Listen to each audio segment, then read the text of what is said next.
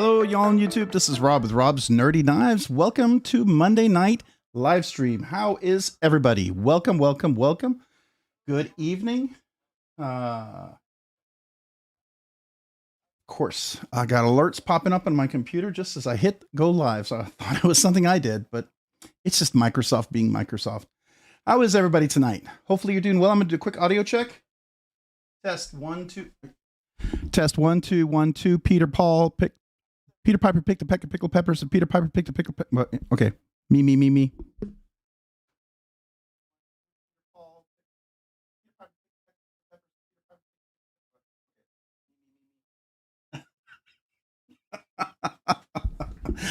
Oh, that was comical looking at myself doing that. I have no idea why I did that, but welcome.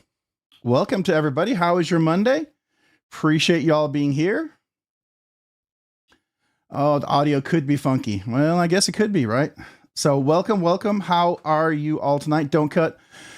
David the Fifth, Brown Sugar 69, Gnarly Charlie, Homer Feltus. Oh, I got something on my screen over here. Ooh, I might have been a little bit of a lunch that I had here when I was working. Looks like a little bit of a splatter of some Chinese food on my screen. That's gross. I'm sorry.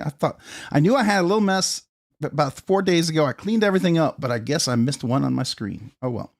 I went through and cleaned everything. I had to move everything to clean it up. It was one of those, oops. Mopatty EDC, hello. How are you? The names are flipped, driving me nuts. The names are flipped, driving you nuts. What names? Hey, Fookdoozle, what's up? Top Dog 8762. Barboki. I hope I'm saying that correctly. Welcome. Appreciate you. I don't think I've said hello to you yet, so welcome.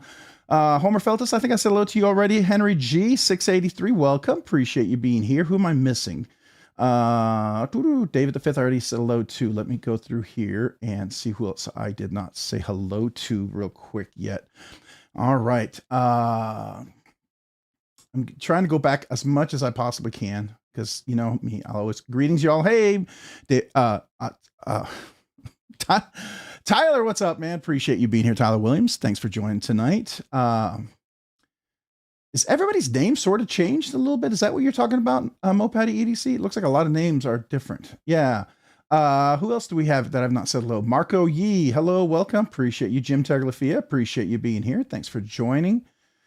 Who else we have that's here? Are you ready? Are we ready? I don't know if we are. Fashionably late, always I see. Always. And just for you, Don't Cut 42. Always just for you. Gons EDC, what's up, man? Appreciate you being here. Boy, everybody's name is showing up differently, isn't it? Is that what you're talking about, Mopatty?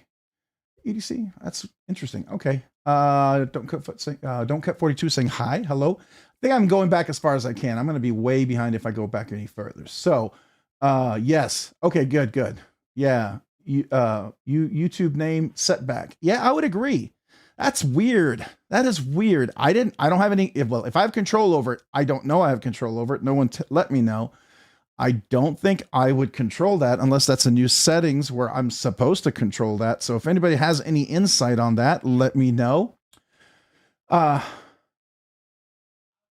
Dilemma Trauma, evening all. Welcome. Appreciate you being here. Thanks for joining. Nick Travaglini, welcome. Appreciate you. It's a YouTube thing. Did it a few weeks ago. Can't fix it. Okay. All right. Rooster, what's up? Rooster 671. Appreciate you being here. Thanks for just in time. Hey, Rob. Hello. Anyone know how to fix your name? I don't. I wonder what my name shows up as. I should go back and look at my comment. Is my comment still there? Let's see. Yeah, it's still there. Okay. Oh, it's at Rob's Nerdy Knives. It's not the actual name. Yeah, you're right. It looks like it's the name behind a name or something like that. That's interesting. Very, very interesting. It's definitely I'm not a fan of it. I will say that. How about that? Did I post the link for the giveaway? I thought I did. All right. Well, let me get the link for the giveaway because I thought I posted that already. Apparently I have not. Let me grab that link real quick. And if I did, I can't find it. So I might as well go back a bit and look. Copy that. go over here to the live stream. Giveaway entry video. I can type. And we'll paste that in. So that should be the giveaway video entry tonight.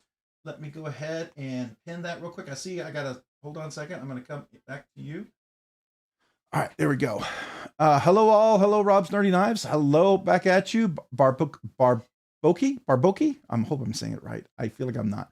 All right, I got to get back. There's a few people who posted here, so let me do that real quick. Here we go. We got Jim Terglifia, member for 21 months. Wow. Okay. Woo. I have to catch my breath for this one. So Jim, congratulations, 21 months, Nerdy Knives enthusiast. How am I going backwards? I don't know how you're going backwards. What do you mean going backwards? Were you past 24 months or something? Huh. Interesting. Okay. All right. All right. Well, let's first of all, let's celebrate it. I'm confused because YouTube's throwing a curveball at me here. And tonight I wasn't expecting this. So let me first celebrate you 21 months. Thank you, man.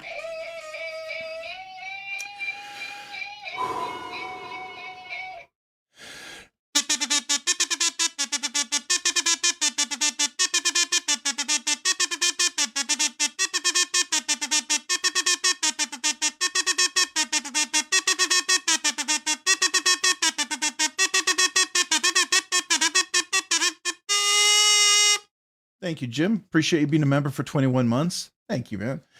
All right. I'm going to go to the next one here. We've got The Night's Edge, member for 19 months, Nerdy Knives enthusiast. Play Iron Man. I think I can play that. It's one of the few songs I actually know. So, man, Neil, I appreciate you for being a member for 19 amazing months.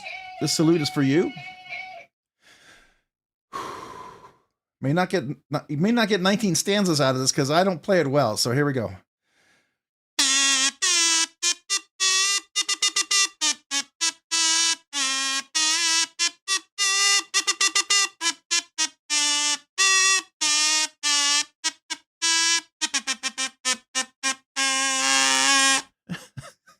Not very good, but it's Iron Man somewhat. So maybe it's Aluminum Man. Maybe that was Aluminum Man. Certainly not Mercury Man, but hopefully at least Aluminum Man.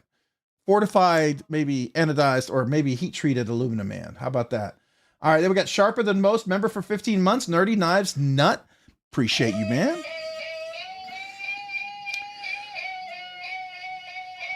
Love and good vibes to all the nerds here tonight. Well, love and good vibes to you as well. Sharper Than Most.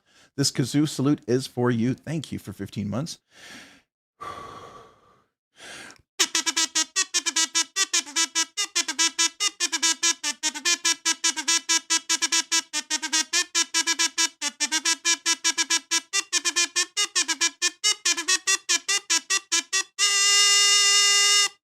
Thank you, Sharper Than Most. Appreciate you being a member for 15 months. You guys are amazing. Thank you, guys. Thank you, every one of you guys out there. Appreciate every one of you. All right, so let's get back to saying hello. We got Mo Patty saying hello to folks. We got Greg Hutchmacher. Evening all. Evening, Greg. Back at you. We got Gnarly Charlie calling me the kazoo man, I guess. It's kind of like the Mr. Piano Man. I guess I could be the kazoo man. I'll take that. Brian Dixon. I know it's Brian Dixon, but again, the names are throwing me off, so this is weird. Evening all. Evening to you as well. Jim Terglifia, appreciate you. Oh, R.I.P. Ozzy. Absolutely. Yeah, he did. That's a little kazoo salute remembrance there for him. Gnarly Charlie, love it. Appreciate it. Thank you. It's in the rules. The identity of Gons. Gons. It's in the rules? The identity of Gons? I'm missing something. I'm sorry. All right. Dilemma Trauma. All right. Appreciate the emojis. Thank you, good sir. Sharper Than Most saying hello.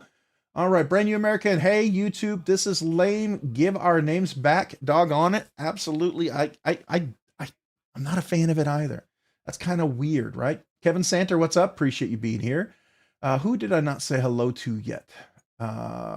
It shows your channel name, and directly under it, it shows the tag that starts with @ as long as you pick is available, YouTube will let you change it. Huh. When you say, so real quick, when you say that, can you tell me where you do that at? Is that, you have to do it on a PC? Can you do it on your mobile device? Is it in the settings? Where do you do that? So let me go over here to my channel.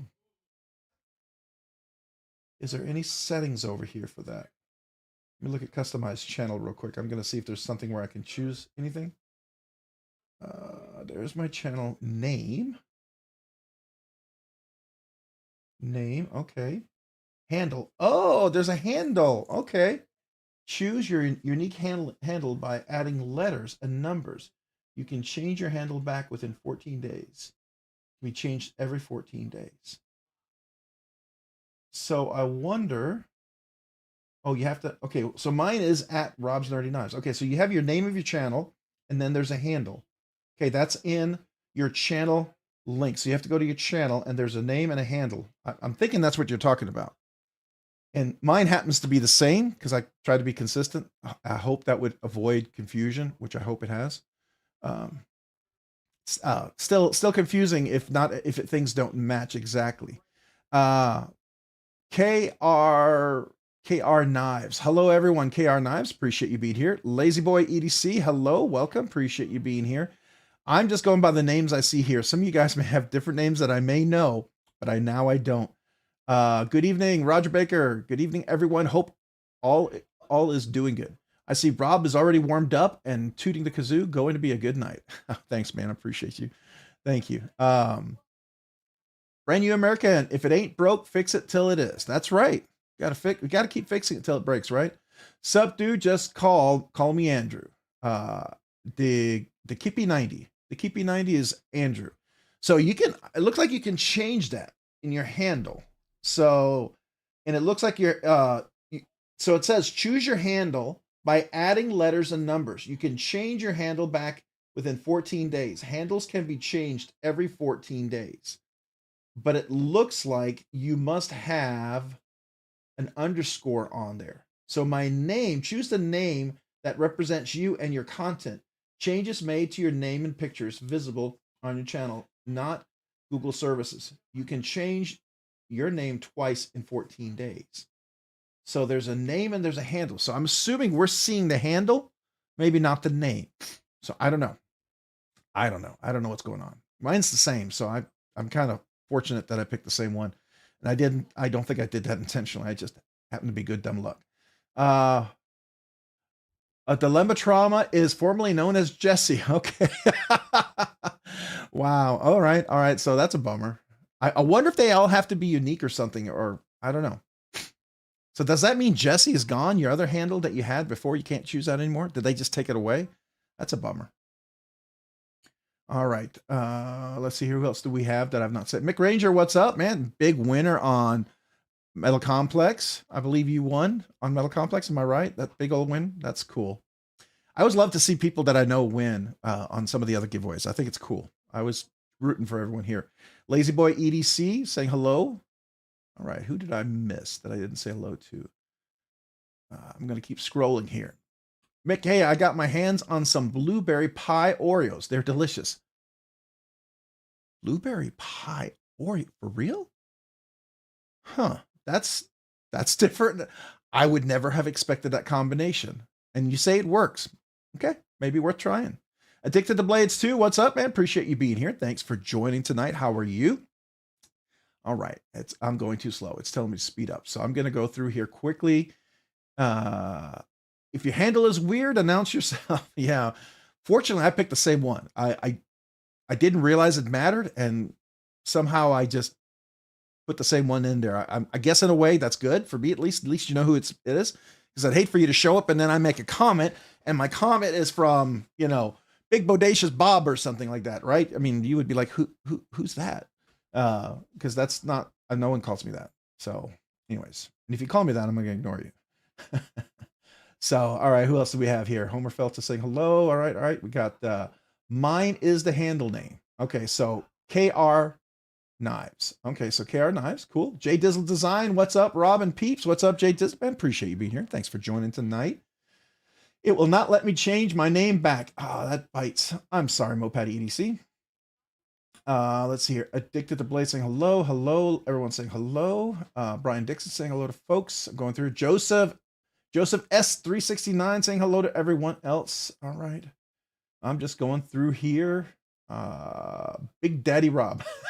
That would be funny, wouldn't it? That would be hilarious. That would be absolutely hilarious. Who else do we have here tonight? Paul Mills, what's up, man? Appreciate you being here. It's Hoffy. What's up, man? How you doing, Hoffy? Now we see it's Hoffy, right? Before it had your name in there, but now it's Hoffy. So it's going by your handle name. That could be good or bad, right? It could be good or bad. Who else do we have here that I've not said hello to yet? I think I've said hello to almost everyone. Kevin Santer. All right, I'm kind of caught up, which is kind of weird, right? I got Gons EDC, Paul Mills. I said hello to everyone. Yeah, Homer Feltus, everyone's saying hello.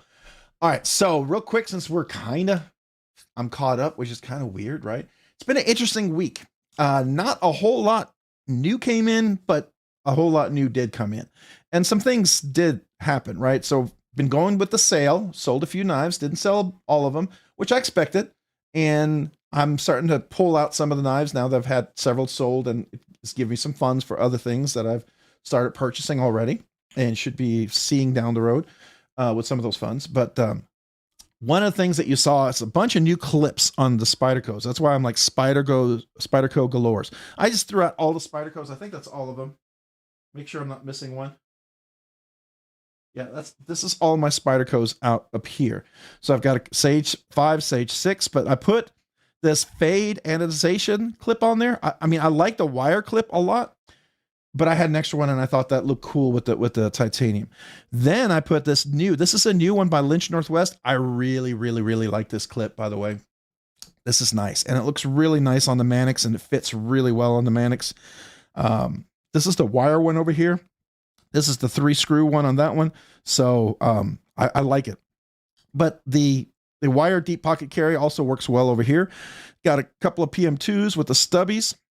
You know that. And then I got my my Shaman Bodacious clip here, and I got my Shaman clip back because I had moved that clip to this one, and then I got a new one for that one.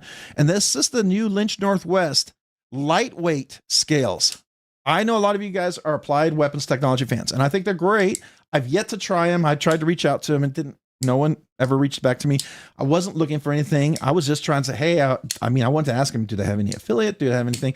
Do they have stickers maybe I could give away for giveaways if I bought a few things?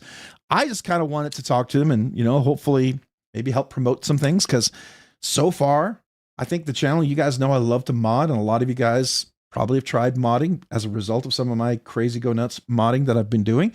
And I know a lot of you guys mod. And so you kind of come to maybe expect me to do some modding here and there, right?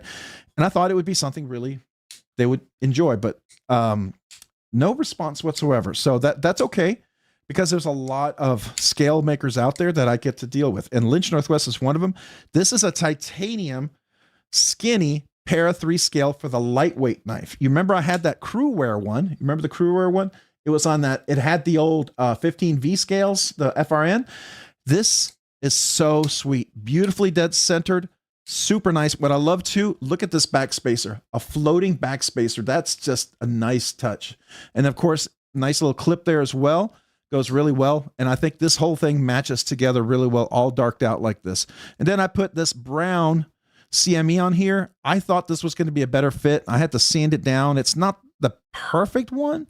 It's okay. I wish I'd done a black one, but I put a lot of time to get this one on here, and so far it's working and it's holding well. So, the rule with CMEs, if you get one on there, don't take it off. Let it stick, because if you get one that sticks well, that means it's going to stay. So, yeah, I really like this scale a lot. It's super light. It takes it just really, really nice. So we got of course, the Para 3 that's on the Para 3 here as well. This one's already had it, but I did add the carbon fiber CME on here. So I thought that was nice. Nice little touch. This is the 15V blade steel. So now we have that. You might want to grab yourself. You can get a 15V if you want to collect some of the Spyderco steel. That would be one to get. Then, of course, we have the Fibonacci. It's a Lynch Northwest scale as well. This originally had this scale over here, it had this clip. This is a Fibonacci 2-part milled clip, but I moved it because I think it looks better on the Yojimbo, and this is the one that originally came with it, and I like how this looks anyway. So it's nice because I wanted to, you know, switch things up.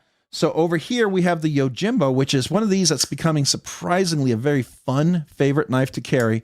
Action is superb. I really, really like this. Now, this milled clip, I really dig, okay? I dig because, as you can see, I don't know, it feels like they're two shapes kind of complementing each other. One points in, one points in.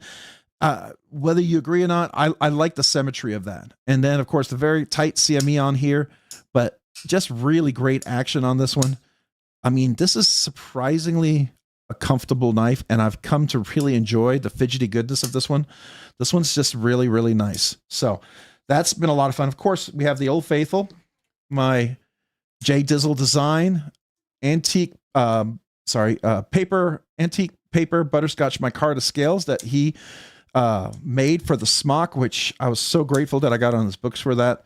I do recommend you get on his books if you can, if his books are still open. I don't know. I know he's busy. So, but these are just absolutely stunning. I love this on the knife here as well. Just simply beautiful. One of my favorite, this is my favorite smock, obviously, of all time. And of course, we have the RG Custom Metalworks super full custom scales. These are always nice. And this is a little special one. Of course, this has the titanium CME. This is a super built out special one. I do enjoy that. Of course, I have the titanium CME on here as well. That's really nice. This is my favorite Shaman, by the way, because I can absolutely flip this, and I can even front flip this, right? This has like the best front flipping action of any of the Shamans that I've had. So it's the one I carry. That's why I don't really have any other Shamans, because I carry that all the time. It's just a fun one. We also did something crazy this week. If you saw my video, some of you guys asked me to put a video together. You wanted to see a video of some of the stuff that I do. By the way, I hear people talking about J Dizzle. Love that red. It is gorgeous, isn't it? Isn't it, Douglas Wagner? I will have to agree with you. I love this too. This is a favorite of mine. I've actually been offered people to buy this, and I say no. Reach out to J Dizzle, see if he'll do scales for you, but I'm not selling mine. No way. So, you know, that there's some knives you just don't want to let go.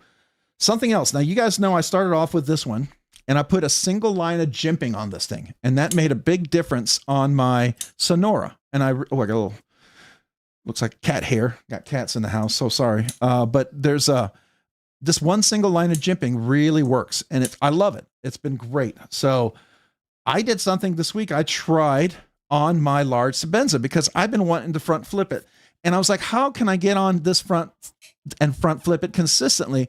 Because this one is sometimes a little challenging to front flip. How do I consistently flip this thing? How do I do that? Well, I put a couple of lines of jimping on here, and I don't know if you can see it. Let's see here.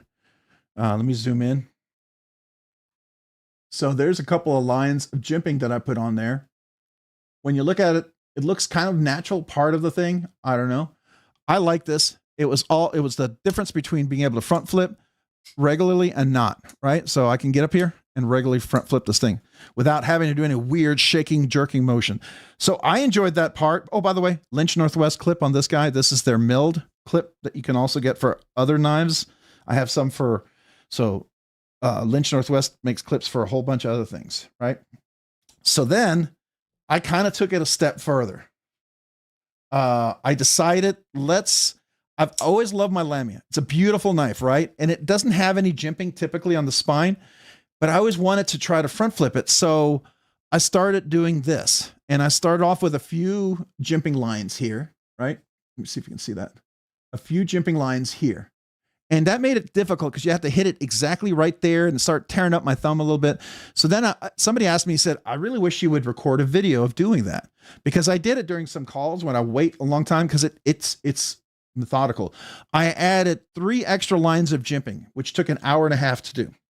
And it's just because I don't have a machine. I do it by hand, and I'm very methodical trying to make it look exact.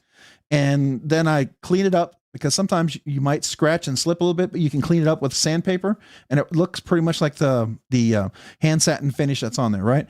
So I put the extra lines of jimping so oops, I can front flip this puppy right now. I can front flip this guy like a front flipper, which I enjoy. It's nice to have options. I like multiple options. Now, if you don't like that, don't do it, right? I like that. Now, the other thing is I might end up putting a few more just because it's nice to have some jimping for some traction. Some of you guys, that might be the big reason why you'd want to do it, right? Because you would love to have that action there, that grip. So that was fun, and I really did enjoy that. So that's kind of like the big thing that's happened this week. All right, let's get back to saying hello real quick. Sure, I've missed a few. I really like the shade of that blue on those scales. Yeah, that's nice too, isn't it? And I actually modified this real quick so you know. I sanded all the edges because like the Bodacious, it was a little sharp, but being that it's G10, it allows you to contour and round some of these corners. And once you do that, it's super comfortable, right? You don't have any hot edges or anything like that. It was a little sharp on the inside and I sanded it in there. It's super simple, right? It's super simple to do that. It doesn't take a whole lot, but it makes a huge difference in the knife and the comfort, because I ended up doing that on my Sage 5. I really rounded these, and I don't know if you can tell, but these are much more rounded than the standard one. They're normally chamfered, but these are almost completely rounded. It makes this super comfortable on the Rex 121. Man, this edge is ridiculous, by the way. I was using it this week cutting some things, and I forgot how it doesn't feel like a super sharp edge, but man, it doesn't stop cutting. It's just kind of nutty. And by the way, this was ghost anodized. This is a Rips Garage Technology clip. I anodized it, and I pulled some of the oranges out to match the scale and the Orange Crush CME that I put on there. I thought it matched nicely. I like the way it looks personally, so I enjoyed that. And then over here, I did the same thing. I rounded some of the carbon fiber chamfering on here. It just makes it more comfortable to me. Super comfortable. This is probably my favorite all-around EDC to carry knife to use around the house for various things. I really, really like the Sage 6 a lot. Do you have any patina on the 15V? I actually do. It kind of comes naturally. 15V and Maximate, both patina. You can already see this. Now, I oil this up because I don't want rust, right? But yeah, it does. I don't know if you can see the patina already there. If you compare it to, let's compare it to MagnaCut, you could definitely see, and they're both stone. Well, this one's stone washed, so let's get another one that's stone washed. Let's compare it to is this Maximate? Yeah, that's Maximate. So Maximate's going to be similar. You'll see that it patinas as well. And I did discover that with a little rust spot there, I cut like a apple or something, and I guess I missed it. So I had to make sure I polish that up because I'm sure it would start pitting the blade. So got to be careful when you have that. So Maximate and 15V, probably not great for very high, moist, wet environments, right? So, but yeah, it does patina a little bit. Maximate and 15V both seem to do that. All right, Happy Knife, what's up? Appreciate you being here. Ryan Johnson, welcome. Who else? Raccoon Tactical, appreciate you being here. Thanks for joining. Welcome to all you guys. Hopefully you're doing well this evening. Who else? We got Brand New American, awesome scale though. Would love their Delica scales, but not paying almost $200. That's fair. I mean, if you don't want to pay $200, don't. But I will tell you, the Lynch Northwest scales, they are titanium. They are done extremely well. When I put these scales on, let me do that again. When I put these scales on, dead nut centered, beautifully dead nut centered. Not a whole lot. There's no wiggle room in there. They work great right out of the box. So there's something to be said with it's just like when I paid a whole lot more for these scales than I paid for those. And when I put them on, they were perfect right out of the box. I mean, they were just unbelievably perfect. And yeah, so to me, it's like, if you don't value it, then don't get it. But if you do, and some of us do, then we think it's worth it. And it may not be worth it right now, could be worth it down the road, right? So the fact that that they're done well, maybe down the road you might want to reconsider it. So at least you know that, but maybe not now, maybe not down the road, maybe, who knows, right? It's just kind of good to know. All right, who else do we have that I did not say hello to? I said hello to Paul, TW, I said hello to Tyler, Henry. All right, so Ryan Johnson, the Mojave has blown me away. I still can't put it down. Probably my favorite knife I own at the moment. So that is one that I have seriously, and I haven't done it yet, but I am probably going to put a single line of jimping right here. a very small one. Does it absolutely need it? No, but there are times when I slip a little bit, and if I put that single line of jimping, I do think it'll make a difference. But I do love the Mojave. This is one of my favorites. It was my, for the last 3-6 months, it was my #1 carry knife. This is probably still up there as far as being carried in the top 5. I will say this is probably taken over the #1 slot of my carry knives right now.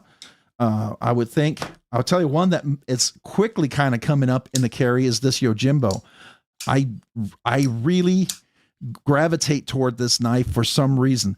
And that tip, which is ridiculously pointy and long, is so unbelievably useful. You don't know how many boxes and letters and stuff that I've used on this thing on. It is just really functional. So anyways, it's a goofy looking knife that I like. But congrats, man. You still have that half dress Mojave. That's really sweet. Really sweet. I wasn't even allowed to touch it when I got there. It was that special. All right. So, whoa, I'm behind. All right. So let me go here. My knife journey. Can you still do the weird shaking, jerking move for fun if it won't fix the knife? The shake, jerking move for fun if it won't fix the knife. What are you talking about? Don't know which one you're talking about. My knife journey. Hey, Jeff Hamilton, what's up? You made it. Appreciate you being here. If I miss your names, remember, YouTube changed the names. It's all your handles now. So I may not recognize it right away. So, have a little patience here, and I may have missed it. Angela, what's up? Appreciate you being here. Thanks for joining. I'm going to try to go through here. I've thought of rounding off my Mannix to, are you just using sandpaper? You can use sandpaper. That works. Or in my case, I did get these. Let me zoom in here. I did get these. These are the preferred ones. I should probably, that video when I did the jimping, it probably wouldn't hurt. Let's just do it here. This one, it's probably easier. These are the preferred ones. I don't use these on steel. These aren't really great for steels. They're not made for anything, I think, over HRC 50 or something like that.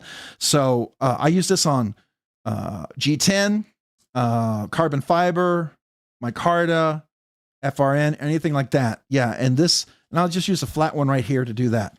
And that works great. But sandpaper works. That works as well. Now, what I did for the jimping is I use these file sets. Now, for the precision one, I used the 600 grit. I need to order a new set of these because I've used the snot out of these like crazy. One of these is starting to wear out.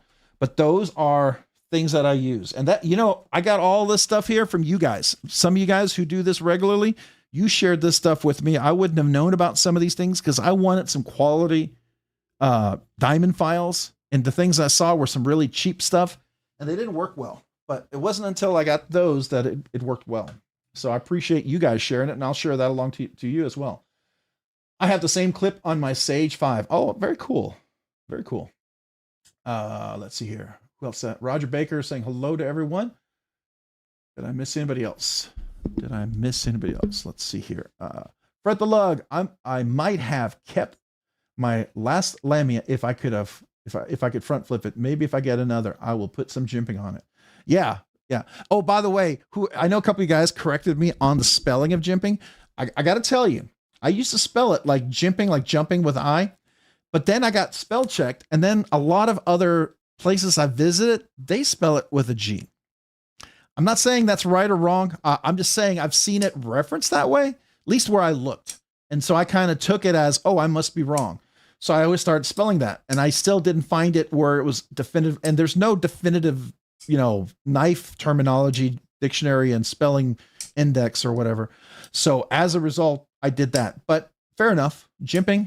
I mean, it's not gimping, it's jimping, right? It's not we're not spelling gimping. We're spelling jimping. So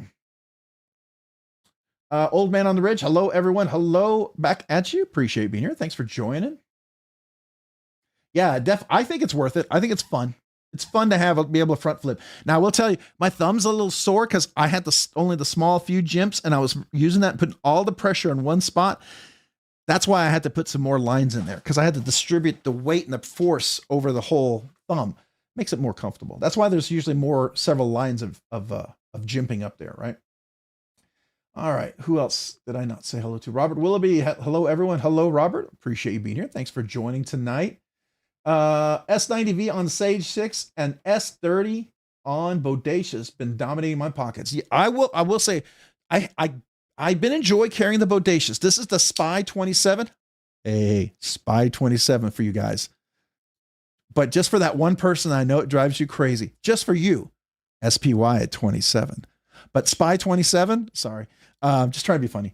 I like Spy 27 steel. That's actually really nice. And my Bodacious has been a fun carry, and I do enjoy carrying this a lot.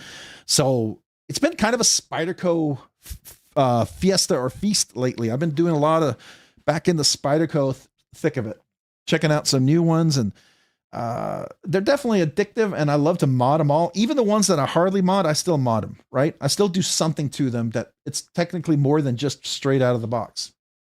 I touch up the scales, do something like that. So there we go. All right, I am behind. Whoa, I'm far behind. Fred Lug, I found the Mojave. I found the Mojave to have a very sticky lock bar action. Now, let me ask you, do you have a lot of oil on there? That is something that I've seen people with a lot of oil.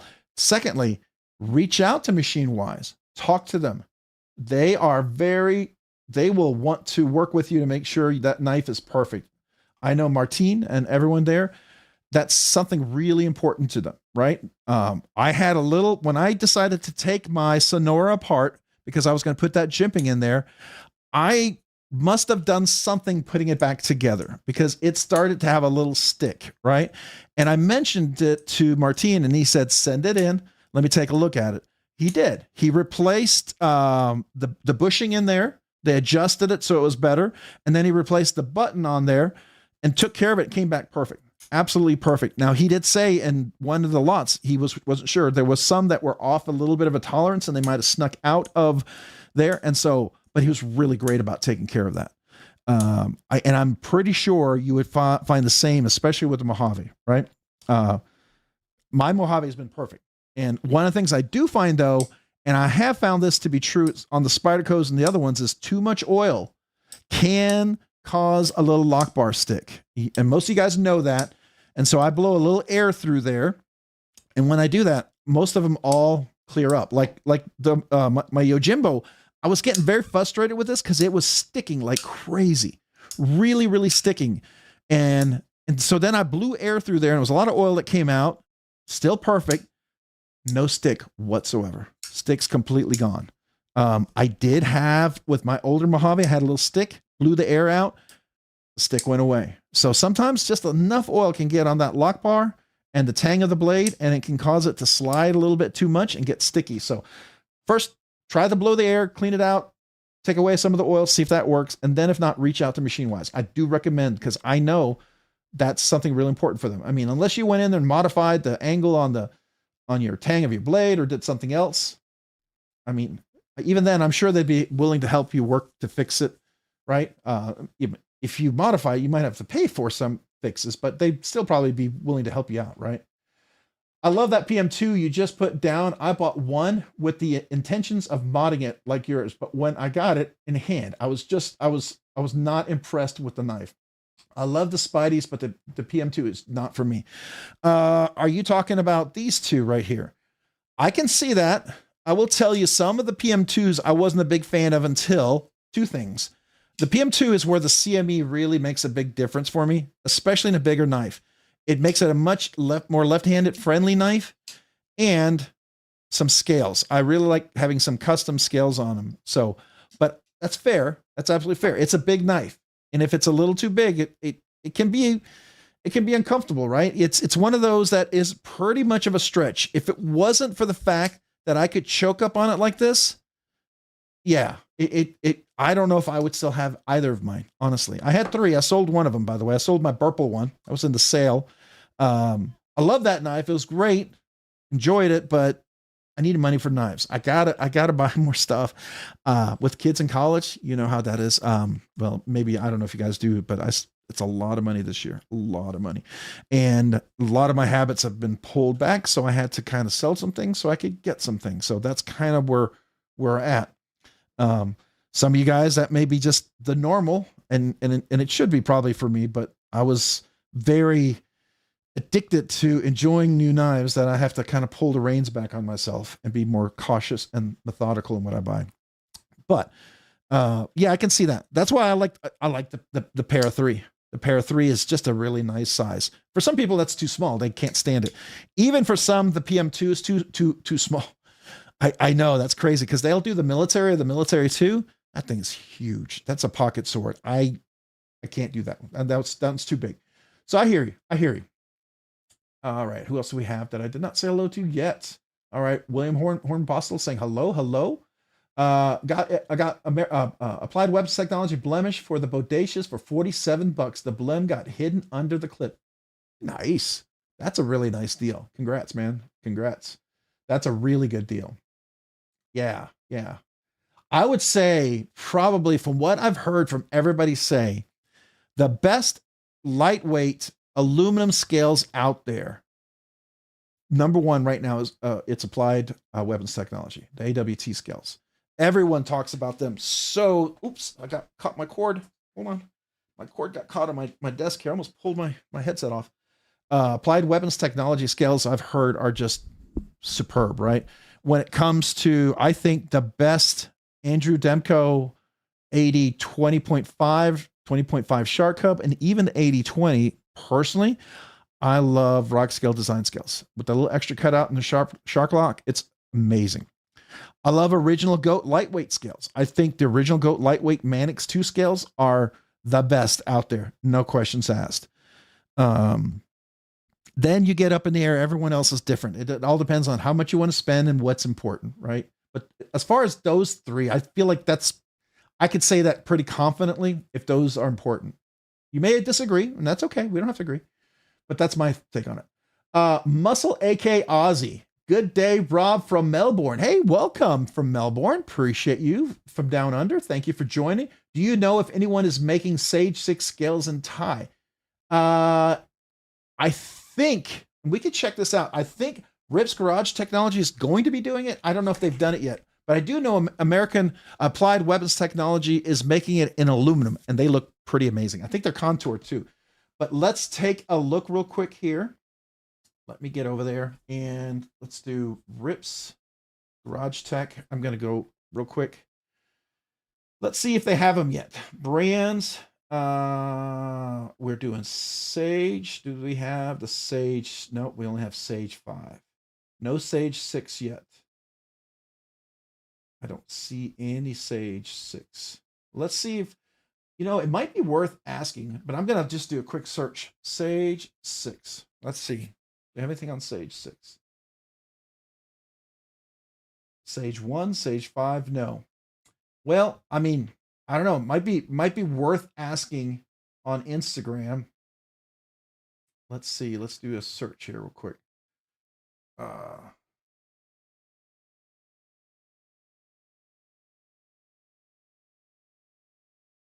look at that. They reposted my scale. All right. I think I might want to message these guys and ask them. If you haven't, maybe you will. But I'll reach out to them. I'm not big enough that I'll always get a reply, but I'll try. Right. So we'll come back to that. But I haven't heard anything yet. I would fully expect them to do so. As popular as that Sage 6's,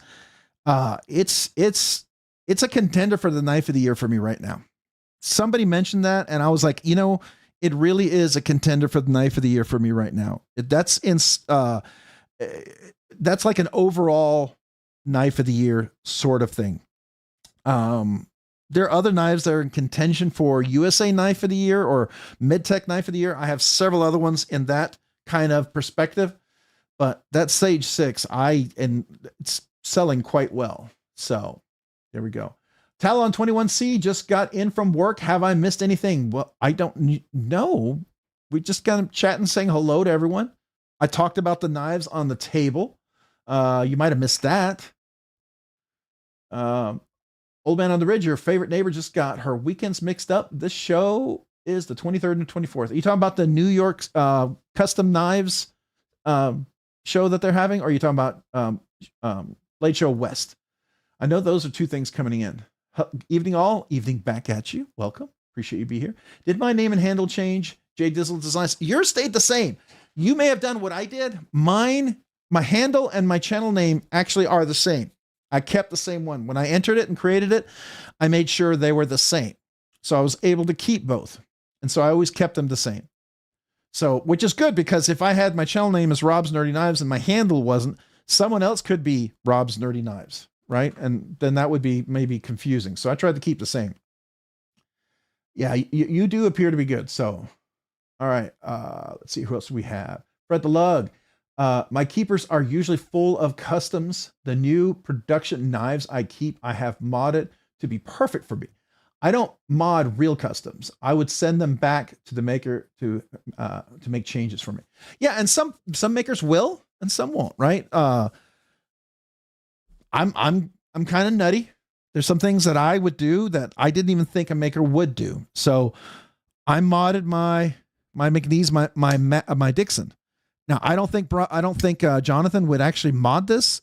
I mean, it's not a custom, it's a mid-tech, right? So mid-tech, I'm probably not going to get him to mod this, at least not the way I did this one. Now I did share this with Jonathan, and I feel, still my personal opinion, if you look at the first Mac 2s that came out compared to the last Gen 2 Mac 2s, notice the scales. They're much more rounded. They're more contoured. Though the first ones were great, don't get me wrong, but there's some soft rounding and contour, some shapes, some subtle evolution of the knife that has occurred.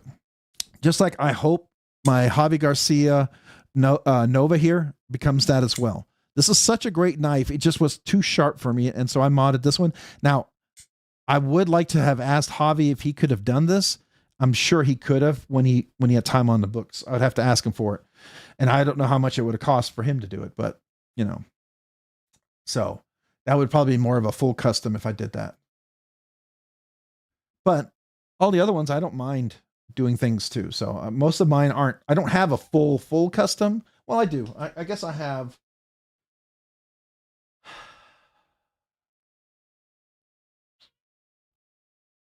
I guess technically I have one full custom. That's my Tasca 2. That's about the only one. But yeah, nothing else, I don't think. So anyways, Flatanium has great scales for Spyderco. They often have discounted codes and sales. Still want Lynch Northwest scales, but have settled for Flatanium. I've also grown to love Flatanium. I mean, that's fair. I mean, and that is your choice. If you love them, I've had a lot of Flatanium. I know they're not USA made, which to some people that's important, and to others it's not, right? If it's a good product. So to be fair, I have a Flatanium ball cage in my Manix 2. This is Flatanium. No one else does a ball cage like Flatanium does. And I love this. Absolutely. I would do it on here, but what I understand is the titanium one won't fit the FRN one. It's a little different in size and it wouldn't fit. That's what I've been told. Otherwise, this would absolutely have a Flatanium ball cage modification as well. But I do like Flatanium because they are the only ones that I know that offer that, right?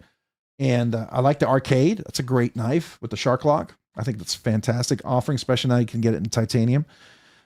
But I've not liked the aesthetics of some of the Flatanium scale patterns. So that's the real reason why I probably don't have any, right? I wasn't a big fan of all the necessarily applied weapons technology scales until I saw Knife Dope share his Sage 6 scales. And I have to be honest with you, I am very, very interested in those. Very interested in those. That's the first time I've looked at it and I go, I've yet to see anybody compete and create a similar one. And I like that. I like when people have a little niche in the market. Crazy Roach, hello, what's up, man? Appreciate you being here. How are you doing this evening? Thanks for joining the live stream. Hopefully you're doing well.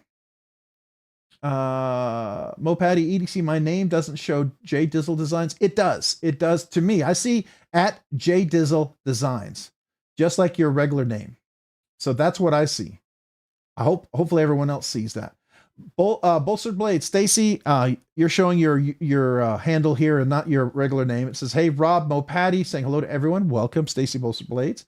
Appreciate you. Let's see here. I'm going to keep going. Brand New American, everyone's saying hello. Fred the Lug, according to Chat GP, jipping is the correct spelling. I don't disagree, but I'm just telling you, I've seen it spelled another way. So that's why based on the feedback I got, I updated the title and I updated the thumbnail. I can't change the video. The video is going to have what it has because I do have some little text that come up and it's already in there. I can't change that, but I did change the thumbnail and I did change the title of the video. And I said jimping or jimping, you know, because some people have referred to it as the G as opposed to the J. So I figured why not just put the both in there, right? Just like traveled, you know, traveled can be spelled with one L or two L's. Both are absolutely correct. The modern way is considered one L, but the traditional way used to be always two L's, but they're both correct. At least until someone decides that the other one is too old and we're not going to say it's correct anymore. And that, you know, that could happen. All right. So who else do we have here? EDC for ADHD. Hello, Rob and the Knife family. Hello. Welcome. Appreciate you being here this evening. Thanks for joining. All right. EDC for ADHD. Okay. Let me make sure I didn't miss anybody else. Cause I see another, I want to make sure I didn't. Oh, I did miss a few people. Look at that. Okay. So no, I got sharper than most. All right. So I got a few that I'm catching up. All right. So EDC for the ADHD. All right. So that's your handle name. So first of all, welcome to Rob's Nerdy Knives Enthusiast. Now I do want to announce two things before I kazoo salute you. One, since you became a member, I think you're a returning member or you're a new member. I think you're a returning member. If not, then you are, a returning member. If you're as a returning member, one thing to note, next week, we're going to have the members giveaway. I have the video ready. As soon as this live stream ends, I'm going to publish the video. It's already been uploaded. It's going to be ready to go and I will drop it and you'll be able to enter. Okay.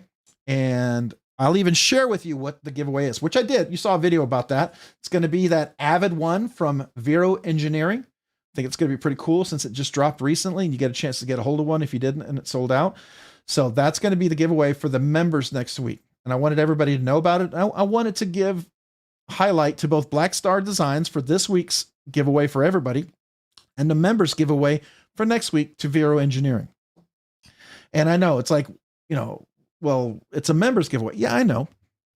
You know, I wanted it to be something special. I felt like that's what it was. So I'm still giving them a lot of, you know, airtime, if you will, a lot of highlight and kudos because it's a great, for $185. It's probably the most cost-effective Vero Engineering knife I've ever handled. It's just really amazing. All right. So EDC for the HDAD, which I think it's EDC for ADHD, but I'm using your handle here. Let me give you a kazoo salute and welcome back to Rob's Nerdy Knives. Appreciate you, man. Thanks for joining back as a Nerdy Knives enthusiast. Thank you. All right, then we got Lazy Boy EDC, member for 12 months, Nerdy Knives enthusiast. I made a whole year. Time to blow that kazoo. It is time to blow that kazoo. Three things. One, you get the acapella Scottish throat pipes. You get the white kazoo and email me with your name and address. You get the special 1-year card. This is aluminum laser card that Bluminati Ninja made for me for 1-year memberships. I'll sign it. I'll put a little note on there, mail it to you in a little padded envelope. It's my way to say thank you. All right. And allow me to at least send this out to you as a way to say, I appreciate you for being a member for the last year. All right. So here we go for the 1 year. If you guys didn't know this button right here, it's recording what I'm about to play a cappella, but I promised folks that I would, at the 1-year anniversaries, I would do an a cappella because the first night we went live, the only way I knew how to celebrate was the Scottish throat pipes. By the end of the evening, I could barely talk. So I saved the button, but I still, you know, wanted to make it special. So here we go. This is for you, Lazy Boy EDC. Wait. Hold on. It's got to be the full here. Hold on. Here we go. Sorry.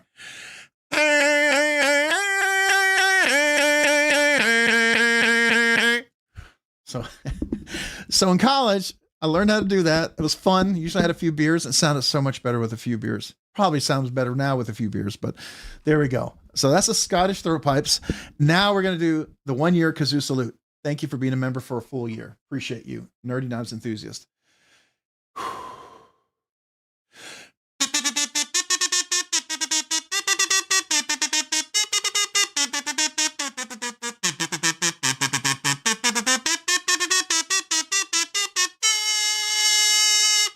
Appreciate you. 12 whole months, full year. Thank you. Thank you. That is amazing and awesome. I'm honored. But please email me. I'd love to mail you that card. All right. All right. Next one is going to be a super chat from David. David the Fifth. I like that. David the Fifth. American Applied Weapons Technology Sage 6 scales ordered. Can't wait. Awesome. Awesome. See, I've seen them. They look cool.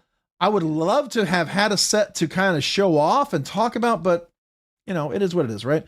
You'll have to tell me if you like them. Everyone else seems to have liked them. Now, I just don't want to put them on this guy. This is the S90V, and these are the full twill carbon fiber scales. I like the scales. I like these scales a lot. Just like I'm very weird about the G10. I like the burnt orange G10. It's kind of a favorite color of mine because I am a Texas X. So, hate me or don't hate me for it, but it is what it is, right? So, all right. So, David the Fifth, thank you for the $2 super chat. This kazoo salute is for you.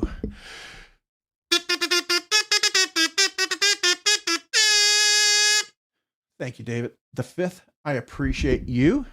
I like that name, David the Fifth. I'm sure it's for somebody else, and I should know, but it just sounds so formal. It sounds so royal, regal. I'm Diefist. Hello, welcome. I appreciate you being here this evening. And if you had a normal other name that I would know, and I don't know what your handle here is, just let me know, right? Or you can update your handle if it's still available, right? I think there's a way you can change it back if it's available or a variation of it. So David V, LOL. Okay, David V. I was wondering if that was you. Okay, cool. Kevin Santer, I really like applied weapons technology stuff, but I'm holding out for the titanium to match my sages. The sage, yeah. Who's going to be the first people to have the titanium? Who do you think? I didn't think applied weapons technology did titanium. Let me know. Have they done titanium before? Everything I've seen, it seems like it's all aluminum or G10, right? I haven't seen anything titanium. Let me know if they do titanium. I figure Original Goat might do titanium. They'll do a limited run if they do. I figure Rip's Garage Technology would do titanium. Kind of curious if anybody else. All right. Bradford Mitchell, what's up? Gonzo EDC, did you win? We haven't drawn yet. Let's see. Yeah, we probably need to kind of move over to that since we've already gone over everything that's on the desk here. Thank you. I don't know why YouTube never automatically takes my payments. I forget to redo it. It happens to me when I recently had a card compromised and I had to change my debit card. And so it completely just stopped. So I put it on another credit card that I knew probably would be safer. And yeah, that's like recently why I had to renew for like a few other channels as well. So the Grateful Dong, jimping is for leather body suits, jimping is for knives, pimping is for the Huggy Bear. All righty. I hear you, man. I hear you. I know some of you guys are you got that terminology down, but a lot of other people don't. You'll find that some people will use the wrong term pretty regularly. And so I just try to, I support IT between finance and HR and operations and compliance and legal. And you'd be surprised for some of the terms that is very clear and is in the database. Every one of them has a different term and refer to differently. So there's many times I'll describe something with 5 names and people ask, why would you do that? I'm like, I talk to all of these people at the same time. I want them all to know that I'm talking about the same thing. So I'm used to translating, it's like I always have to translate that. So Bradford Mitchell, what's up, man? Thought it was hysterical to hear Rob's Nerdy Knives try and say Barboki. Is it Barboki? How do you say it? Is it Barboki? Barboki? I don't even know how to say. I feel like I'm totally destroying that. I'm sure I am. So yeah. Hi, Rob. Rob from Florida here. All right. I'm Diefist. I like that one, by the way. I like the name. I am Diefist. That's kind of cool, right? This is probably one of those times if you had a really funny name when you were in high school or college and then you never change it like years later, you'd be like, I got to change that. Because I think a while ago, my son had a really I said, dude, you're going to want to change that. Change it now. Trust me, later on in life, it'll be better for you.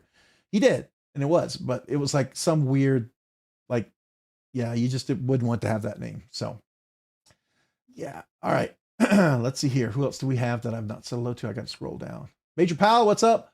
Parsons Blade Works will probably have titanium soon for the Sage 6. Ooh, Parsons Blade Works. Hold on. I don't know anything about Parsons Blade Works. Blade Works. Let's take a look at that. What? Hold on. Ooh, Sage. Ooh, what? Huh. Nice. Well, I like that. Nice. Okay. Fluted. I like the roundedness on there. That's a little nicer. I don't think Rip's Garage Technology has it as rounded on the corners, so that's cool. Very cool. All right. That's good to know. Thank you. Dang Ross, what's up? Hey Rob. Hey guys, welcome. Appreciate you being here. I know I'll be among the first to order them. Oh, that's cool. The first to order the titanium ones from Parson Blade Works or Rip's Garage Technology or anybody. Let's see here. Joey Balder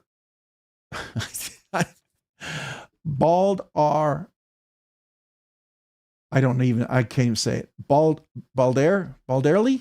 Joey Balderi. Is that correct? Joey Balderi. Hopefully that's correct. Hey, all, I got my first shaman today. I notice it's much stickier than my other Spydercos. Has anyone experienced this? Now, when you say stickier, first of all, what kind of shaman is it? Is it like the S30V blade steel? Did you put any oil on it? Did you make sure the pivot wasn't loose? Because they have a notorious habit of sometimes the pivot actually being way over tightened and having too much Loctite on there and it gets everywhere, or not enough and it runs and it kind of the pivot kind of runs loose or kind of creeps loose, if you will, the pivot screw. But oil can do that. And I was talking about it earlier. I had my Yojimbo here, got super sticky, and I noticed I had too much oil. So I blew all the oil out. That really fixed it. It also worked really well on my Bodacious. My Bodacious was really sticky when I first got it. It would click and be all sticky. Blew some air through it, got all the oil out. Stickiness went away, at least for me, right? Now, if you put custom scales, that can also be an issue. Sometimes custom scales, depending on how they set, that can also be one of those things. Cat Scratch Knives, what's up? Appreciate you being here. Sorry, Candy. Hi, I'm driving. Okay, well, hello, back at you. All right, I gotta catch up here. David the Fifth, Mo Patty. I still don't expect Rob to recognize me. He needs the help we can give him. Yeah, David V. I'm gonna try to remember that. David the Fifth is David the V, but that makes sense. V for Roman numeral 5. So I can kind of catch that logic there. So David V is really David the Fifth. So that makes sense. I mean, now that I think about it, if I put a little logic in my brain there, that'll probably help me to remember that. Don't misspell for the wrong people. Don't misspell for the wrong people. Well, but I misspelled it forever. And I always thought it was jimping because spell check checked it. And everywhere else I read it, they spelled it Gimping. So I spelled it like that for a long time. And I've always referred to it that way. I'm okay referring to it as either. So I see what you're saying, but for a long time, there wasn't certain dictionaries never even had the word, they couldn't define the word jimping. Jimping maybe, or gimping, right? I mean, gimp, yes. But anyways, it's another whole story. Knife Journey, Demerol engagement units equals so simple. No J versus G controversy. I have no idea what that means. So, all right. You'll have to explain to me. I don't know what dermal engagement units are. I mean, obviously dermal means something on the outside or the covering. Engagement units, I'm not sure.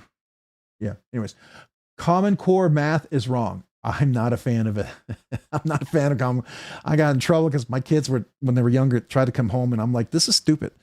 Honestly, No offense to anybody who's in the Common Core math, but I always took Common Core math to be by some creative education person who struggled with math and was trying to figure another way to learn math to make it easier and let everybody have a chance, which sounds nice, but when you deal with absolutes like math, you can't just kind of be willy-nilly. It's either correct or it's not, right? There's just some things. I don't want someone to guesstimate and use new math when they're determining what's the wind resistance of a plane before the wing falls off, right? I want them to have the exact math, and I want it to be no questions about it. I don't want it to be, well, I used new math and I was off by 3 degrees, or I was off by so much tolerance and then the wing flew off or broke off and people died. I don't want that guesstimate, right? I want the exact math. That's just my take on it. Can agree to disagree, or you think I'm wrong, that's fine. All right. Jeff Hamilton saying hello to folks. I'm going to keep going through here. If I missed your name, let me know. Let me know. How far behind am I? Okay. Oh, wait. You know, one thing I didn't do for you, David, I didn't like it and I didn't thumbs up it. I'm so sorry. I like to do that with every super chat, by the way. All right. I'm going down, trying to catch up. If I missed your names, I'm sorry. There's Jim Cox. Hello. Appreciate you being here. Thanks for joining tonight. Hopefully you're doing well. Help with gadgets. Did I say hello to you already? Did we already say hello? I can't remember if I did, but welcome. If I didn't, I'll say so nice. I'll say it twice. Let's see here. We got Bradford Mitchell saying Rob's Nerdy Knives, Barboki. Okay, I can do that. Barboki. All right. I think I can get that. J1 Doobie. Hey, Rob and everyone else. Hey, J1 Doobie, what's up, man? Appreciate you being here. Hopefully you're doing well this evening. I am doing well. Yeah. Thinking of changing my name to Gnarly legally. Seems right thing to do. There you go. You could do that. Gnarly Charlie. Yeah. That would work. Stacy Bolstered Blades. Hey, Stacy, you put the Stacy in front of it. You changed it. I saw that from earlier. Nice. Now I know who you are. Fred the Lug had a comment I was about to say something to. Got retracted. I didn't get to read it. What'd you say, Fred? Were you speaking ill of me? Were you mad at me? Hopefully you weren't mad at me. All right, let's see who else we got. Bradford Mitchell, everyone else saying hello, going down here. Saying hello, Tommy. Tommy's here. Who did I not say hello to? Was Tommy here? Hello, Tommy. I don't see Tommy. Unless Tommy has a different name and I'm not seeing. Okay, so I'm probably missing folks. Bradford Mitchell saying hello, got your name fixed. Very cool. And then we got I'm on the Edge with a $10 super chat. Thank you, sir. Let me do my kazoo salute for that. I appreciate that. I wanted to give everyone on the channel a special thank you for all the support earlier last week. Today would have been my daughter's 40th birthday, and we miss her terribly.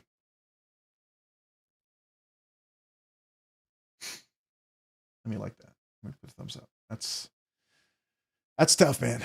And well, this kazoo salute is for you and in your daughter's honor. All right. So thank you. And thank you for letting us be there with you and encourage you and support you. Okay. Yeah, it's always going to be hard, but you can start hopefully remembering the good memories and the good fond memories to let that be something to carry you forward, to remember her in the best way, right? So let's do that, and let's kazoo salute you and her.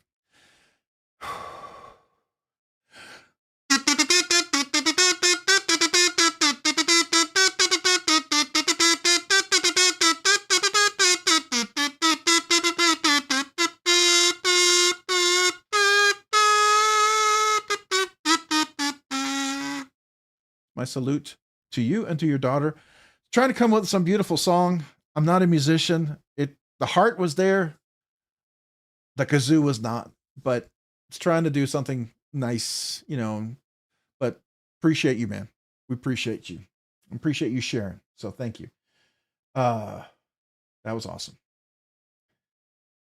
Parsons scales will only work on the Sage 5 lightweight. Yeah, Fred, but I think they were saying that Parsons scales to come out with a Sage 6. Apparently they've been talking about that. That's what somebody was saying. So maybe there's going to be a Sage 6 coming out. So just something to keep in mind. All right. Let's see. Help with gadgets. I'm on the edge. Mick Ranger, much love, brother. Yeah, absolutely. Oh, wait. I didn't want to do this, but I'm on the edge. Would it be okay if I sang happy birthday in her honor? Would that be okay? I'm going to go down and see if you tell me if that's okay. I'm going to look here at the bottom. I have two places for comments, but I would gladly wish her happy birthday if you allow me. I just don't want. Okay, all right, we'll do just a little special happy birthday for her.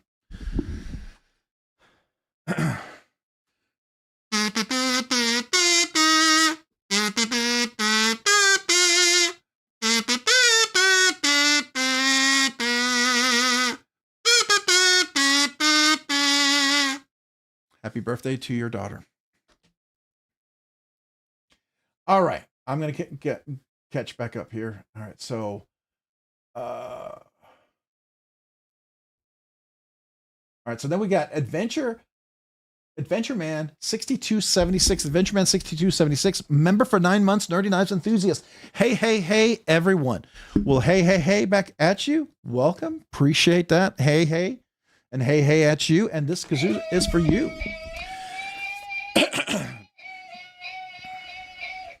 Thank you for being a member for 9 months, Nerdy Knives enthusiast.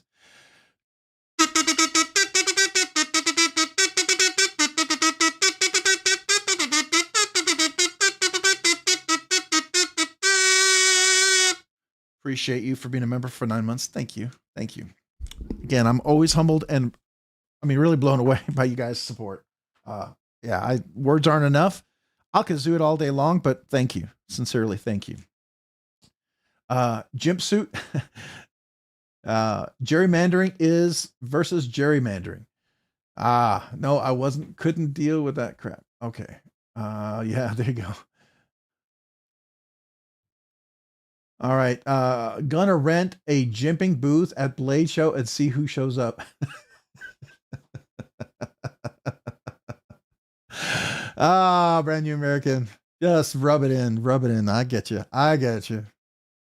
Hey, I was just going by what people were using, man. And some of these people were like known people. So I'll just leave it at that. Now they may have corrected it since I saw it, and maybe they misspelled it for a while and got corrected as well. And maybe they don't misspell it anymore, but first impression you get, you feel like, oh, that must be right. And it kind of sticks. And then the wrong thing sticks.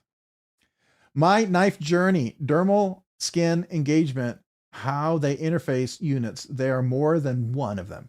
An alternative name, joke for jimping. Okay. There we go.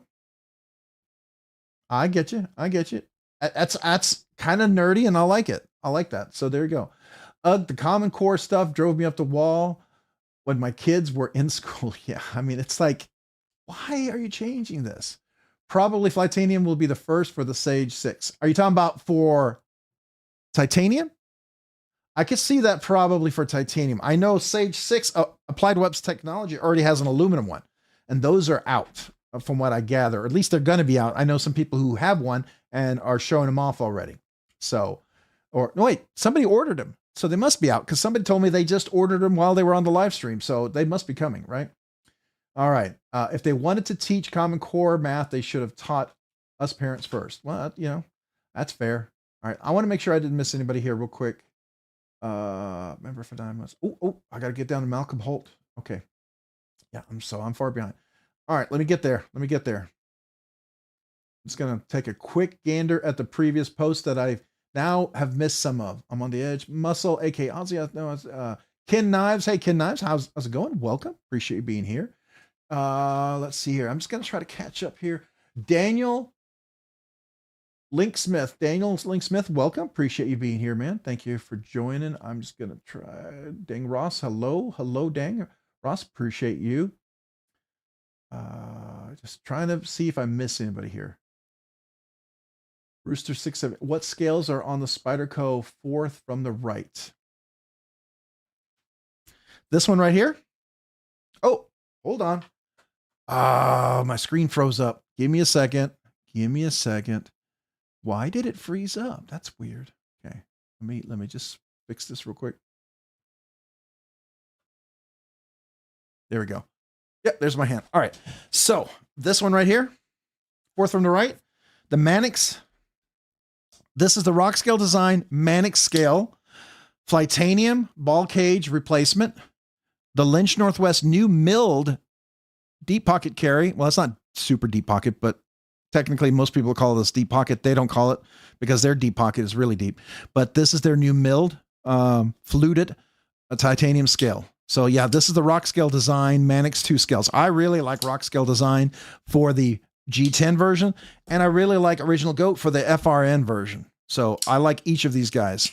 But this is the Rockscale Designs. That's the same one that's on this one, this one, this one, this one.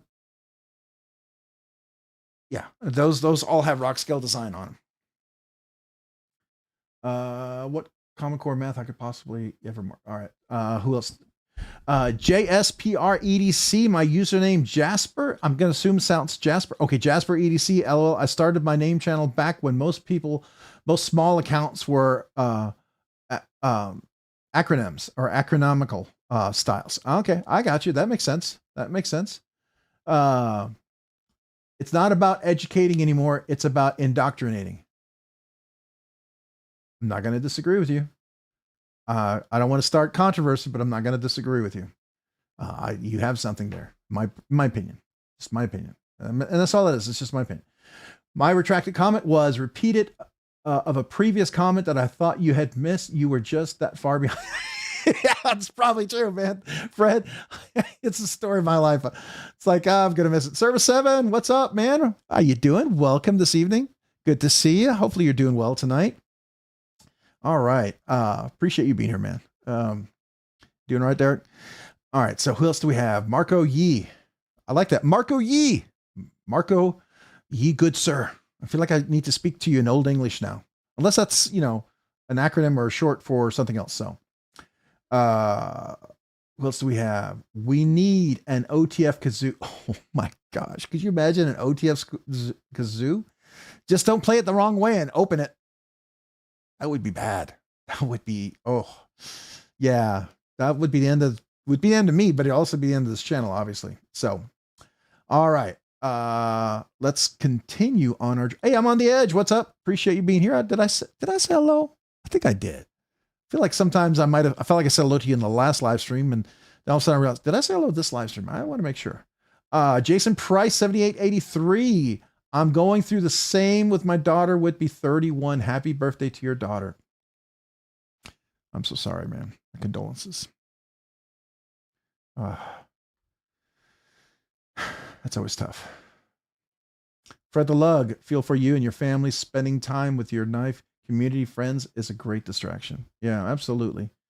And that you get to remember the good things. Okay. No matter, just try to have some good thoughts and good memories, right? And focus on that. Let those be the things that pull you back, right? It's so easy to think about the other things. You don't want to go there, right? I'm on the edge. Hoorah. Yeah, absolutely. All right, we got Malcolm Holt, member for 15 months, Nerdy Knives enthusiast. Rob, can you do a 21 kazoo salute for her honor? Yeah, I think we can. Absolutely. Let's do that. So here we go. This is for your daughter. Hold on. I just want to make sure. Did she say it? Did you say your daughter's? No. Okay. So this is for Jason Price's daughter. So this kazoo salute from Malcolm Holt in your daughter's honor. So here we go.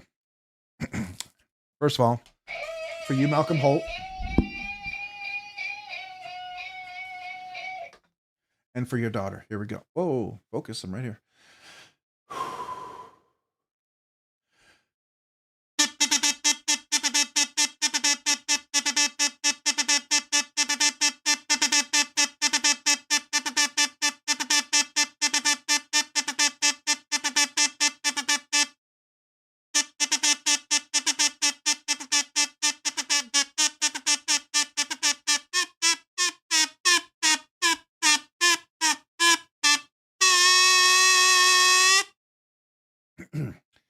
I should have done 7, 7, and 7, and then I wanted to do a quick 7, but I didn't. But that was a 21 kazoo salute for your daughter. Good sir, Jason Price. So yeah, Malcolm Holt, thank you. All right, I need a drink because my throat's getting a little dry. It's the kazoo, right? That's what we're saying.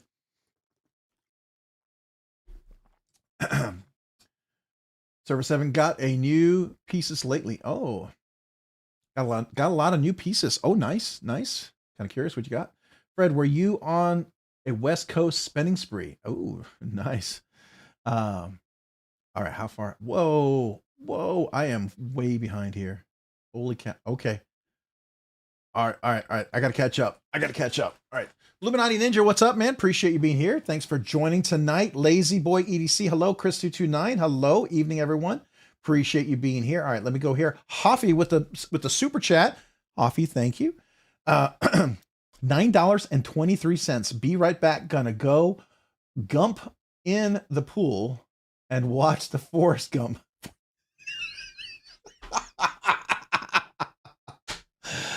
I'd say smart derriere if I could say that without getting probably demonetized, but smart ash. How about that? We'll say ash, like burnt because you burned me. We'll call it that. All right. So this is for you, Hoffy. Wait, I'm going to finish it off with an extra little note just for you too. But here you go. This is for you first. Since we got the trombone, I got a follow-up trombone. All right, here we go.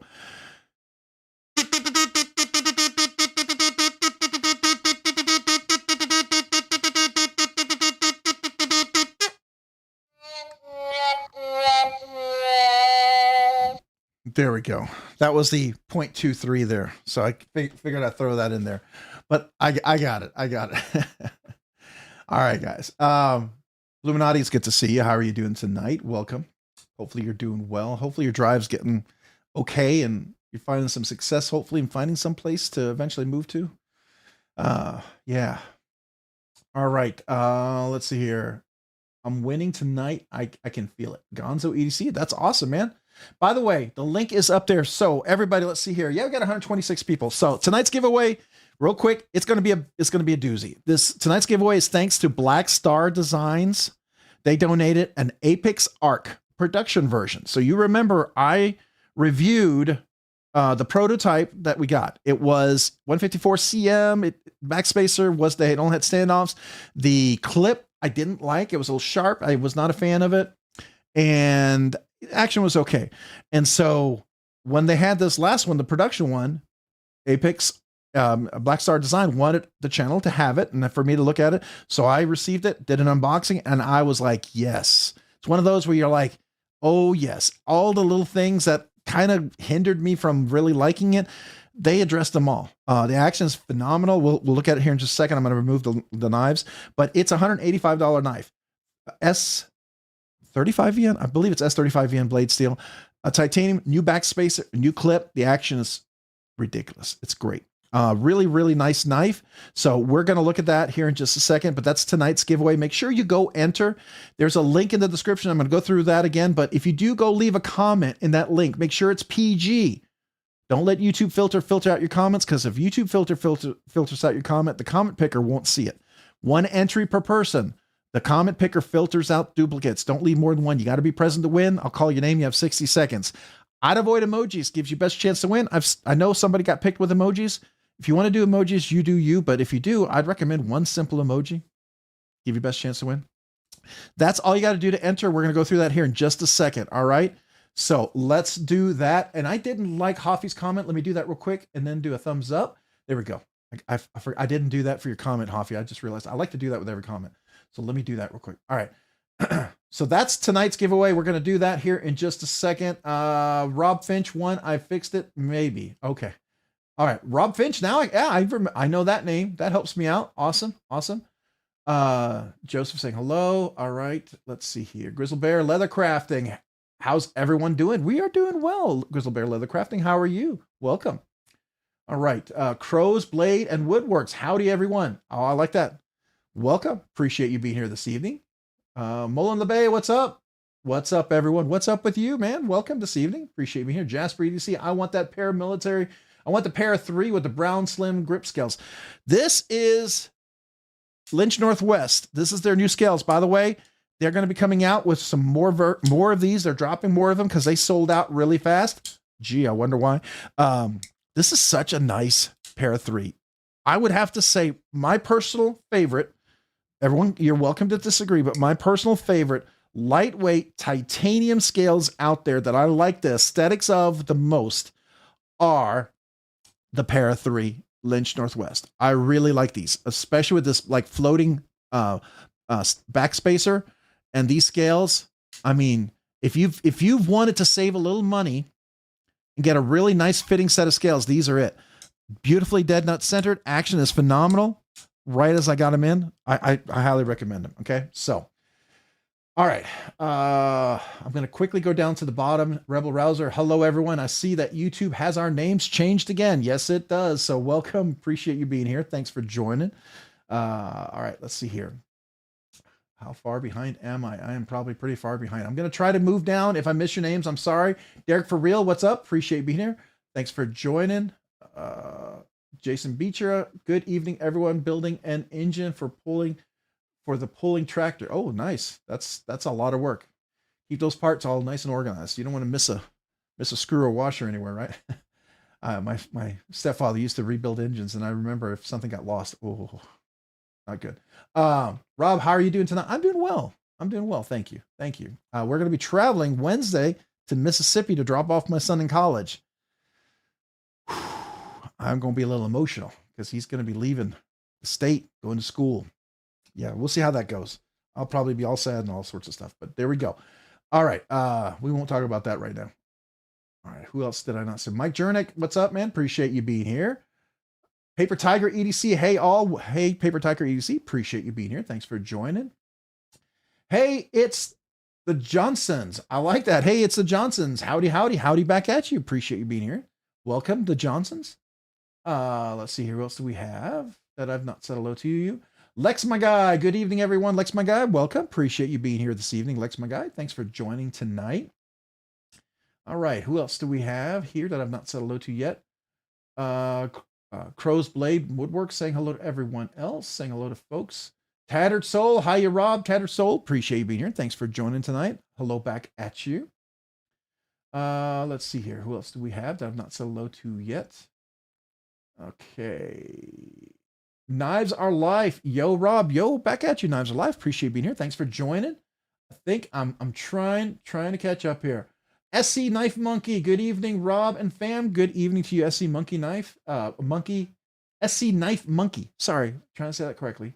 Kevin Smith and Knives. Hey, Rob. Hi, Rob and everybody. Hello, Kevin Smith and Knives. Appreciate you being here. Thanks for joining tonight.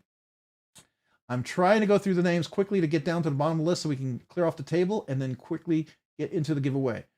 Who did I not say hello to? If I missed your name, let me know. Let me know, right? Okay. Jason Price, the community has been a lot of help for sure. Oh, that's cool, man. That's cool, Jason. I'd like to hear that. As for me as well, you'd be surprised, man. There's many of us that may not say it, but, you know, certainly an encouragement in more ways than we even know sometimes. So, Jasper EDC, if Ben Banters can make a harmonica knife, you can make a kazoo knife. Kazoo Cree, Knuzy, Kazoon Bit, Balazoo. I'm just trying to pronounce those words. It's like, how do I even pronounce them, man? I'm struggling. Wow. Yeah. All right. I'm going to keep going. Let's see here. Brown Sugar 69. Welcome. I think I said hello to you, right? Brown Sugar, you were here earlier. I didn't. Hello again. Welcome.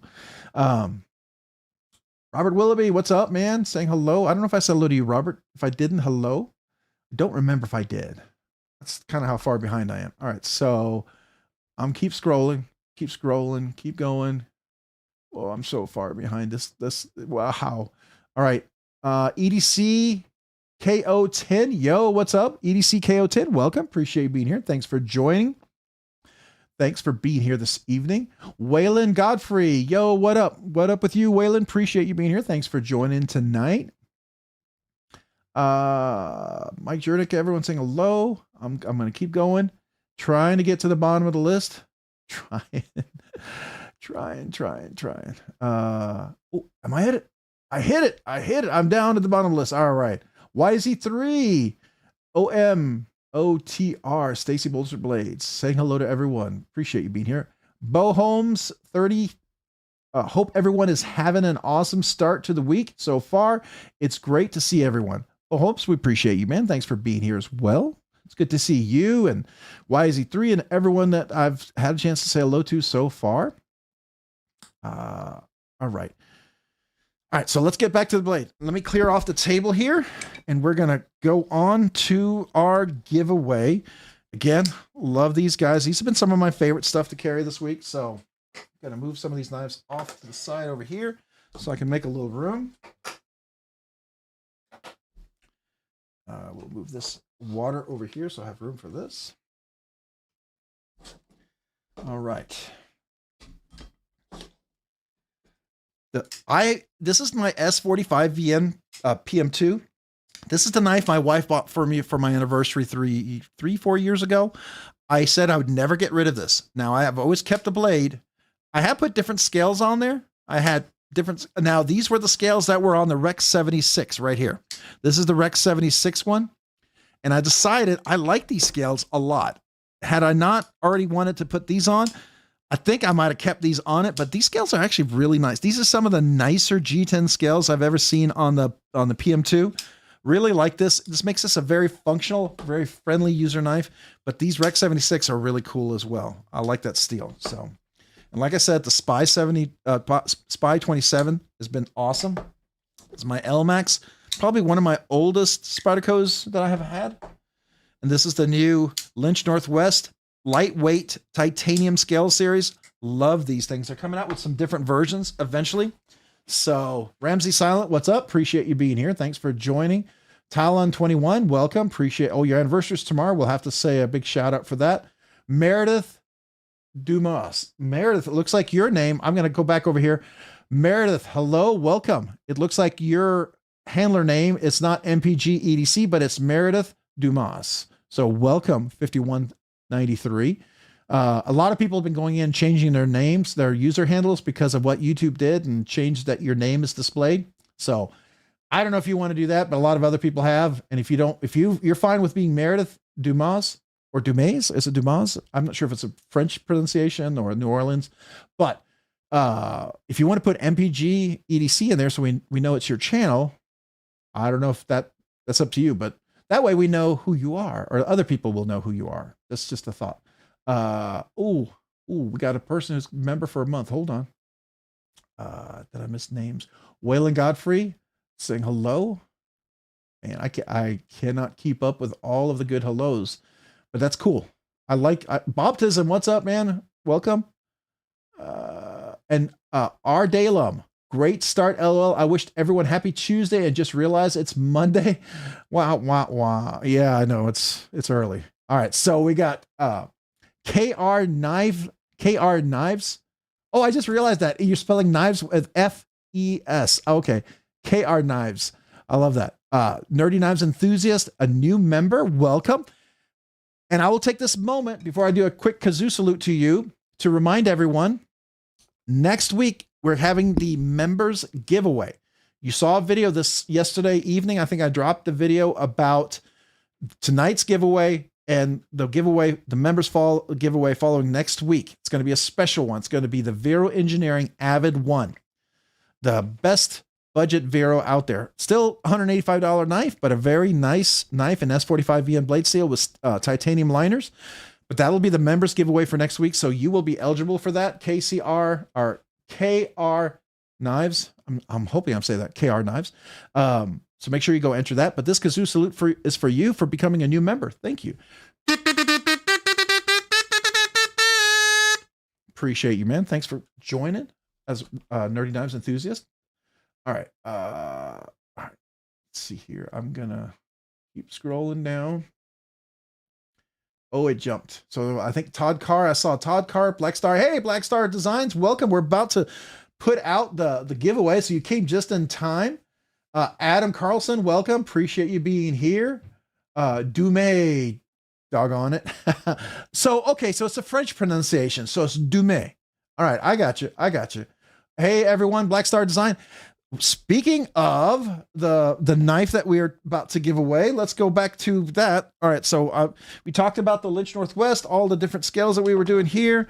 And we put a couple of these knives off to the side. I just got to clear off, make some room over here.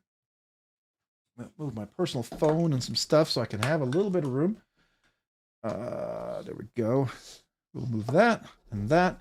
This was my fixie. Of course, carrying this week is my shallows, my quiet carry. It's always a nice quiet carry. Let me grab the giveaway.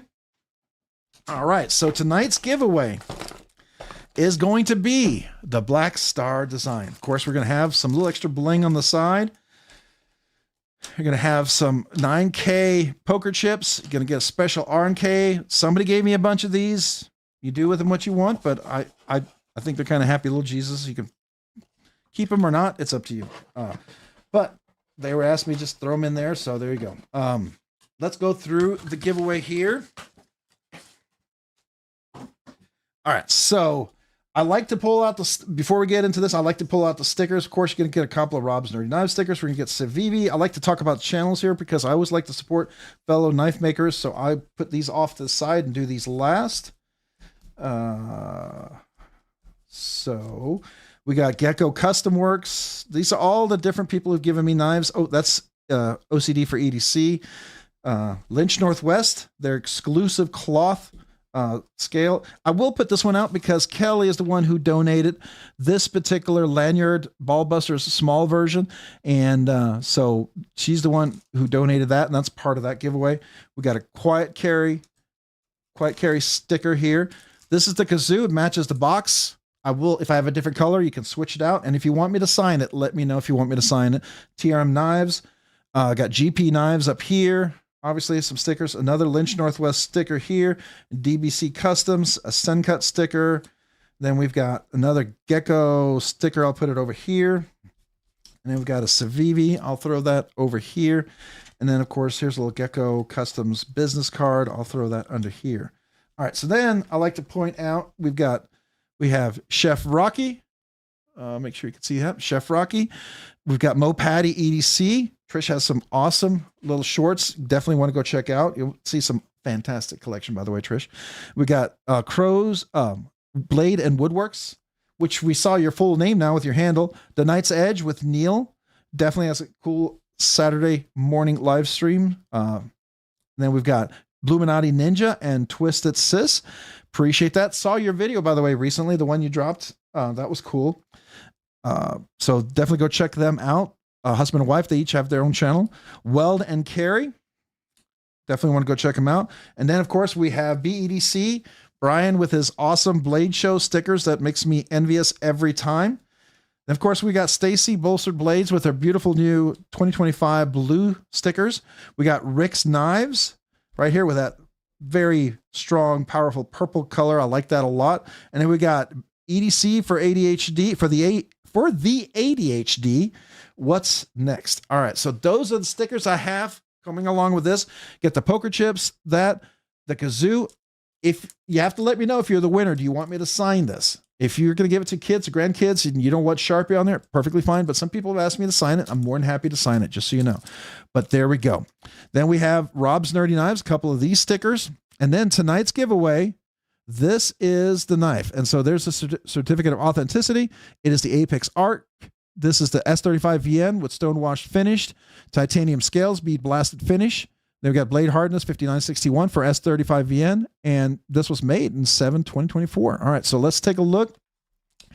And in here, I had a little note: new backspacer, new pocket clip, new steel, lower price. And I noted all of that, and all of those things were, ironically, the things that I had noted in my review originally, where I did not recommend against it. I just didn't recommend it, but now I wholeheartedly recommend it, and I even put it into my favorites. So this is now a favorites because of all of the things that this production knife has done. So here it is, the Apex Arch, got a little oil there. Black Star Design, that's their logo, captive pivot. This nice used backspacer, I really like this. That's a nice touch, right? This is the new clip, no sharp edges, really nice. Got a nice ramp going in and out. I think that's really fantastic, right? And then we have, now here's the flipper. Beautiful, big, wonderful sheep's foot here. Look at that nice hollow grind down here. Really nice pokey tip, great work. Very soft on the top here. It's not super sharp and uncomfortable, which I think is great. Not overly aggressive jimping, but you push down, you're locking in, whether you have gloves or not. And I like that. I like that a lot. Not really a finger choil there, but you got plenty of room. you see my large hands with big old meaty fingers, which is equivalent to probably an extra large hands with regular size fingers, or double extra large hands with thinner fingers, right? So I think at big meaty fingers, you could be an XL or double XL, could easily handle this knife. It's got great ergonomics, beautiful chamfering all the way around, no hot spots anywhere, which is a big deal for me. I really like that. Even chamfer it right in here on the cutout on the lock bar. That's a nice touch, right? So I just point all that out. This is some of the things I did in my unboxing, but makes this really great. Now watch this. Look at this action. It doesn't even have skips in there. Could you imagine if you put skips in there? What would happen to this knife with skips? Now, does it need skips? I'd say no, but could you? Of course, of course. As I always say, putting skips in there is like putting a little custom knife magic fairy dust in every knife. It just makes it better. Makes it better. Is it needed? No, it's not needed. Is it fun to do? Absolutely. After a while, you'd rather enjoy it. But this is just such a nice knife. The action is really, really great. And it does have middle finger, reverse bonus flick. So I could do the middle finger, reverse bonus flick. And I like that. And I can also do it, let's here, left-handed. So you have multiple deployments if you're into that. I like that a lot. All right. So there we go. That is the Apex Arc. That's $185 knife. If you like this knife, there is a link. Did I put the link for the sell page on there? I need to do that. So I'll have to do it. Maybe one of the mods could find it for me and post it. But this is, I think it's going to be a really nice. Normally, you know, we do budget bangers. I'm always excited to do like a $50 kind of giveaway knife. This is definitely a step above that. So, all right. Any questions about the knife?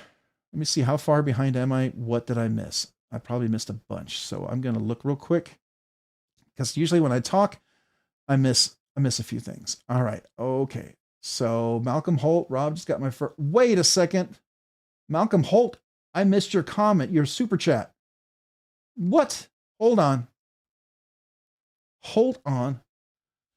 Let me like it. Let me thumbs up. Malcolm Holt, I just got my first F5.5. It also happens to have my first zirconium scales. Oh, you got that fancy one. So first of all, that's super stinking cool, because the F5.5 is an awesome re-out-made knife. I love the action.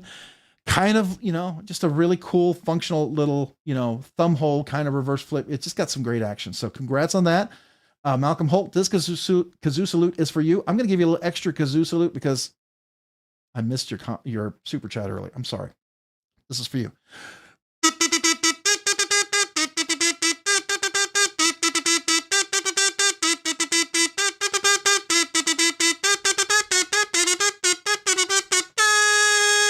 Malcolm Holt, again, I'm sorry I missed your super chat. I hate that when it happens, and it has happened, and I'm sorry. I think did I miss anybody else? I did Malcolm Holt. I did Venture Man. Okay, so now we've got Derek for real, 6 months, Nerdy Knives Enthusiast, probably my last month's losing membership. No dollar, no, what's it? No dollars, love, unbro. Oh no, probably my last month's losing memberships. Oh, I'm sorry, man. Well, I appreciate you being a member for 6 months. You do get to move up to the trombone kazoo salute, and I will definitely celebrate that with the Scottish throat pipes as well.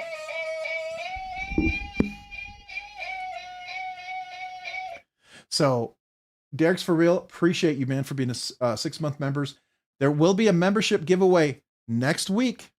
Next week, right? We have one big giveaway tonight with the Black Star Designs Apex Arc, and then next week it'll be the Vero Engineering Avid 1 for the members. So you're still a member. Next week you'll be able to enter that. So this kazoo salute is for you.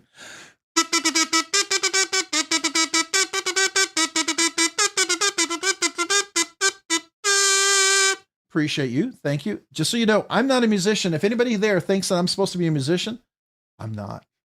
I'm not. I do the kazoo because it's fun. It's a way for me to celebrate and say thank you. And I'm willing to look silly and have fun doing it because I appreciate you guys. Just know that. You guys mean the world to me. So to me, if I can bring a smile on your face, I'm happy to do it. All right. So, KR Knives, member for 1 month, Nerdy Knives Enthusiast. Oh, that's right. You just must have signed back up and then you're celebrating the 1 month, right? Didn't you just sign up for 1 month? I thought I saw your name over there. Oh, wait. I did celebrate you, didn't I? But I missed Malcolm Holt. Okay. All right. All right. Let me see. this is what when I talk, I miss some of these things. All right. So, KR Knives, I think I did your 1 month membership because I talked about being eligible for the giveaway. Let me know if that's not the case. We got Roger Baker. Welcome to Nerdy Knives Enthusiast. Now, I don't know if I celebrated you as a member. I don't think I did. So I am going to go in here and see if I did. I don't see it. There you are. There you are. I don't think I did. Okay, good. All right. So here we go. Roger Baker, welcome to Rob's Nerdy Knives. Becoming a member. You are now eligible for the members giveaway next week. I'll drop that video as soon as this live stream ends tonight. All members, you'll be able to sign up for it at that point. This kazoo salute is for you. Thank you. Appreciate you. Thank you. All right. How far behind am I? All right. Black Star Sign saying hello. Talking with Mo Patty EDC. Chef Rocky. Sup, suckers, man. How are you, Chef Rocky? Appreciate you. Matter of fact, here's Chef Rocky. This is Chef Rocky's sticker, by the way. I got those at Blade Show Atlanta. Chef Rocky been giving away with the giveaways, letting everybody know about you. Love to you and yours as well. All right. So Meredith Dumais. No money, love you, bro. Rob's Nerdy Knives is what he meant. No money, love you, bro. Oh, okay. I got you. Sometimes I'm trying to read things and go through so fast, I miss that. So appreciate that. All right. I feel like I missed a bunch of folks. How far behind? I don't think I'm going to be able to catch up with all the comments. Ed Harrison, what's up? This is hi to everyone. I'm not in the mood for tagging everyone. Much love to everyone. Ed Harrison, appreciate you, man. Thanks for being here. As always, love you, man. Thanks. Gone fishing, going nuclear. What's up, Meredith? All right. Hello to you as well. The lefty is not the righty. I feel like I'm missing conversations here. Black Star Designs. I don't know if I can catch up. I don't know if I get. Oh, what are those skiffs you speak of, Gonzo? Skiff Caged ceramic ball bearings. By the way, if you do buy them or the thick washers, use RNK10 to save 10% on the thick caged ceramic ball bearings or thick washers. You can save some money there. So Wicked Dream Designs. My hands are so messed up. I'm good with hot spots. LOL. Wicked Dream Designs. Appreciate you, man. Thanks for being here tonight. Roger Baker, that's really nice. Sweet knife jimps for days. You guys are not going to let me live that down, are you? I misspelled jimp for the longest time because I took it from somebody else and I was wrong. Okay. You don't trust me enough to be a mod. I never said that. The whole thing about mods, all I got to do is somebody asking me to be a mod, email me. I don't take the position where I let everybody be mods. I just don't do that. Right. But at the same time, if there's somebody that's good in the community and want to be a mod, as long as there's other mods I can say, yeah, this is absolutely a good guy. We'd love for him to be a mod. I'm cool with that. Okay. So that's the only thing I ask is that you just be cool with, other mods vouching for you, and then I'm good with it. Right. So most of the time I probably know, but I've always said that I like to see the mods kind of vouch for one another. So I feel like that's kind of a good process. And I kind of started with that and I'm going to kind of stay with that. So I feel like it works, right? It works. Until it doesn't. All right. So do y'all think the steel plant explosion will affect us? I have no idea. Steel plant explosion? What are you talking about here? Did Niagara Steel have an explosion? Is that what you're talking about? Or was this over in Europe? Wow. Okay. I'd like to hear more about that. All right. I'm not even going to, I see some comments. I'm not even going to click on them because I think Meredith might get mad. All right. Can you play a Tech 9 beat? A Tech 9 beat? I'm not a musician. Don't even know what that is, but if I hear it, maybe. I don't know. All right. I'm catching up here. Let's see here. All right. Kid Knives, Wicked. If you knew a Tech 9B, yeah, if I knew a Tech, exactly. I don't think I know. That's a good point. Old Man on the Ridge, welcome. Appreciate you being here. I can play a few songs, and some of them are really bad, and some of them are not as bad. I'll just say that. I'm not gonna say they're good. You have to face it. You're addicted to knives. Oh, I'm addicted to knives. There's no question. I think we're all in that boat here. All right. That's how far behind I was. Just trying to catch up. Here is Black Star Designs. Thank you very much. Appreciate you pointing that out. I know that they have a link too for the sale of their knife. I believe I have the link in the video for the unboxing and for the special announcement of tonight. All right. Oh man, guys, I am so far behind. Okay. All right. I'm going to miss a lot of comments. I got to get going. We got to get all the way down there. So Louis Zer, how in the hell does Rob have such a high paying job that he can afford the kind of knives he buys, yet doesn't get something as simple as, love you, bro. Oh, love you, bro. Now I see it by itself. It makes sense. I see it now. It's when it's all together, it's hard. I got ADHD. Literally, I scored a 10, 10, 10. I'm an overachiever. If I wasn't medicated, you guys, I would be following 10 different stories all at the same time, and everyone would be exhausted, have no idea what I'm talking about. So, play some Metallica beats. I hear them in my head. They don't come out with the kazoo. I've tried it and it just doesn't sound the same. That's the problem right now. I can't read, so I miss a lot of the comments. Yeah, it feels like the same here. Loser, he does, but we love him. Thank you. Appreciate you, Meredith. All right. I have a Tennessee State logo. Oh, okay. Tennessee State logo. That's cool. All right. Come on. I got to keep going. I'm squirrel. A lot of good comments. Matt Mayer, Rob, have you seen Adventure 50's video on the new Ozark Valor? It's the major step up from the Ozark Grail. At least it's everything I like and then some. Ooh, Ozark Trail's moving on up, huh? They're moving from the super budget line to the super budget line. That's cool. I have not. I'll have to take a look. I have not seen that. That's hilarious. I expect also the Knight's Edge to come out with one too, like that, because Neil is a big fan of that one as well. All right. There's a link for their for the sale of the knife. I'll try, let me find it real quick. I just want to get down to the bottom here. Who did I not say hello to? All right, I just want to make sure. Jeff, growing my small knife collection and want to get a knife with a spot for a titanium insert. Okay, I'm thinking of a Remit woodpecker. Anybody got a better recommendation? Hey, if you guys have a good recommendation, go for it. Let him know, because I'm trying to go through the comments. I need to get down there so we can do the giveaway. All right, gotta say I have been carrying the RR Station Express for a couple of weeks and it's awesome. I don't usually like smaller knives, but this thing is my favorite at the moment. Anyone else have one? I handled one at Blade Show Atlanta. It's really nice. I would have gotten one.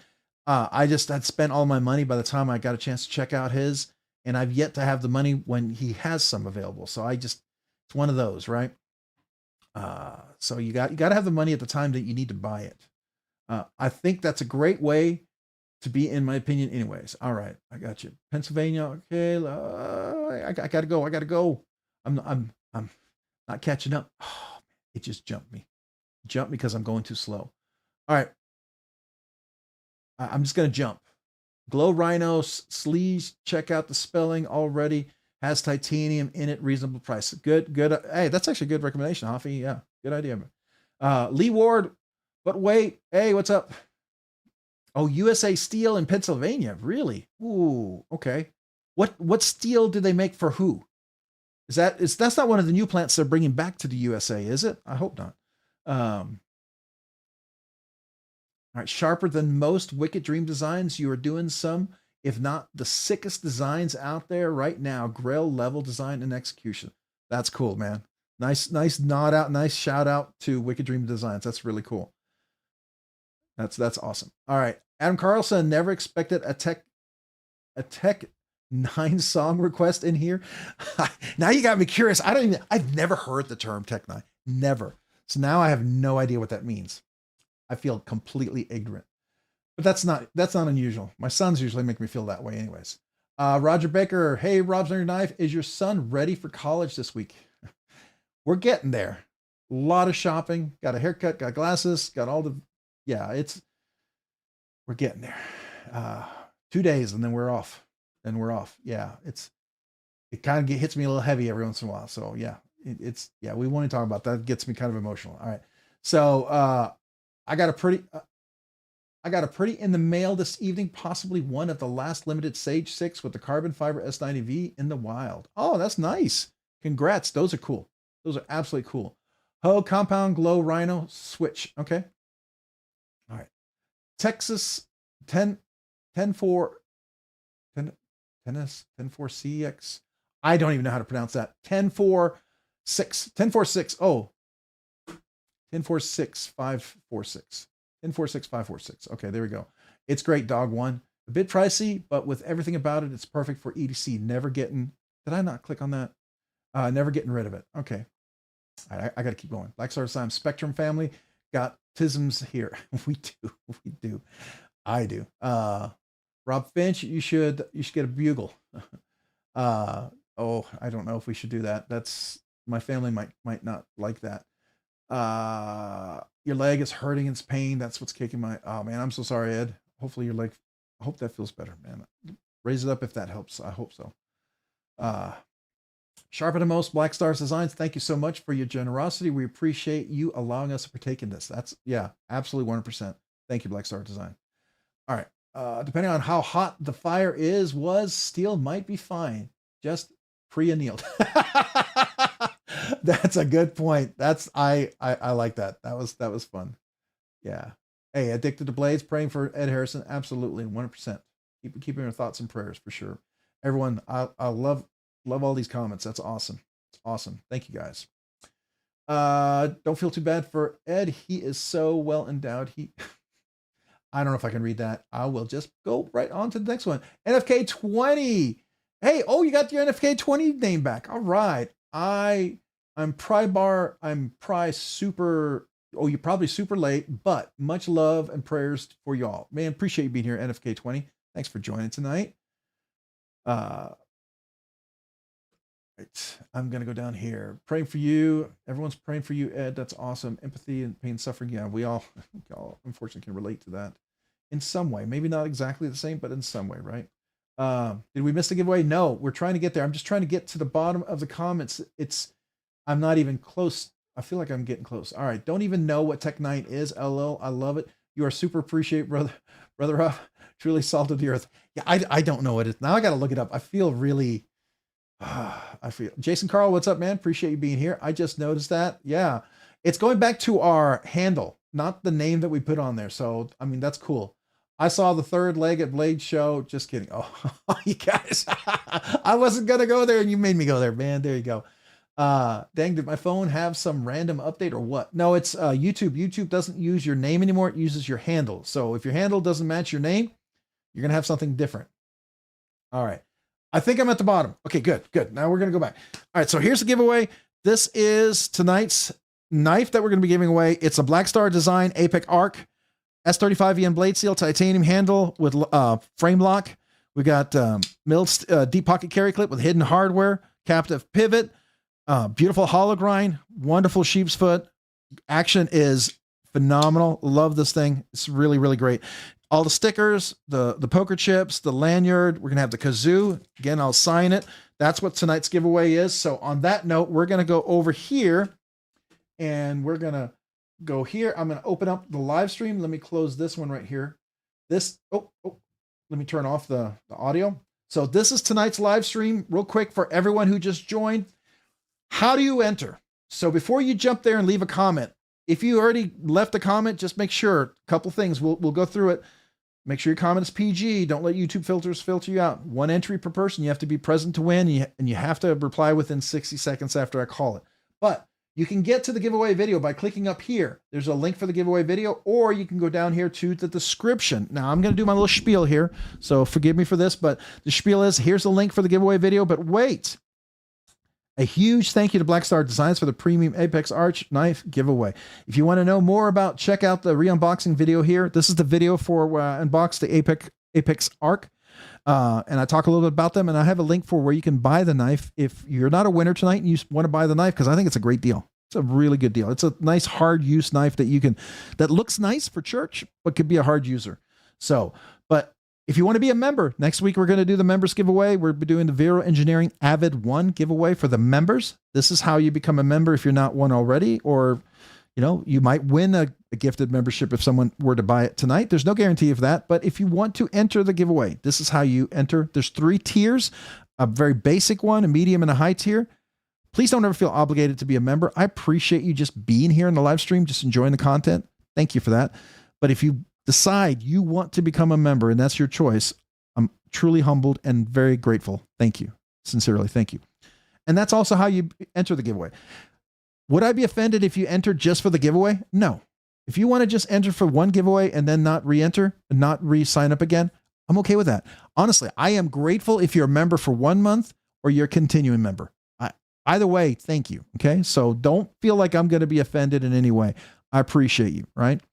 I want people to want to be a member if they want to be a member. And if they don't, then don't, because I don't want everybody to feel like there's some weight over you. Okay. Just know that.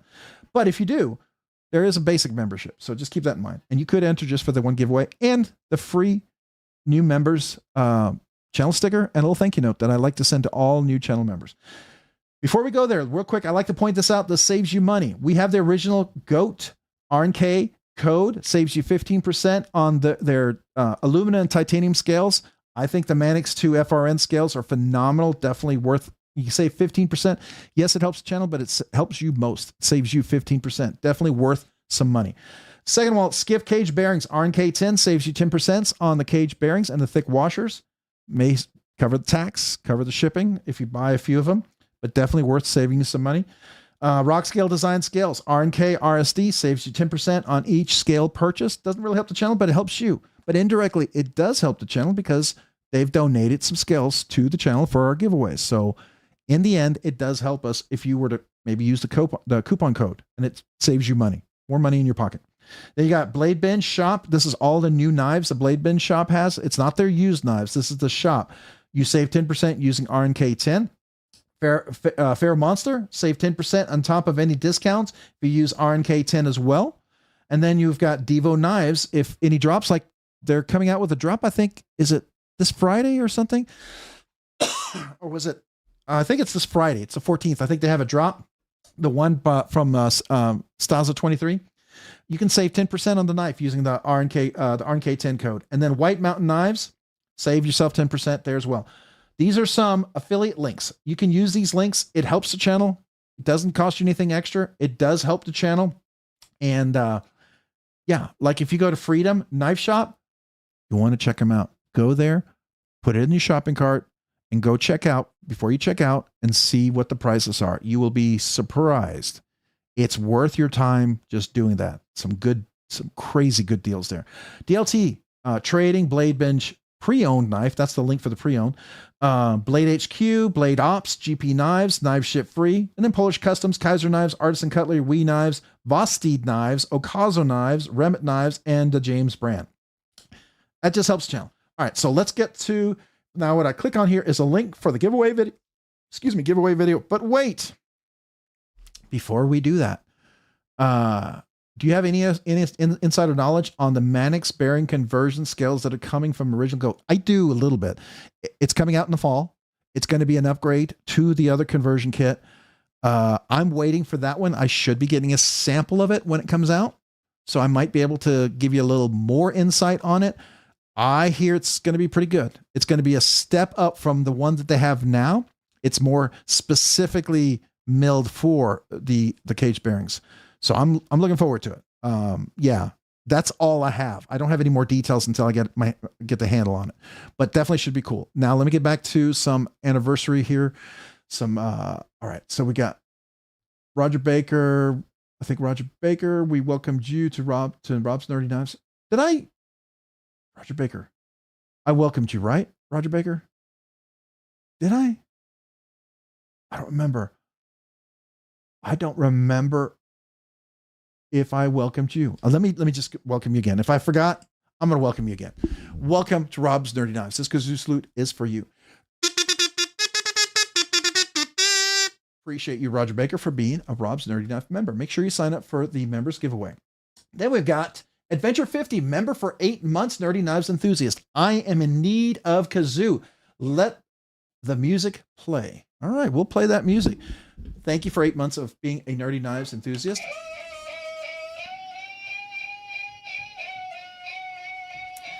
If you don't know what this is, just for all the new people who are here and you're wondering, what the heck is this? This is the Scottish throat pipes. We played this the first night we went live. I didn't have a way to celebrate the first night that we did a live stream where I was monetized. So I did a Scottish throat pipes all night long. By the end of the night, I could hardly talk. So I decided I would record it. And then I said, what's another way we could salute folks? People said the kazoo. So we went from a simple kazoo, which was our first, actually, the very first kazoo. And I haven't played it in a while because it doesn't play well. This was the very first kazoo we got for the channel. I still have it. This was the very first kazoo. And you can hear, it's just not great. So, and it takes a lot of air and I'm out of breath. So then we got this kazoo and I've replaced the membrane on this 2 or 3 times now because we play it so much. So that's that. Then when people went to 6 months, you go to the trumpet. When you go to a year, you go to this one. And then when you go to 2 years, you go to the multiple, the low and the high end kazoo. It has 2 ways to play it. So there you go. All right. So here we go. Adventure 50. Thank you for being a member for 8 months. This kazoo salute is for you.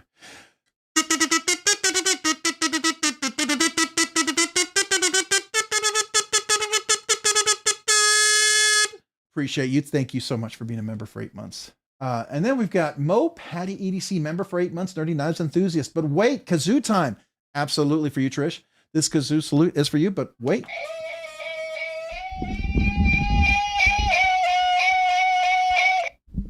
So there you go. I probably should put the mic a little closer to that so you can hear it a little bit better. All right. This kazoo salute is for you, Mo Patty EDC. Appreciate you for 8 months.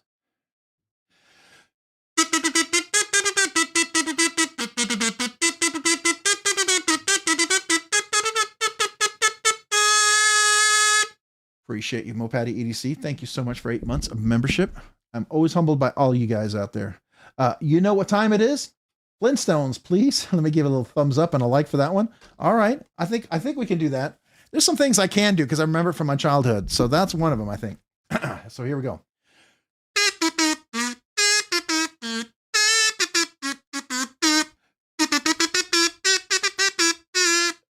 It's the best I can do. That's all I remember.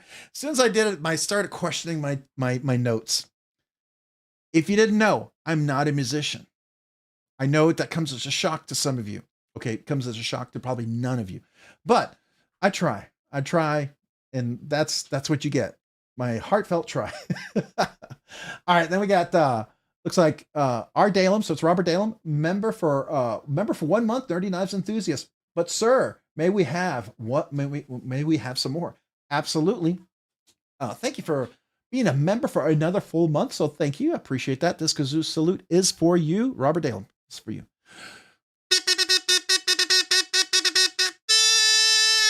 Appreciate you. Thank you for the 1 month anniversary. And as I say it, I genuinely mean that. If you're a member for just 1 month, if you sign up for 2 months and you continue to sign up, I'm grateful for anything. Okay. Because it means that you either like the channel, maybe got a free membership because someone who liked the channel, and maybe you enjoy the content, you enjoy what's going on. So to me, thank you. That's just a huge, awesome privilege to receive that sort of, I say it as a acknowledgement, maybe a way of saying, hey, we like you, and so I appreciate that. Kind of like, I guess, what is the old Saturday Night Live skit? I'm smart enough, I'm good enough, and gosh darn it, I like myself. Or what is that guy? I can't remember. Anyways, it was funny when it came to my head. Now I can't remember because I'm trying to catch up. All right, Raccoon Tactical, member for 15 months, Nerdy Knives enthusiast. Can we get some Sweet Home Alabama? I could probably do a part of the tune, but man, I'm not going to know the whole thing. I know the song. Again.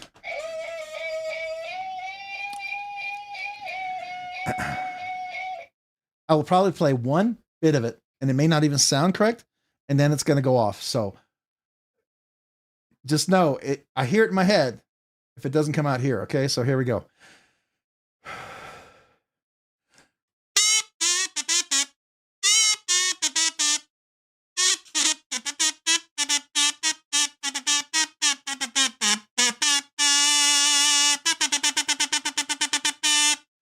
Oh man, when I started doing that, I kid you not, I was like, that sounds like the Flintstones, Rob. What the heck? So,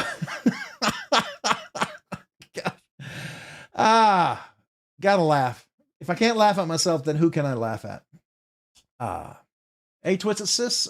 Oh, it's Twisted Sis here. Welcome. Appreciate you being here. Thanks for joining. And somebody was saying to your speedy recovery, is she okay? Is she gone better? Hopefully she's better. You'll know when you become a musician when you get a copyright strike from playing the kazoo. Yeah, that's not going to happen. Most of you guys know that I'm in no danger, zero danger of ever having to worry about a copyright strike. So I think we're good there. I think it was the Flintstones again. I'm pretty sure it was too. That's what I thought myself. Heck yeah, that was awesome. Hanahu means one more time. All right, that's cool. I appreciate you guys. Hey, we're having fun. That's what it means to me. So, Master Sergeant, what's up? Appreciate you being here. Thanks for joining. Knives are live. Dang Ross, I already said hello to. I know. Is there anybody else that I missed saying hello to? Meal McKenzie, I know I said hello to. I just want to make sure, just a quick shout out saying hi to folks. Paul Mills, I said hello to earlier. Twisted Sis, what's up? How are you doing? Hopefully you are fully recovered or at least on the road there. Anybody else that I missed saying hello to? No problem. He took some biopsy and I have, oh, you have a hiatal hernia. We'll go back to see him on the 26th. Thank you. Okay. I actually had a hernia where I had to put a mesh in because I used to power lift in high school. And apparently that's a very known thing for linemen and football players because I used to do a lot of squats and a lot of power lifting. So it's not anything like that, but it's something different. But it's, yeah, hernias you got to take care of. So definitely, hopefully all that will go well. Crook MC Steely, doggone it, people like me. Oh, that's it. Doggone it, people like me. That's right. That's right. I remember now. That's where it's coming from. I was putting two different people together. All right, let's get back to the giveaway. All right, so this is, I'm going to go back here. I didn't mention this real quick. I do want to go back over here. So here's a live stream. If you get a chance, would you mind hitting that like button right here? I know it seems like everybody asks you that, but we're trying to get to 10K and we're 760 something away. We're getting close, I think. Yeah, we're getting close to the 10K, and 10K is going to be epic. I've got big giveaways lined up. Been working toward that. I got one still coming in, but almost all of them are here. And I'm super excited about that. So if you wouldn't mind hitting that like button, it will help us get there. And then just click on the link here for the giveaway video. And when you go over to the giveaway video, if you wouldn't mind hitting the like button for the giveaway video as well. This is where you leave a comment. We have 169 comments, which is awesome. Make sure your comment is PG so the YouTube filters doesn't filter you out. I see 169 comments. There could be 189 comments. 20 comments I may not see because they're not YouTube. YouTube has already filtered them out. I don't see them. That means the comment picker won't see them. So just make sure it's PG. I'd avoid emojis. If you do emojis, you do you, right? If you do emoji, maybe one simple emoji I might recommend. It seems people with a lot of different emojis don't seem to get picked. So I just want to, best chance for you to win. All right. The rules are here. And I'm going to go through them really, really quick. Got to be 18 years or older. One entry per person. Duplicates are filtered out by the comment picker. Must be present to win. You'll have 60 seconds when I call your name before we go and pick someone else. And then it is recommended PG comments so you don't get filtered out and avoid multiple emojis. I'll come back to the rules here in just 1 second because I have to celebrate and recognize we've got Bluminaji. When did I suddenly can't talk. What the heck? That was Pills. What's up? Appreciate you being here. Jay Saint, welcome. Appreciate you being here. Thanks for joining. I saw a couple of names that I have not seen yet. So hello. N Valley. I just showed up and I didn't enter, but I feel good about my odds. Oh man, you got to enter. All right. Bluminati Ninja member for 16 months. Nerdy knives enthusiast. Hit the like button. It's free. Do it for Rob. Well, I appreciate that, man. Thank you, Bluminati. And this kazoo salute is for you.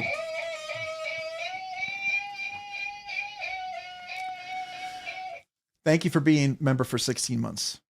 This kazoo salute is for you. I'm catching my breath. 16 months needs a little more oxygen.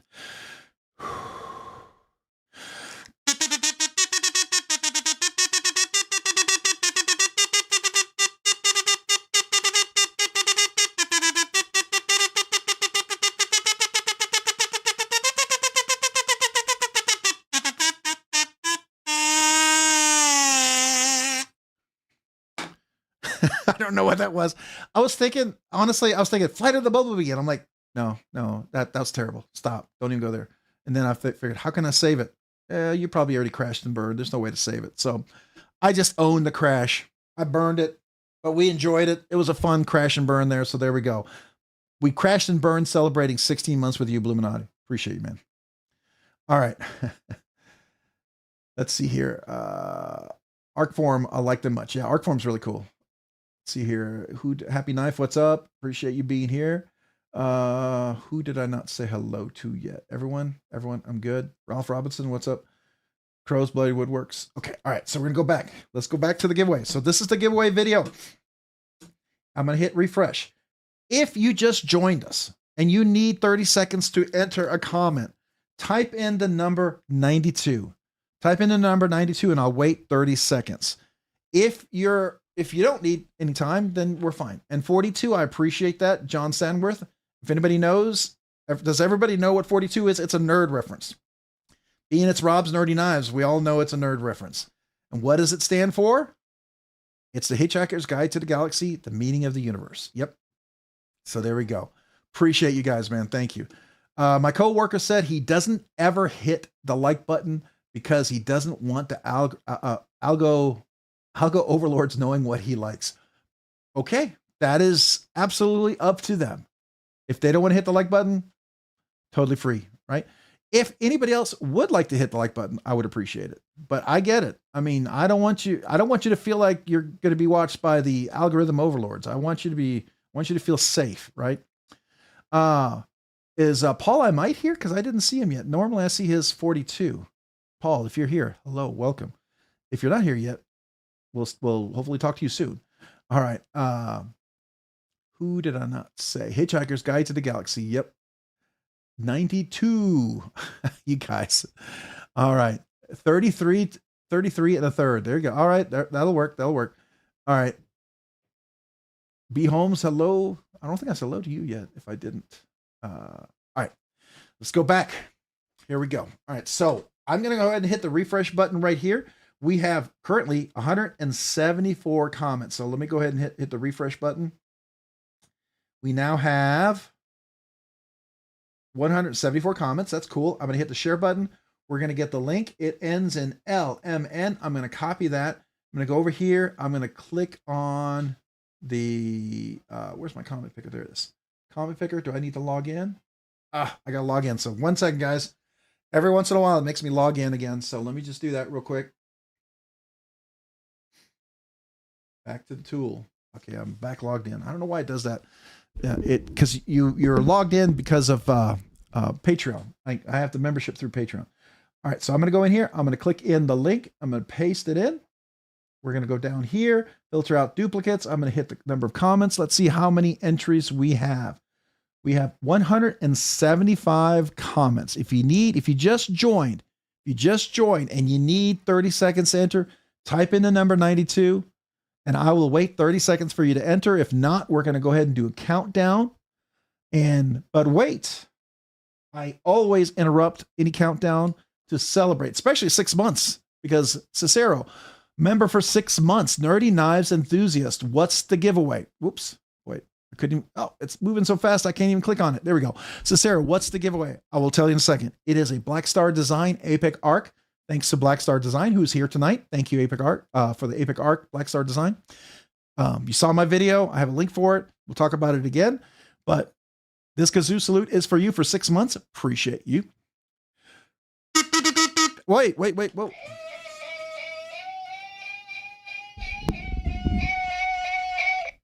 I almost forgot the Scottish throat pipes. You moved up to the Scottish throat pipes at 6 months. Sorry about that. Now I'll do the kazoo salute. This kazoo salute is for you, Cicero.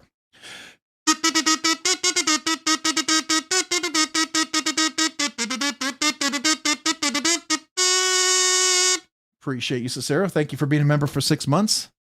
As always, man, I am humbled and blown away by you guys. You supported the channel. Thank you. Thank you. All right.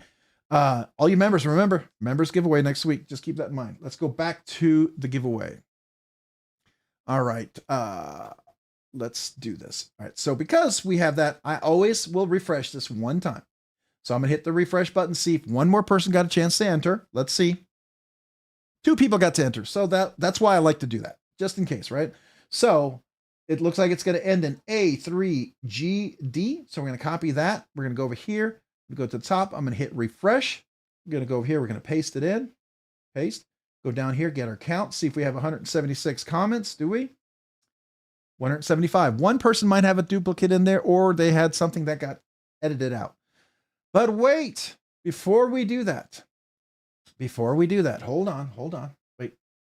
We have Crow's, mouse, get over there. Crow's Blade and Woodworks with a $2 super chat. Let me heart that, and then let me thumbs that up. Come on, you guys, I'm so fast I can't keep up. Play me some Amazing Grace kazoo. I can actually do that. So hopefully it sounds like what it's supposed to sound like. So let's see.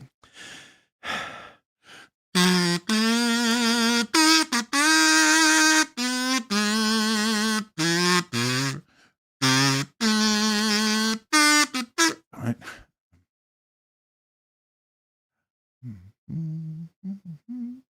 Oh gosh. I know this song. This is the one song I learned I would sing to my kids every night along with 2 other songs. Okay, this is embarrassing. I should know this. This is like one of those, how could you get this wrong?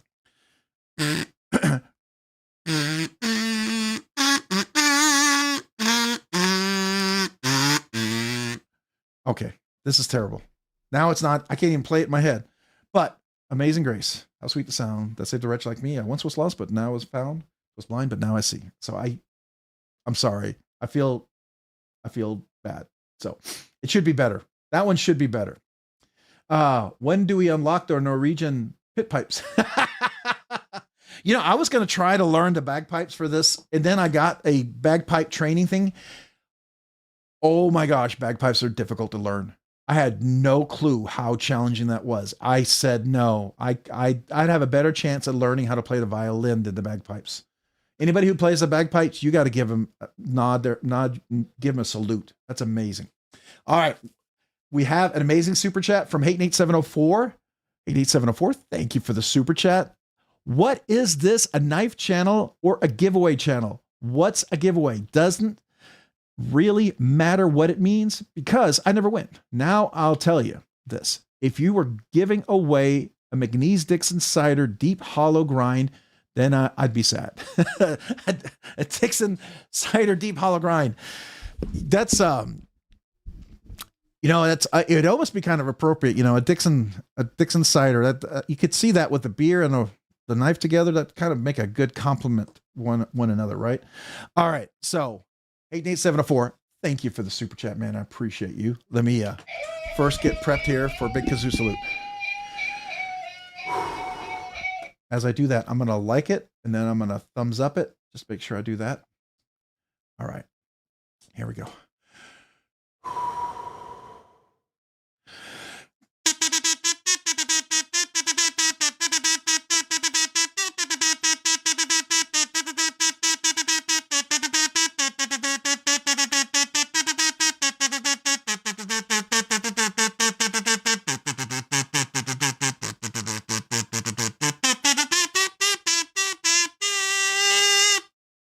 Appreciate you, 88704. Thank you.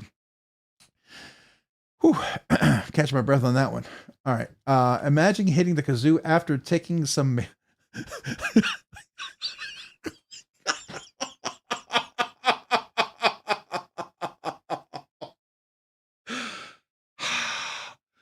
Dude, that put an image in my mind that I did not need. Thank you.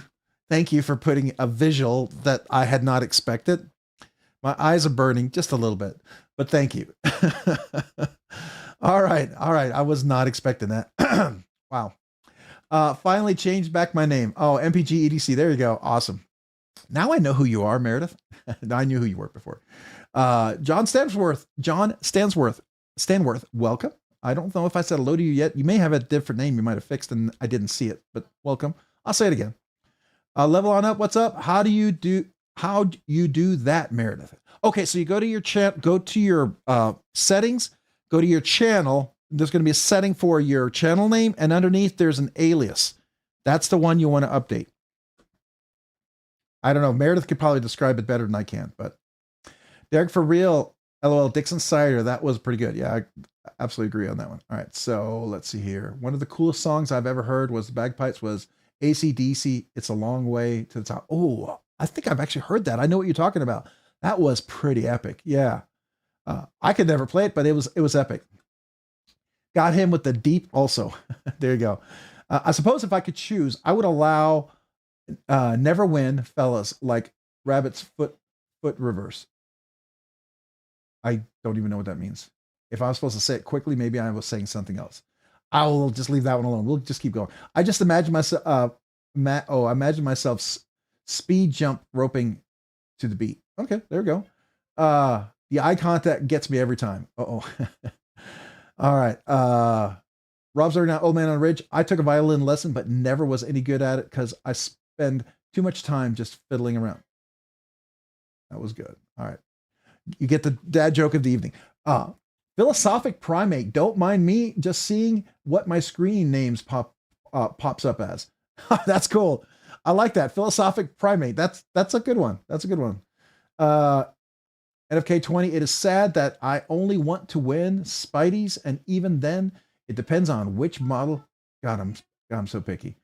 Hey, you know what? If you know what you love, that's perfectly fine. People know it. If you know what you love, that's totally understandable.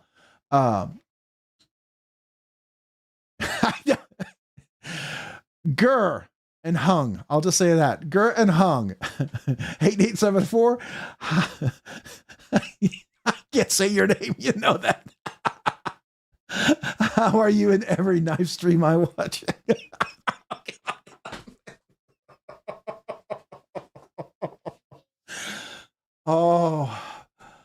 Oh man. Yeah, okay. Old Man on the Ridge. Granddad joke, one level up from dad joke. Ooh, that's like next level. I'm here to chew bubblegum and win knives. I'm all out of bubblegum. Hey, fair enough. All right, so let's get back to the giveaway. Here we go. Whew, I'm gonna say something I'll probably get myself in trouble with. All right, so here we go. Since we had a chance to do a big celebration, thank you to Hate874. Appreciate you, man, and everyone out there. So thank you. Let me go ahead and refresh this. We're at 176 comments. Hopefully a couple more people got a chance to enter. Remember tonight. Oh, somebody asked real quick, just for them. Black Star Designs, Apic Arc. This is a S35VN blade steel, hollow grind, sheep's foot, titanium frame lock. This $185 knife is the giveaway tonight. It's still available. There's a link for it. I'll make sure we get that in there. But this is such a good knife. If you remember, I reviewed the prototype. I didn't recommend it, but I didn't recommend against it. I got a hold of this production version. Totally recommend it, and it's in my favorites. I moved it. Not only do I recommend it, but I also put it in my favorites. I really like this knife. There's so many positive things about this knife that's worth maybe considering getting one of these into your collection. This just feels like a good, strong user knife. At the same time, it still kind of looks classy, like a Sunday date night kind of knife. And if you didn't know that, for some of us guys, there is such a thing as a date night Sunday church knife, right? But you're going to get the kazoo, all these stickers, the Rob's Nerdy Knife poker chips, thanks to Hoffy. You're going to get the Kelly's Mishmash, Kelly's Paracord. You're going to get the keychain. This is a small ball buster. And then all these stickers and the kazoo. I will sign it if you'd like me to sign it. if I have a different color, I can switch it out. If you don't want me to sign it because you're going to give it to kids or grandkids, that's perfectly fine. And all these awesome channels gave stickers here. We went through all these different folks here. Some great channels right here. You'll notice Chef Rocky, Mopati EDC, Crow's Blade and Woodworks, The Knight's Edge, Illuminati Ninja, Twisted Sis, BEDC, his Texas Blade Show and Atlanta Blade Show, Weld and Carry, EDC for the ADHD, Stacy Bolstered Blades, Rick's Knives. This is OCD for EDC. I think that's all the channel ones that I have. All right. So that's the giveaway over here. But wait, before we do that. All right. But wait, we have laid off Pete. Sorry to do it, guys and gals, but I need kazoo. Absolutely. And laid off Pete, you are celebrating 11 months, 1 month away, and you hit the 1 year mark. You get the acapella. You get the 1 year card. Email me your name and address if you hit 1 year so I can send you out the aluminum signed card. It's a small way for me to say thank you. But one more month with the trombone kazoo. So here we go. Laid off Pete, thank you for being 11 months. Nerdy Knives enthusiast. Here we go.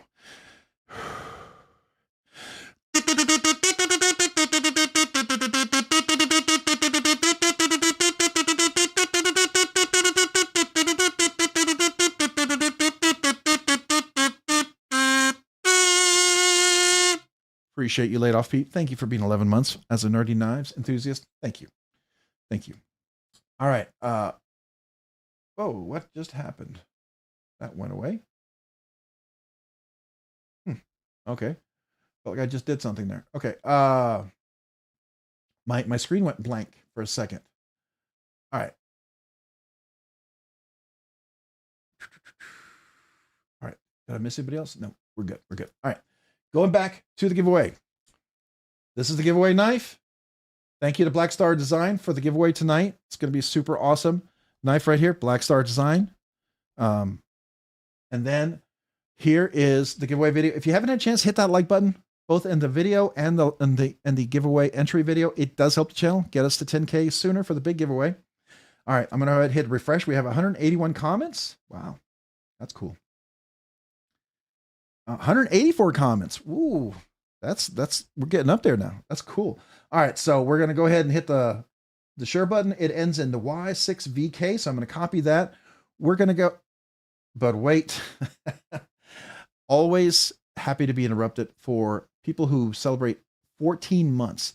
Thanks for having fun, a fun attitude and a stream, Rob. Man, well, I appreciate you, Stacy Bolster Blades. I appreciate everyone out there who's willing to enjoy and have fun together. So I've always said when I first started this, if there was 5 of us or 3 of us, I would still do this. I love talking knives. I've always enjoyed that.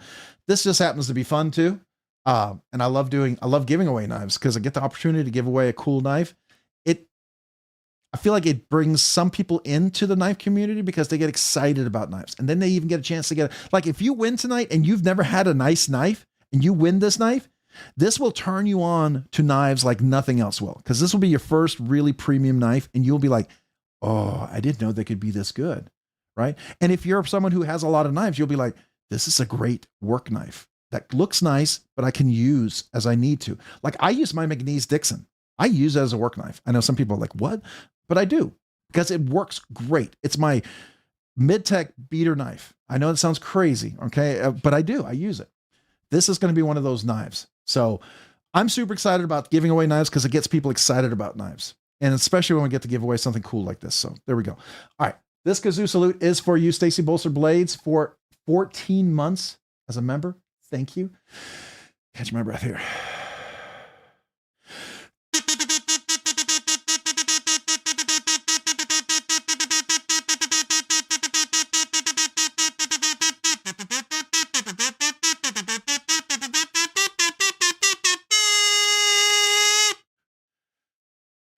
Thank you. Thank you, Stacy Bolster Blades, for 14 months being an awesome Nerdy Knives enthusiast. I appreciate you. Thank you. All right. I got to go back up and catch up. We got a super chat from Paul Mills. A little Aussie would be nice. Oh, if I only knew Aussie. And the one I know, it's Black Sabbath. Well, it's Iron Man, but I don't know if that's even Aussie. I thought isn't Black Sabbath Iron Man? Isn't that who does that? I will try it. That's about all I know. You guys know that. I would love to. I wish I was more of a musician, but I will try. I will try, Paul. It'll be my A for effort here. So, what's another one that I know?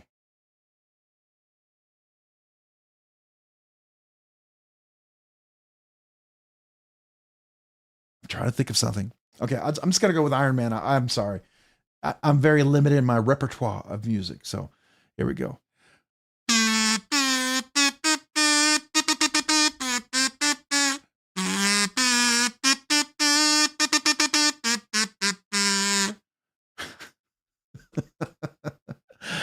I wish I had more music, but there we go. When Doves Cry. Oh, When Doves Cry, Prince. That's another one. I don't know that. I know the song up here, but will it come out here? That's the question. It's like a sad cry or happy. Are those doves screaming help or tears? Probably both. Probably both. You use your knife? What? You crazy. You're going to leave snail trails. Yeah. Now, I do have some knives that I never carry for whatever reason. Either I had a few that were just too expensive. I couldn't carry. I sold them. You guys know that. If a knife hits a certain, I know where my comfortable threshold is. And I have a certain threshold where I feel okay carrying those knives. So I've kind of accepted that, at least where I'm at right now. So we need Kazoo Yacht Rock. I don't know what that is, but there we go. All right, so we got Hate 704 with Nerdy Knives Enthusiast for 10 months, and I'm still alive. Holy shizzle. I'll pronounce it like that. 10 months. Thank you, man. Hate 704. I'm glad you're still alive, and I appreciate you, man. This kazoo salute is for you, good sir.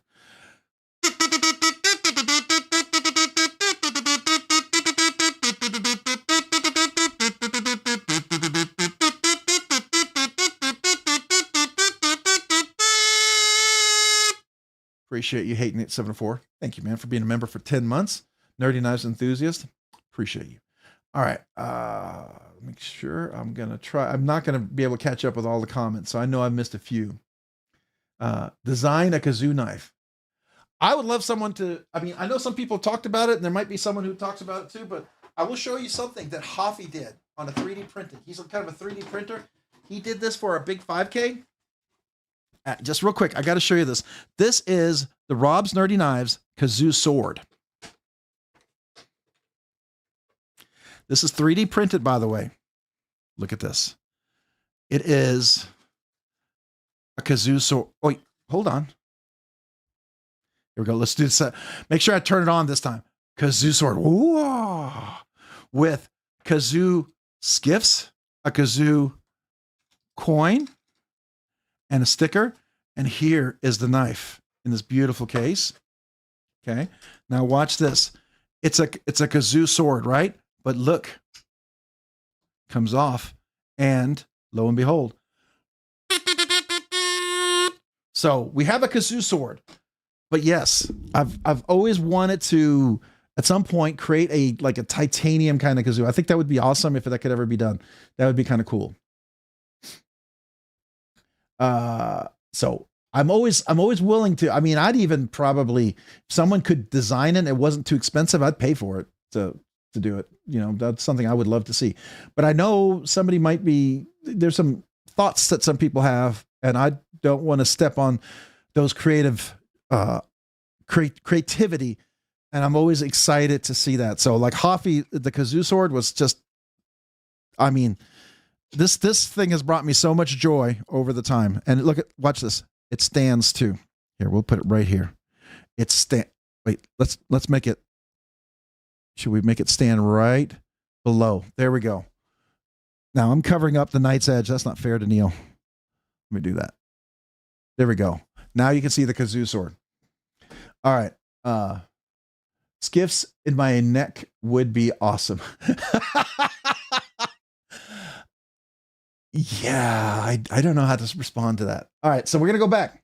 Let's go to the giveaway. Since we had a little time here, We will go ahead and refresh. If you guys are new, you just joined, type in the number 92 if you need 30 seconds to enter the giveaway.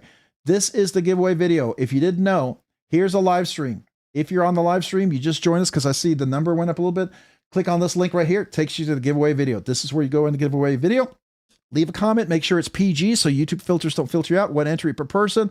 I'd avoid emojis. Give you best chance to win. Got to be present to win. 60 seconds to respond if I call your name, or else we'll pick someone else. I only ship to the USA. Got to be 18 years or older. That's the quick high-level rules, but there's more detailed rules right here. Let's go ahead and get a copy of the link. It ends in F4K. We're going to copy that, and we're going to go over here to the comment picker. I'm going to go up here. I'm going to hit refresh real quick. We're going to go over here, click in and paste in the link. We have a total of 184 comments, but wait, we have a super chat from Hayton8704. Thank you, Hayton8704. Don't be mad at me, y'all. Sheila made me do it. She wants some kazoo. Oh, Sheila. Oh, Sheila. All right. That's Sheila. She can be so demanding, but I guess in a good way. So, oh, Sheila, I got some kazoo for you. Oh, God, I can't believe I said that. I'm sorry. Take that back. Anyways, this kazoo is for you, Hate Nate, and for Sheila. So appreciate you and Sheila and everyone out there. So here we go. I can't read the comments because I'm going to start laughing. I got to look away. I'm not going to be able to kazoo. I read one that I should not have read, and I'm trying not to think about it.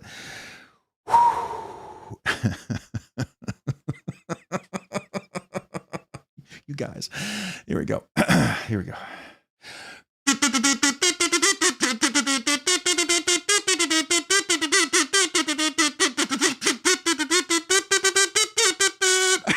I'm sorry, that was a laugh kazoo. I didn't think I could finish that. Oh my God, you guys. Oh, you guys. Oh my goodness. All right, here we go. Here we go. Let's go back. Let's go back. Back to the giveaway. You guys, if nothing else, I'm gonna lose auction and laugh a lot. So that's good. All right. Thank you, Hayton874, man. Appreciate you. Appreciate you so much. All right. So back over here, I'm gonna go ahead and hit refresh one time. Can you shout out to my friend Pat? That's all you're gonna get, Mick. I see the rest. I'm on to you. Hold on. Wait. I'm on to you. I got you on that one. I saw it. Thank God, though. Thank God I did. Because I was about to say it, and then I thought, wait, Robert, using my name, the full name. This is when I'm in trouble. Wait. It's like, Rob, yeah. Robert, wait. It's like, I'm in trouble. So anyways, I was like, why is Rob so red? Well, yeah, you just have to read some of the comments, and some of the things I read, I can't repeat, unfortunately, but they're funny. All right. Here we go. Going back to the giveaway. Let's go ahead and hit refresh. We have 185 comments. Let's see if one more person got a chance to enter that might have just joined. I see 185 comments. So now looks like we might be leveling off. If you just joined, you need time to enter. Type in the number 92. I'll wait 30 seconds for you to enter. What you're going to do is there's a link at the top of the chat or in the description to the giveaway video. Go to the giveaway video, leave a comment. Make sure your comment is PG. If it's not, YouTube filter is going to filter you out. The comment picker won't see it. I won't see it. One comment per person. Duplicate comments will be filtered out. So if you left a comment, it might filter out a duplicate one, right? And then also, I'd avoid emojis. I mean, I've yet to see someone with a bunch of emojis win. I know one person got picked with one emoji. You do you. But that's it. Once we're ready, I'm going to go ahead and click on this link right here. It ends in PIH-K. PIH-K. So I'm going to copy that. I'm going to go over to comment picker. I'm going to hit refresh. We're going to go over here. We're going to paste in the link. We're going to go down here. We're going to get total number of comments. Maybe 185. 184 comments. And we'll go ahead and do a countdown for the giveaway. Good luck to everyone. For those of you who are going to leave right after this, thank you for being here tonight. I appreciate you. There will be a members giveaway next week. It is the Vero Engineering Avid 1. That's the exclusive members giveaway. Probably the best budget, if you can call it a budget, at least for Vero it is, right? Vero Engineering Knife. That'll be for members next week. So if you want to sign up just for 1 month, just to get into that giveaway, I'm totally cool with that. I'm honored just if anybody's a member for a month or more. Honestly, you would not be insulted if you just sign up for that giveaway, okay? If you're interested. But it's a members only. And I will post that video as soon as the live stream ends tonight because I have it uploaded, ready to go, okay? So here we go. But wait just 1 second. We have a donated membership from Jim Cox. Sent one Rob's Nerdy Knives gifted membership from Jim Cox. Jim, let me thank you for that gifted membership. This kazoo salute is for you. Appreciate the gifted membership, Jim. And then it looks like Todd Carr was gifted the membership. Todd Carr, make sure you thank Jim Cox for the gifted membership. Todd Carr, welcome back to Rob's Nerdy Knives. And make sure you enter the members giveaway for next week. Todd, welcome back. Appreciate you. Thank you so much. All right. So we got a new gifted membership. So thank you. Thank you for your kindness. Let me make sure I didn't miss anybody. Was that good? I think I got everybody. Okay, good. I just want to make sure I didn't miss anybody. Sometimes it's the chat moves so fast, I miss things. All right. All right, here we go. This is the giveaway. Yeah, well, not the kazoo, but the knife. The kazoo was just there for fun. All right, so we're going to go back over here. I'm going to refresh it just in case one person got a chance to sign up. We're at 185 comments. Maybe not. Maybe we're right at the peak here and we're ready to go. We got one more person, it looks like, who signed up. So we got one more person got a chance to enter. So thank you for the gifted membership and allowing that one person to enter. It's MXR is the last 3 letters. So I'm going to go over here. We're going to go over here. Let's hit refresh on that and paste that in. We should have 185 comments down here below now. 184. All right. So maybe 2 people have double comments. So let's see. All right, so I'm going to count to 10. Good luck to everybody. Members giveaway next week. We'll have a regular budget banger giveaway next week as well. I think it'll be pretty nice. It won't be as nice as this one because this one is by far the Black Star Design Apex Arc. It's a really, really nice giveaway for everyone tonight. And again, thank you to Black Star Design for this awesome, amazing giveaway. I need to put the link in there. Did anybody find the place where it's being sold? Did anybody find the link for where it's being sold? Can you post that one more time into the comments if you didn't? Here, let me do that. I'm sorry. I got to do this because these guys are so awesome to let us have this knife for the giveaway.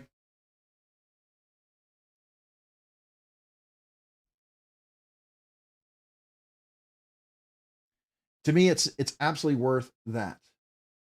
Yeah, it's okay. Black Star Big Cartel, right here we are. Oh, we now have, oh, this is the one with the license. Oh, so, okay, this wasn't sold out before, but now it is. Oh, that's good. That's good, Black Star Designs. That's awesome. We had this was like not sold out. So hopefully you got a few sold. Maybe, hopefully a few people got a chance to check it out and they went and bought some, because now I see you have the ones with the license plate, which is kind of cool. That's a different one. So I'm going to go ahead and do this, copy the link here for this.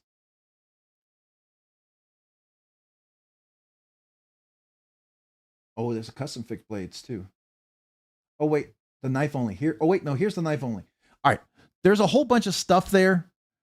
Let me go back. I'm going to grab I'm going to grab this link right here because this is worth, there's lots of options here. Okay. So let me put this in just for everybody in case you're interested in the knife.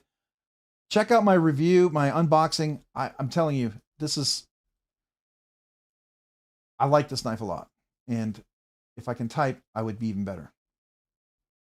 And somebody probably already beat me to it because I am taking forever to type right now. Yeah, somebody beat me to it. Looks like, wait, share Google. Okay. All right. Illuminati Epic Arch Home Black Star Designs. Okay. All right. So that must be the same place, I'm assuming. All right, here we go. Here we go. Somebody had a question. Do you know you get free memberships every month to give? we had to tell Kodiak Edge, Bladesmith, that the other night. A lot of the YouTubers don't know about it. I actually found that out a while ago, and I think I do. Yeah. I usually try to do it at the end of the evening. You know, anyone who hangs around, for sure. Because definitely want people to have a chance to get those. So yeah, good. Thank you for reminding me. I always forget to look for those. That's a good one. So thank you. Yeah. All right. We're gonna go back over here. So I'm gonna go ahead and close this. We got the link. We're gonna go over here. We're gonna go ahead and hit refresh. We've got 186. Do anybody else get a chance to enter? Hey, one more person got a chance to enter. Hopefully it's somebody new. KNG1 copy. Go over here. We're gonna go over here real quick. I'm gonna count to 10. All right, and then we're gonna go ahead and do the pick. So paste that in. Go down here. See if we have 185. 185 unique entries. All right, so good luck to everyone. Here we go. Again, we'll be back next week. We'll have another budget banger giveaway. Not as nice as tonight's. Not as nice as the Black Star Design knife tonight, but it'll still be a budget banger kind of. It'll be nice. But the members giveaway will be about as, I think, equally as nice. I think both of those knives are pretty awesome. So a lot of people, you know, would enjoy either of those. I know I would. So there we go. Right on. Just trying to help. I thought you've done that before. I did it one time before, but I appreciate it. All right. So good luck to everyone. I'm going to count down to 10. Come back next week for the budget banger giveaway and the members exclusive giveaway next week. Please come check it out. And there's a video if you want to see more about the knife that we're giving away. So good luck to everyone. Thank you for those who are here. If you leave after this, appreciate you guys. Have a great evening. Hopefully we'll see you next week. And we'll hang around, talk some knives after this. We're still going to hang around. We're going to talk. All right. So good luck to everyone. 10, 9, 8, 7, 6, 5, 4, 3, 2, 1, and good luck. And the winner is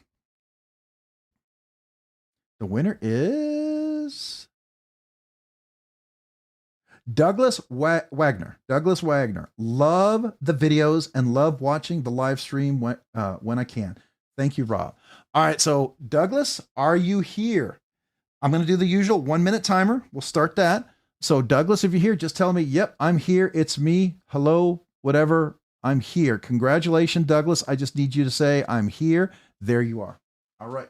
Let me go ahead and I'm just going to check your channel out. Now that it shows the channel name, it's kind of easy to tell that it's you actually, but I'm still old habits die hard.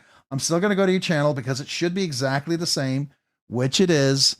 Maybe they did this to help us out to confirm who you are. I don't know, but it does. I mean, it confirms who you are. So Douglas, congratulations. I'm going to, let me grab my card real quick. Hold on a second. It's over here. I left it over here, meaning to bring it over here.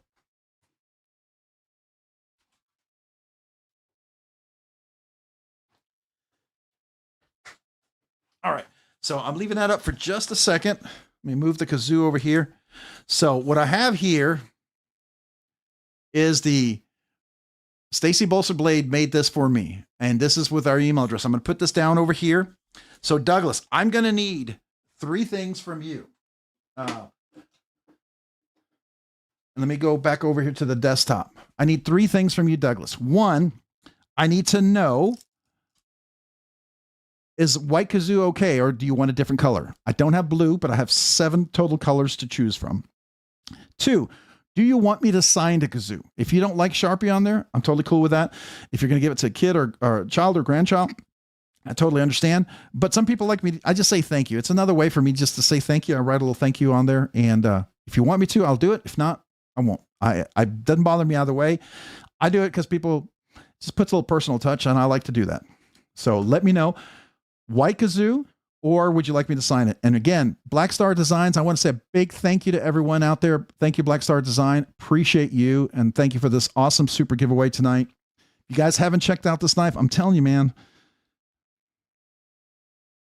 that action is so, it's not even skiffs in there. That's what blows me away. I wanted to put skiffs in there, but I don't have a reason to put them in there because it's just that dang smooth. And it's dead nut center, by the way. Dead nut center. Yeah. And it's just really comfortable. This, you know, all I gotta say, Black Star Design, from the prototype to this, you nailed it. You absolutely nailed it. You really did. Great job. So thank you.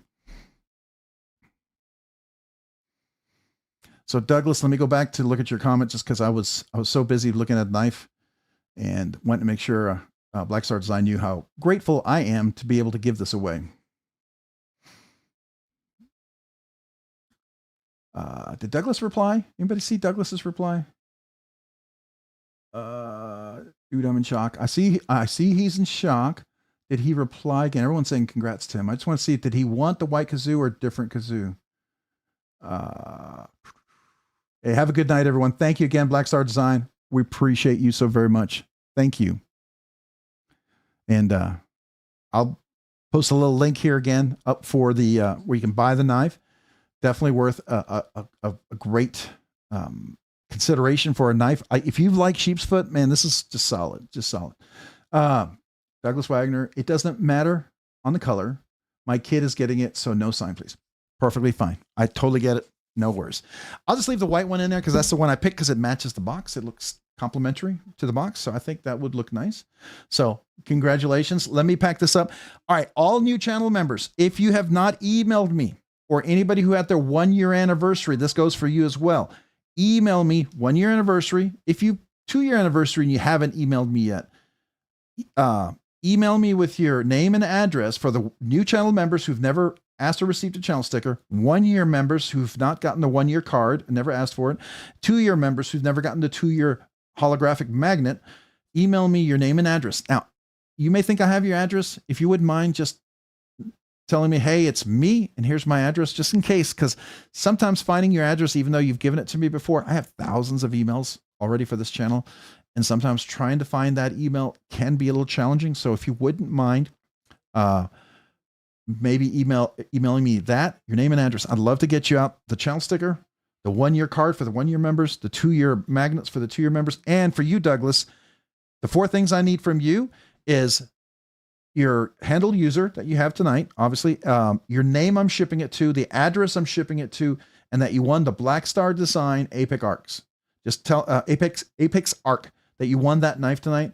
And I'm going to reply to you. I'm going to send you an email with screenshots. All you got to do is cut and paste. It's my way to verify who you are, because sometimes, and it's actually happened once to me, not as much as others, because I've been very proactive in trying to make these giveaways very safe. I put this control in place when we first started the channel because I'm an IT nerd and I'm all about security.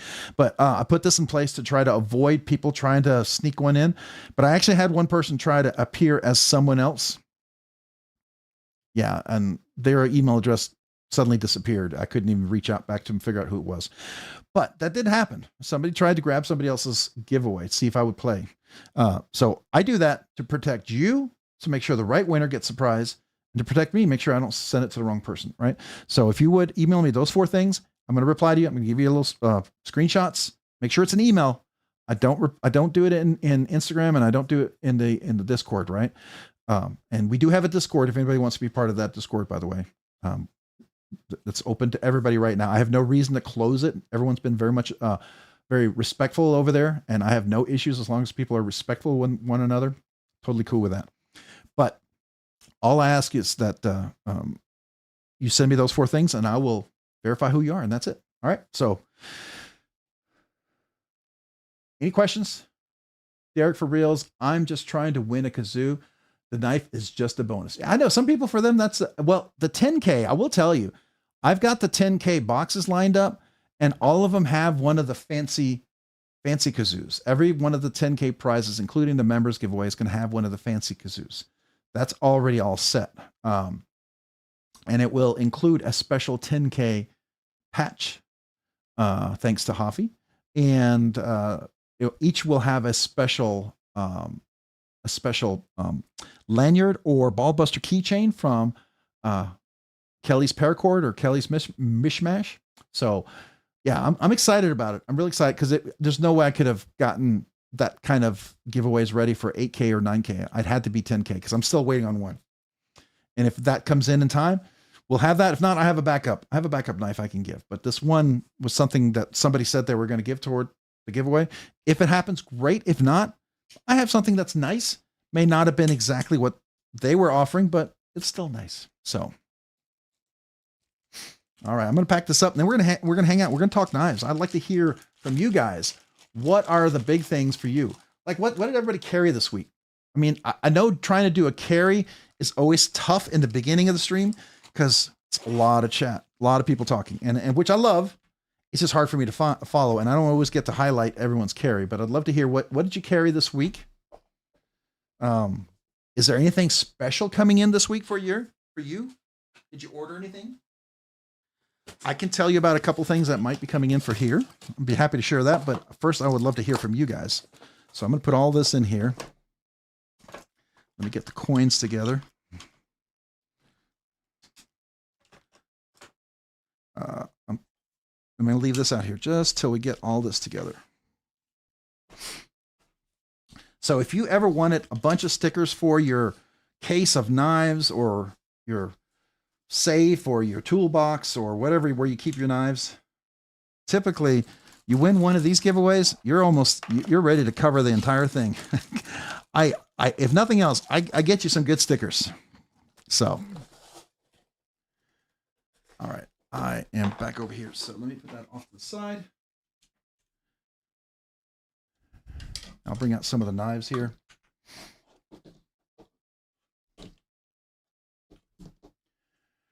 All right, let me catch up on the comments. See what have I, how far behind am I? Emailing you tonight. Well, let's see here. Whoa. Emailing you tonight. Well, the live stream is going. Oh, while the live stream is going. That's fine.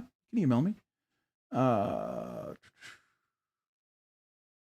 If you guys did know, I actually had a knife sale going on. There's still a few more knives on there if anybody's interested. Hey, good old man on the ridge. Good night. I'm going upstairs to work on some videos and moving to the TV. See you all around. Well, I appreciate you, old man on the ridge. Thank you so much for joining tonight. As always, it's an honor to have you here. Every one of you guys, seriously. Dawn Fission going nuclear. Good night, everyone. Good night. Good night. Thank you for being here. Appreciate you guys. Derek for reals. Hey, if you come up with some money and can make it to a year on the membership, will give me a signed kazoo. You know, I was thinking about that. The challenge for me with the signed kazoo is I could do that. The challenge for me for the signed kazoo is it doesn't ship as cheaply as a 1-year card. When I do a signed kazoo, it's more fragile, so it has to be packaged in a way that protects it. And so that's not just a little dollar shipping, right? When I ship a kazoo, it's going to cost me like $3 to $5. So I'd love to be able to say, yes, I can do that. But as the channel grows, that's a big commitment to try to cover $5 on shipping a kazoo to everybody. It's not because I don't want to. It's just, it's hard to keep up with all those giveaways. I'm more than happy to ship it. It's just, right. There's cost in shipping like that. And I know that seems like, like not a lot, but I don't want to ask you to pay for it, because when I give something away, it's because I want to give it to you and I don't want that to be extra cost out of your pocket. But that's why I try to offer something that I can reasonably manage for the channel. And the kazoos is always a little more challenging. So just trying to be upfront about it. So it's not that I don't want to, it's just, I'm trying to consider the cost, right? That being said, I don't like the idea of saying, hey, if you'll cover the shipping, I'll mail it to you. But that's, you know what I'm saying? Just so you understand where I'm coming from. I don't like going down that route of like that. Now, I will tell you one route that I am going down. I am looking into something, and I don't know if you guys are interested. I think some of you guys said you had some interest. I think I'm going to do, I always feel so vain, so full of myself when I say this, but I was going to do t-shirts. And I've talked to somebody, one of the channel members whose wife does t-shirts, and we're going to get something together. I want to do t-shirts. I don't want to do super cheap t-shirts like Bluminati Ninja. I got your t-shirt. I wore that last week. That's such a nice t-shirt, right? I want to do quality t-shirts like that. And I've mentioned this and a lot of people said they had interest. So if that still is there, what I was thinking of is either going to be a black t-shirt with a white logo, maybe here. Let me go to my face. here on the sleeve or maybe on the chest, and in the back it would have another logo. And I was thinking of calling it the Nerd Crew, the Knife Nerd Crew, or something like that. I actually had a logo that I actually created. Let me see if where's my phone? What did I do with my phone? Uh-oh. Oh, no. Oh, did I lose my phone? I don't know where my phone is. Oh, here it is. I put it over here so I wouldn't lose it. But I was thinking like we'd have the white logo on a black shirt and a white shirt with a black logo as options, right? And I wanted it to be all cotton. One, because it's cooler, it wears easier. I know some of you guys would probably love fit shirts, but I'm not a big fan because I don't look good in a fitted shirt. I'll just tell you that right now. So let me show you what I was thinking about. And you tell me what you think. So is this something somebody's interested in? I would have to cover the cost of the shirt and the shipping, and I would hope a little bit extra so I can have some extra shirts on hand in case people wanted to buy more, so that I could continue to have maybe shirts in inventory. That's kind of the idea, right? You want to be able to cover the cost of getting the shirt made and then getting them in and shipping them. And then if people wanted to buy more, then once I sell more, then I could buy more. You know what I'm saying? So it kind of rotates like that. That's the idea. I don't want this to be like I'm going to try to make money off of anything. So let me just show you what I have here. So I was thinking on the sleeve, it would be the RNK Crew, right? That could be on the chest and the back. And then I thought we'd have on the back of the shirt, it'd be the Nerd Crew. I thought that was kind of interesting. What do y'all think about that? Just a thought.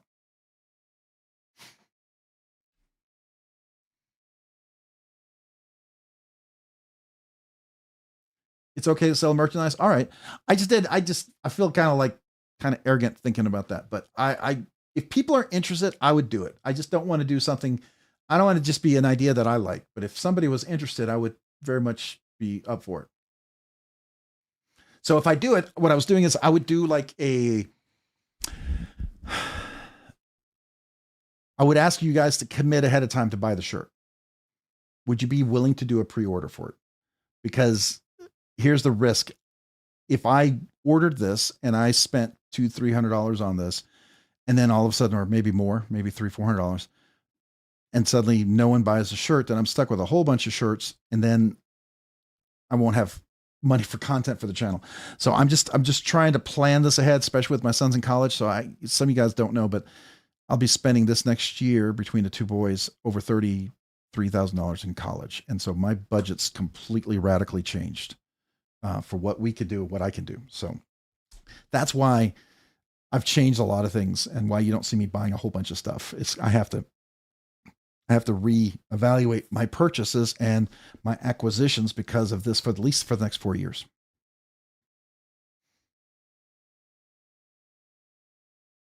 Oh, just wait. That would be a good one. That would also might be a good emoji, don't you think? If we added that as an emoji, that might be cool. You like that? So here's Daniel. My best buddy is a professional graphics design artist. He works and he doesn't have any books opening, because he's my buddy. I asked him when I started the channel, would you be willing to do a logo for me? And so he's like, okay. He said he would. And when he did it, I had an idea of, Rob's Nerdy Knives. I don't know if you notice the hair, the only thing that's not a knife is the glasses. Every one of these letters and all the hair, that's all knives. And so he put that whole, it's kind of a silhouette. It's a simple but easy to kind of simple brand logo that kind of sticks, right? So I wanted it to be something that would be clean and easy, right? And kind of timeless. That's what I was hoping for.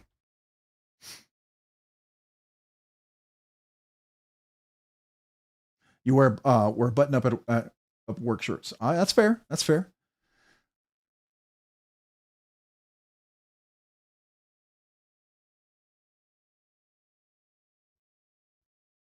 Yeah, I appreciate that. Yeah, I mean, that's the whole thing. It would determine, that, right? And who knows? I mean, I don't know. I have to find out from this person if the volume would decrease the price. Because if it does, then I would probably, if it does and we get enough ordered in, I would probably try to throw something else in there, right? you know, who knows? Maybe I'm not trying to make this as like as a carrot on a stick, but maybe I'll throw in a kazoo or you know, something like that, right? I figured that would be kind of cool. So definitely wanted to be something enjoyable. So, but wait, yeah, we need a Rob's Nerdy Knife. But wait, I agree with that one. How about that? Oh, hey Nate, but wait, but wipe. Oh, but wait, but wait. Okay, sorry. There we go. I thought you're calling me a butt wipe. Oh, but you're calling me a butt weight. Okay, I got you. I'm just kidding, man. Mick Ranger, I've got a couple like that, but they're cheap ones. Okay. Yeah, I've had a few fake ones too. Oh, fake ones. What? If given a choice, I would prefer a clean t-shirt. So that's what I was thinking about is personally what I was thinking is I was thinking 2 colors, only because it's kind of the colors of the themes. Like, you know, my patches. I kind of went black and white, like a black patch with a white silhouette, and then I did a black silhouette with a white background. And I thought a white t-shirt with a black silhouette, my wife wouldn't want that. I like that. But then a black shirt with a white patch, which is what my wife would prefer, but I figured a lot of other people like. So you have a color of a dark or a light. Depending on how that goes, and if people have enough interest in other colors, and I'll find out if other colors are possible. I don't know if that adds to the cost. If you do all the same color, is it cheaper? Because I try to make it as inexpensive for people as possible, but I would need to, what I need to do is I need to put a poll out there and say, hey, if I did a t-shirt, this was the kind of the idea, would you guys be interested? I'll just throw that out there. And if people say yes, you know, I just kind of get an idea. So I'll throw that out there. Would you guys be willing to maybe respond to that poll? But what? 3x3 EDC. I mean, but wait, that's right. Rob's Nerdy Banana. You guys, no. I can't even say that. Black with blue. Hey, wait a second. Are you beating me up now? Poop. I'm on the wrong account. Okay. Is an RNK flashlight a possibility? I don't even think about EDC gear because I know this is going to sound weird, but I know a lot of people have aspirations to design a knife, to design EDC gear. I honestly, you're going to think it's crazy. I've never had any aspiration to design that. Let me rephrase that. Yeah, do I have an idea what would make a really good thing? Yes, I do. I have very strong opinions about that. But I never did a channel, never did any of this because I ever had a goal to do that. I've always looked for creativity in other people and to find that perfect one, right? I've said I never did this so I could create a knife. That was never a goal of mine, right? Never. Now, have I given a lot of my feedback to a lot of knife designers? It seems I do that more lately. A lot of people ask for what are things that they think are important. And they're things that I just notice on knives that are successful. And I'm just looking at it from the perspective of, I know what people say they like. I know what people say that's important. But if you look at it from an objective perspective, you'll notice something consistent in the knives that do well. And if you're willing to take your personal preference out of it and just look at it from that perspective, what makes those knives successful, you'll find there's some common themes. They're not always consistent. Some design aesthetics win out even over those common themes. There are some design elements that will win. But on average, certain aesthetics, certain ergonomics in knives always prove to be more favorable for like evergreen type of products, knives that always are sold consistently or favored or carried or in people's rotation very regularly.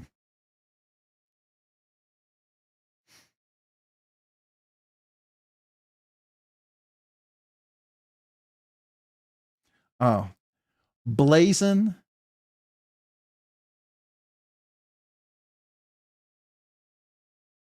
I'm not sure what that says. Blaze. Is it blaze into hose? I can't, I'm, I don't know what this says. I'm sorry, man. Wait, is Rob spelling gently use banana hammer? I'm not, you almost got me say it again. Ooh, you almost had me. You almost had me.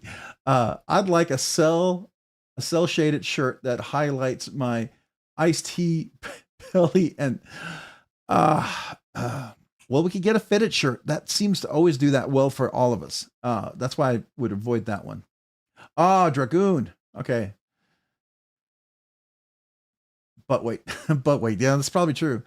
But here's the thing that I've always been accused at by my wife is I'm the buttless wonder. Apparently I have no butt. I'm kind of like, what's his name? Hank on Hank Over the Hill or whatever it is. Hank, it's like, I have no butt. So there you go. Ironically, I was also the strongest power lifter with squats and everything, and I had no butt. So you don't always have to have big old butt cheeks to be able to power lift and squat weights. Apparently you can have muscles elsewhere. So gray with black would be really a great kind of a stonewash blade DLC. Yeah, I could see that. So, I mean, that's an option. I just want to see if there's an interest first. And then I would like to see what colors would work. I mean, I have an idea just to start off with to try to be simple, but then if it's possible to have different shades of different colors in a pre-order. So like if I said, hey, if we ordered 20, 30 shirts, 10 people wanted this size and this color and people wanted this size and this color, could we order that? Would that add extra cost? Now, would it be significantly cheaper if we had, 20 in this color and 20 in this color? Would that be cheaper? Then, we might limit it just because I'm trying to make sure it's something, it's the best price for a good shirt for everybody. I don't want it to be so customized that some people are priced out of it. Right. Though I'd love to be creative with it. I'm not even sure. I still don't believe that more than 10 people would even buy a shirt. And I think half of them would be my family who would buy them. In my mind, I just can't imagine anybody else. Oh, wait, we got a super chat. Hold on. I almost missed it. My goodness. Look at me just talking away. We've got Knife Nut 69, 10 for 10K. Congrats on the success, Rob. It's well deserved. Well, I appreciate that, man. We're almost there. Right? And we're getting there. It'll happen, I think, someday. I'm hoping. I think it's going to be at the rate that we're going. I think we're probably about, at best, 3 months away. I mean, it could be, if things pick up, it could be faster. At worst, about 4 months away from hitting 10K. Maybe it'll speed up as we get closer. So let's say 3 months, maybe less than 3 months away from hitting 10K. If that's true, that'll be amazing. And that would bring us into 10K in, what would we be? So 1, 2, 3. So probably maybe the end of October to beginning of November, maybe. I think it would be amazing. I would, if it happens, right? If it happens, I'm not guaranteed tomorrow, right? I'm not guaranteed tomorrow. So I always appreciate what is here now. So thank you for that. Let me heart that super chat, and let me thumbs up that super chat, and let me kazoo salute that super chat. Appreciate you, man. Thank you, Knife Nut 69. 10 for 10K. I can't even believe that that's a possibility. Honestly, I still blows me away that that's even a possibility for this channel, right? It still blows me away. So thank you. This kazoo salute is for you.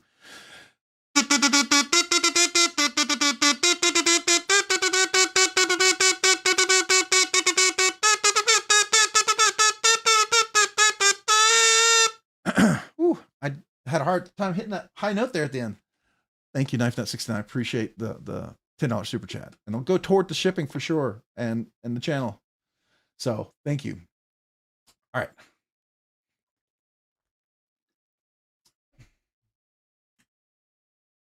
YouTube is going to change Rob's name to Rob's Buttless One. That's what she called me, right? I've earned that name, right? The problem was, you know how you had the padding and the shorts and stuff. I mean, literally, my wife is like, "Why is there so much room in the back of your jeans? There's like there's all this room. You could hide. I could shoplift and steal giant butterball turkeys and stick them in the back of my pants because I have no butt, and it would still barely fit out. I could put them two back there and barely fit out or fill out the butt cheeks. That's how little butt I have. But I know as soon as I said that, somebody's going to go somewhere I probably shouldn't have, so I'll just let that go. Gotta go for tonight, guys. Hope everyone has a great week. Thanks for the great live, man. Appreciate you, Roger Baker. Thanks for being here. So. I don't even know what to say. Oh my gosh. Loser. Now, is it loser or is it supposed to be like a different way to say loser? I'd hopefully it's not loser, but appreciate you being here, man. Thanks for being here tonight. No. People will buy your shirts. We love you, man. Okay. All right. I will do the shirts. I'm the gentleman who's helping me out is going to talk to his wife. I think she was traveling and she does this for a living. And so, I very much, I would like to see, I want to charge it fairly. So it's a good shirt. I want to make sure we cover the cost of shipping, manufacturing. I want it to be a good sort of, material. I don't want that decal that peels right off, right? If it costs extra to do that, I want to pay extra for that because I want it to be not a shirt that you put on 2 or 3 wears and it's already starting to disappear. That's very frustrating, right? I want it to be a nice cotton that fits well. And then it's something you would enjoy wearing, right? You feel like you could wear regularly. So I want to do that. That's my goal for the shirt. I'd be willing to do that for one shirt for myself, right? But I'd love to offer that to others if people like that. And I'll find out about the colors, what the possibilities are in the colors of the shirt. Now, mind you, the logos, I try to make it simple. I'd be a white or a black logo like we were talking about. So if it was a darker color, it'd be a light white logos that I just showed you. If it was a lighter shirt, it would be the black logos. So I just want to throw that out. I'm just kind of curious if anybody was interested in that. So we'll do that. Mick Ranger, I'm here with you, my man. It's a dang shame. Uh-oh, what's going on? See you, Roger. Night, Roger. Is Roger leaving? Hold on. Why is my mouse not moving? Oh, Roger Baker. Okay, y'all saying goodnight to Roger. That's right. I just said goodnight to Roger. Why did I think it was somebody else? Don't skimp and buy cheap cheek pads. A blowout can ruin a good lawnmower race. Dude, guys. Oh man. Lahoozer. Oh, it's Lahoozer. Lahoozer. Okay. Thank you. Lahoozer. I can do that. Lahoozer. Oh, it is. Wait.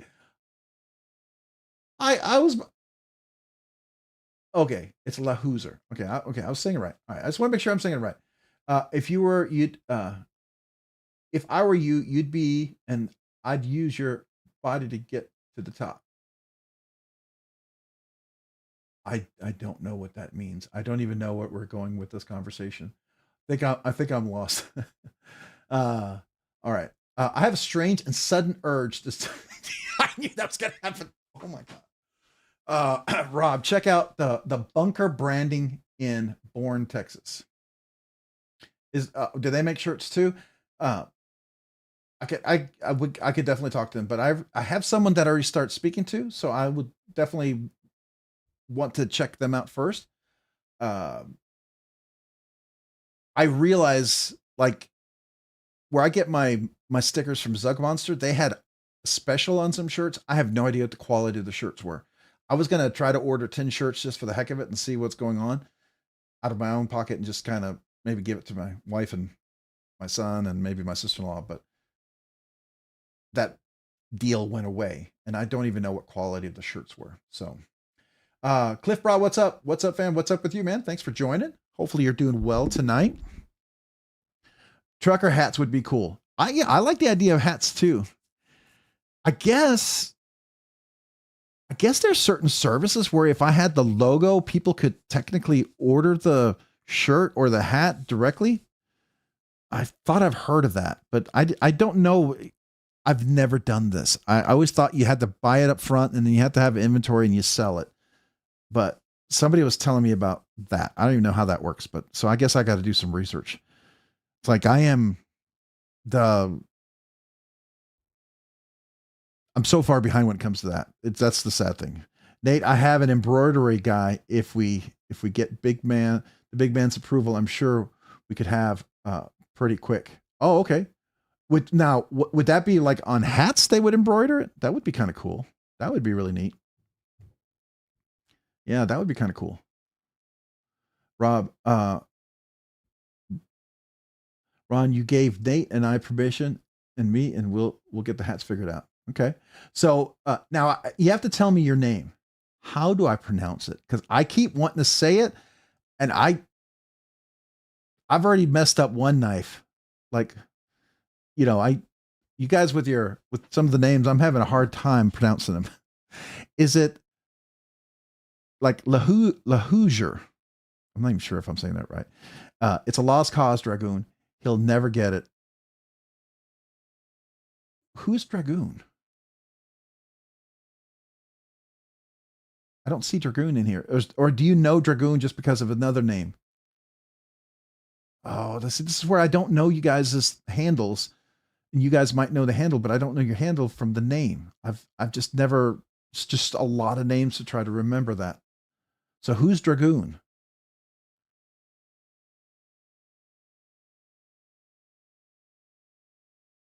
Oh, blazing them. Oh, blazing them hose. That's what it is. Okay. There we go. Well, I mean, at least we know what that is then. Dragoon is blazing them hose. Okay. Thank you guys. YouTube is messing up. It's Dragoon and his name is Lahoosier. Lahoosier. I was Ace Ventura. Okay, I got you. Oh, okay. All right. Yeah. Okay. So much to remember here. Laid off Pete, trying to find out who makes traditional pocket knives shirts. They are top notch. They have great hats too. Whoever their manufacturer is, it's awesome. Oh, okay. Yeah, I that's kind of what I was hoping for. Except, I'm not like a huge business where I've got all the revenue to spend. Because sometimes when people buy bigger companies like Big Idea Design, when they get stuff for like Blade Show, I mean, they put an order for thousands of dollars in merchandise. I don't have that. So I'd love to do something nice, but I just want it to be something fun that we all kind of come together on. So I feel like I'm spending way too much time on this already. If you want to email me some ideas and places to contact, I'd love to check them out. Let's talk about knives because I feel like it's too me focused. I don't like that. So I want to talk back about knives and stuff. So here's my question to you. What knife? First of all, what's your carry this week? What's everybody been carrying today or this week? That's the first one. Second of all, what do you got coming in or just came in or will be coming in that you're really looking forward to? And then 3, is there something you're looking to buy when it becomes available?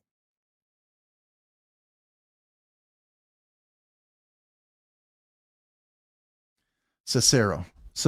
Okay, so Cicero. Am I not saying correct? Cicero? I thought I was saying that. Was I not saying that?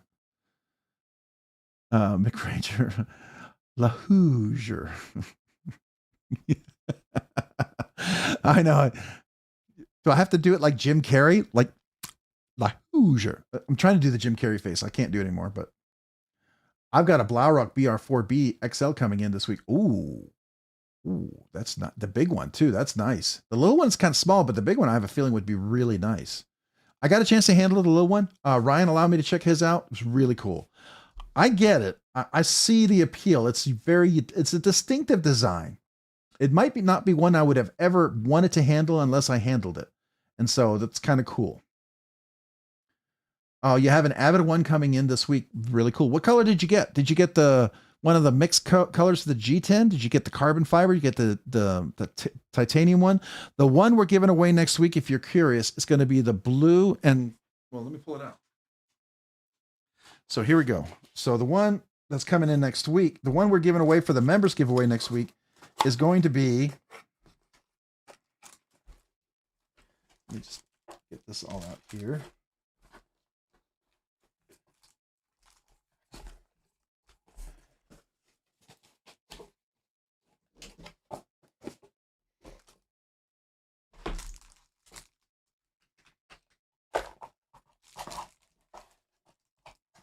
just making sure I put all this stuff back here real quick.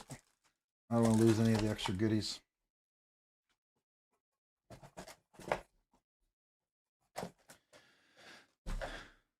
All right, so this is the one we're going to be giving away next week for the members giveaway. You're going to get the Vero engineering cloth, and this is the blue and black one.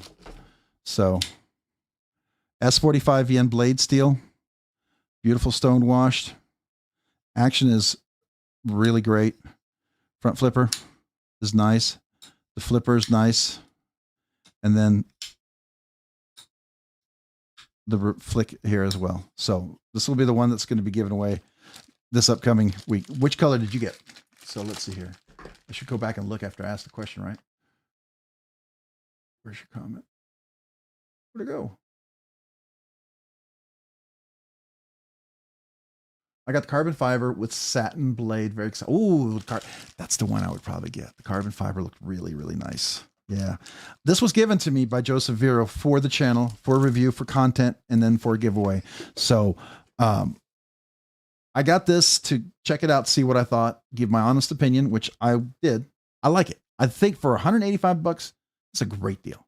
I mean, if I've had a lot of Vero engineering and nothing's ever been that inexpensive, but the quality for what you get, it's a pretty darn good deal. It really is. So I was super excited to get a chance to check it out. Joseph, checking out Vero engineering for me is kind of like a safe thing. It'd be rare that I'd find something I don't like, right? It's kind of like quiet carry. There's very low chance I'm going to get one that I'm not going to like or can't appreciate for what it is. It just may not fit me. Like the Waypoint L it was too big, but I couldn't deny it was great quality. And if you had a large hand, it was absolutely phenomenal. Being the fact that it was a little bigger for my hands, I felt like it was a challenge for me, but I still think it's a fantastic knife. I'd highly recommend it. I got a Ferrum Forge, Elorus, a Ferrum Forge Archbishop 3.0 and a Meteor Hurricane. That's coming in? Or is that what you were carrying? Where did you get the Elorus from? And the Archbishop 3.0, are they making those? I thought they stopped making those. I know I'm going to sound like a total ignorant person here when I say that. I'm going to start wearing diapers for the lives from now. Oh, I might need to. I don't know.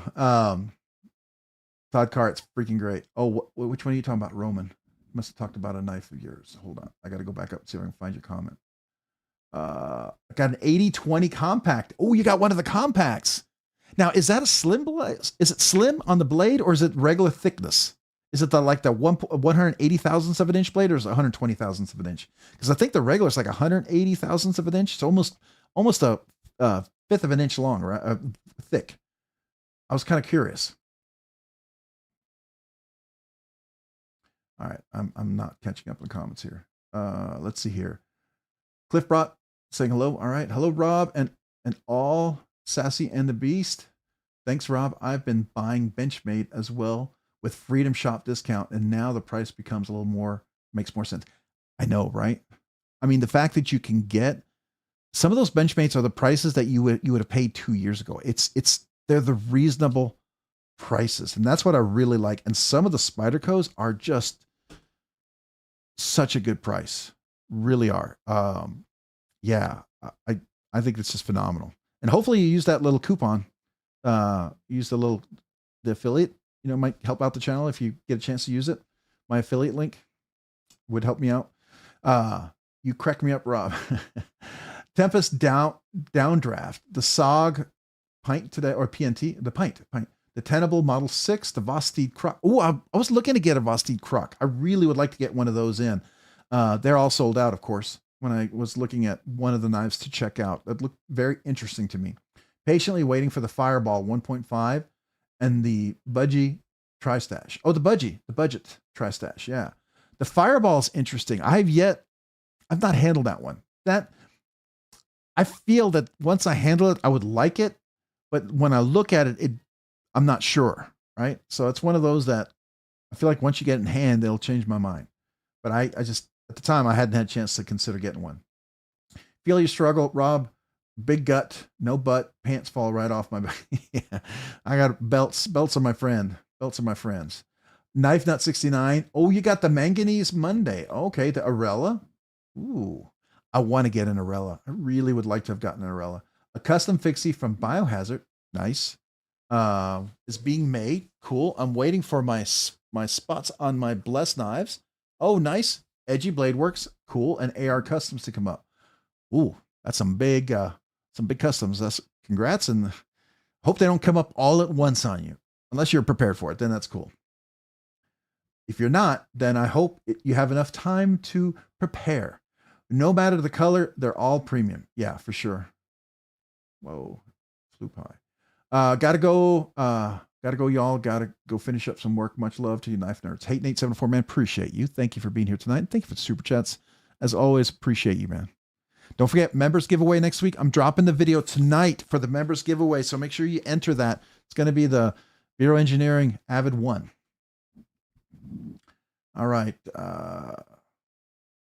I got the River's Edge Cutlery Rattlesnake Micarta Shaman. Ooh, that's interesting. What steel is on that Shaman? Is it S30V or is it one of the premium steels? The Shaman 2 a few weeks ago, and the Bug Out with the aluminum and Richlight after that, and the Concept Fernar last week. Nice. And Dremel, the last limited edition Sage 6. Cool. Are they? They're not. I keep seeing places get them, and I wasn't sure how long they would have them. I hear it's not like the Sage 6 with the premium steel may not come back as an S90V, but it might come back as something different. You know what I mean? There'll definitely be other versions besides S30s, from what I understand. I could be wrong. That's kind of what I heard. Manix 2 lightweight in the pocket, Sage 5 in the EDC pouch. Cool. Very nice. The Meteor Hurricane is fantastic. Oh, Lazy Boy EDC. Okay. It's a beast sever. Okay, you guys talking some, that's nice. Subsuckers, long day, I'm out. All right, man. Have a great night, Chef Rocky. Appreciate you, man. Love to you and yours. Before you leave, what were you carrying today? Anything cool? If you haven't left yet. Love to you and yours, my friend. Same to you as well. The 20 compact is thick. Is a thick girl, but I love it. Big, bold, and beautiful. You gotta love that, right? I mean, small, but big, bold, and beautiful still. Nice. See you, Chef Rocky. Chef Rocky, have a good one. Everyone's saying goodnight to you, man. That's awesome. Let's see here. Lazy Boy. Hey, Rob, have a few Crocs on BladeBinge for some good prices. Okay, I'll go take a look. Thank you. Is that the BladeBinge shop or resell? Let me go take a look. I'm trying to catch up in the comments. I know I'm behind, so I'm just gonna get the wiener knife. Quits. Yeah, the wiener knife. Nate, can I think about you when I'm in the tub? Still gonna. You guys. Todd Carr, yeah, it's overall 1/2 inch blade, and the scales are shorter. Perfection. Oh, that's cool. I've had my on it like an eagle, waiting for the Rex 121 Sage 6. Oh, don't even tease me like that. No. Wait, did you hear something about that? That would be epic. That would be freaking epic. Did you order that cat scratch? Hi, everyone. Leon Netier, welcome. Appreciate Leon. How are you doing this evening? Hopefully you're doing well. Secondary. Okay. See here. Rub-a-dub-dub. Think about hate Nate in the tub. Guys, G&G Talon and the 11th year anniversary of the Civivi Arctic Storm number 57. That's cool. All right. The Hoosier. The Hoosier. Rob, how about a pair of biker shorts with Rob's nerdy knives in the front and the one in the back?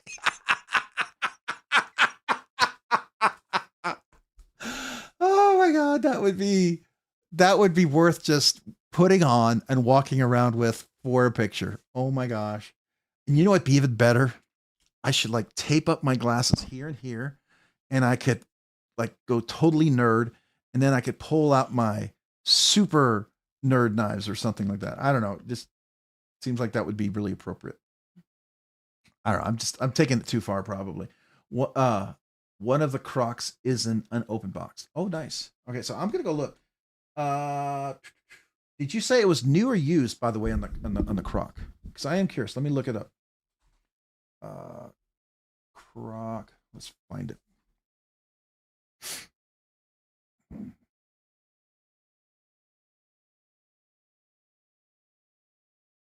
Hmm.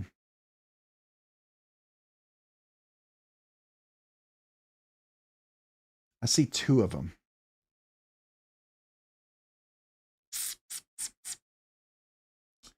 Oh, there's a Bel Air.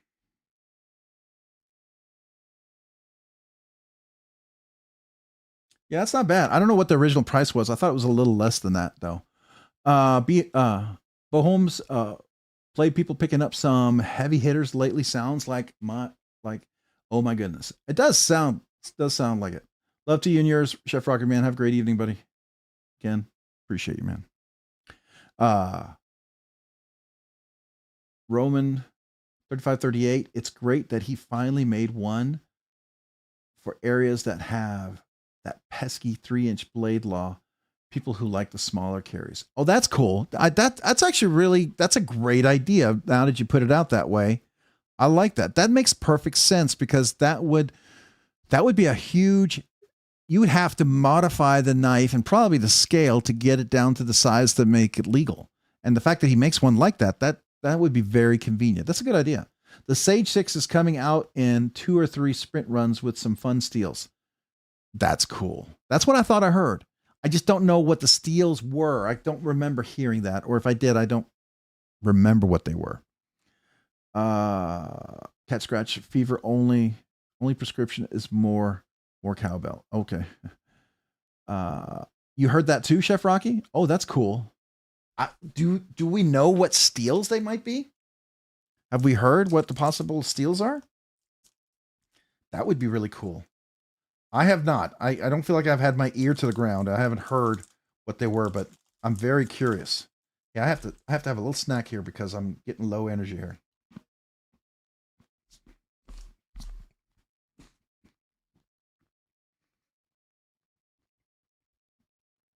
Okay. I saw the two.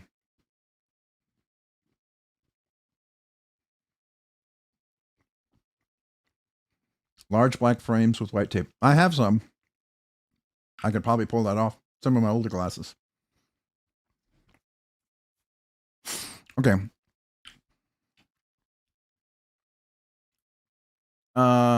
Blazing, you said today's carriers is the Asher Spiro 20 CV. Nice. Kershaw Mini Towser K. Nice. Matt Carter Scales. By Dale Sorrell. Oh, cool. And the Guardian 3.5 in crewwear. Nice. Should be the end of the month by September, I think. Oh, that's cool.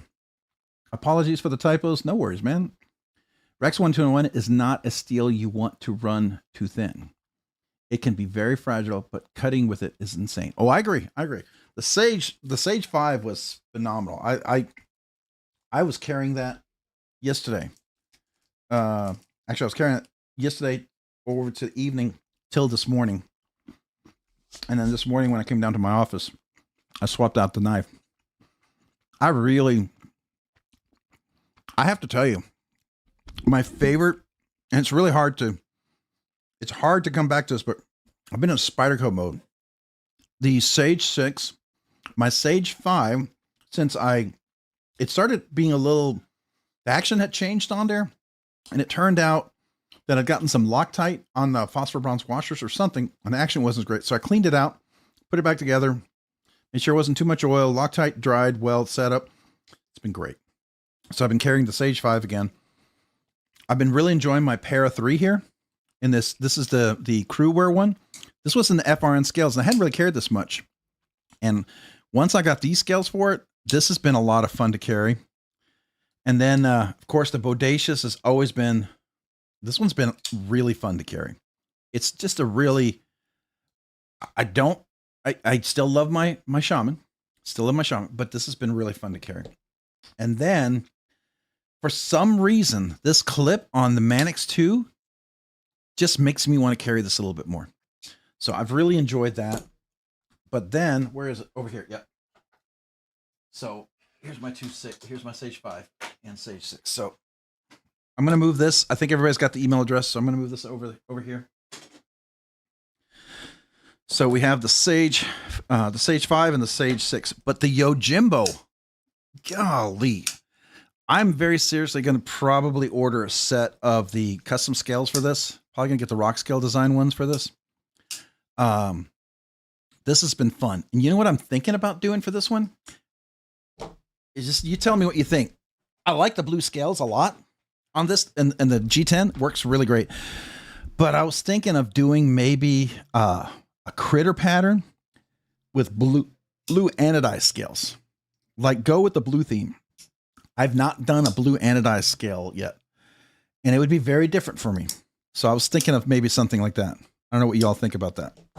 I think that would just complement that already. I've never been a Medford fan, but 4 days ago, Greg had a video on his black card knife. Check it out. Oh, I've not been I have one Medford, my Gentleman Jack, the slip joint. I love it. It's probably, I'm going to say this, some people are going to be very offended, so forgive me. The Gentleman Jack is my favorite Medford. It's a one Medford. I love that knife. It's great. I think it's the best Medford he makes to date that I know of. I want some more Rex 121 because the steel, it's a steel you have to respect and make, and it makes me better knife enthusiast. That's true. That's true. It is a pretty hardcore steel. Yeah, some people are saying that maybe I know they were going to do some other steels. I would love to see Rex 121 on the Sage 6, honestly.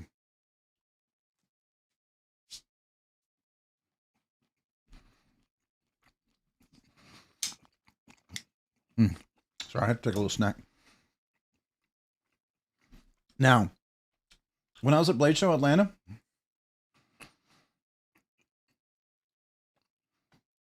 I can neither deny or confirm that I spoke with someone from Spyderco, and I asked him, I said, this button lock, it's money. This would be really great if you had it on, like, let's say the Para 3, the PM2, or some of the other knives. They looked at me and said, I can neither deny or confirm whether that will happen.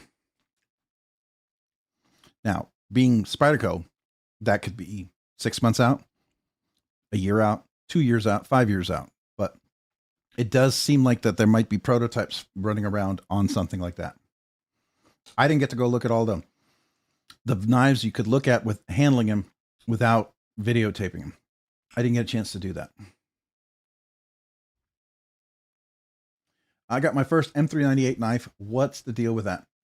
It's not like Rex 121, but it would be like Rex 76 or S110V. It's definitely more edge retention, but it's more brittle. It's not as tough as M390. But it does retain its edge better if it's heat treated well. And it will be kind of like what would be equivalent? Not Maximate, not Rex 45. It'd be more like Rex 76, I think would be a close one. S90V, but more S110V, I think. So edge retention would be higher.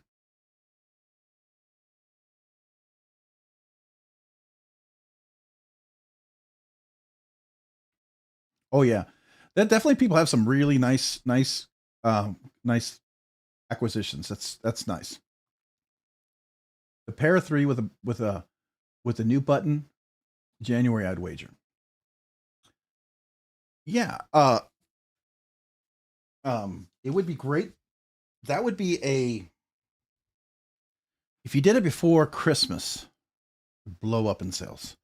If you could get it before Blade Show Texas, it'd be awesome. Or drop it at Blade Show Texas, because that's typically, you have the big drops at Blade Show Texas, Blade Show Atlanta, and Blade Show West, right? That's when usually the big 3 drops occur. And so, like, ProTech likes to drop a lot of their stuff at Blade Show West, it seems. And then people, there's those who want to get in early in the year, they'll do Texas. And then those people who are hitting the big want the big numbers and they have the big inventory, that's usually Atlanta, right? At least that's what it seems like to me. I don't know.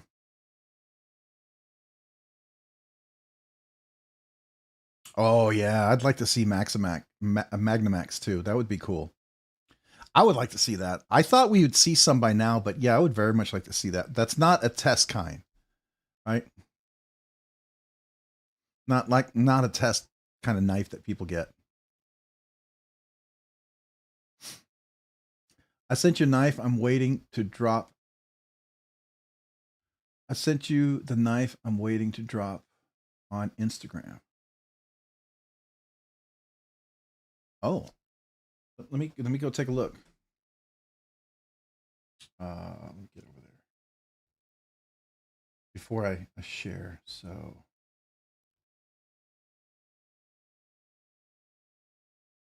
ooh, what is this? Oh, let me turn the volume off. Hold on, hold on.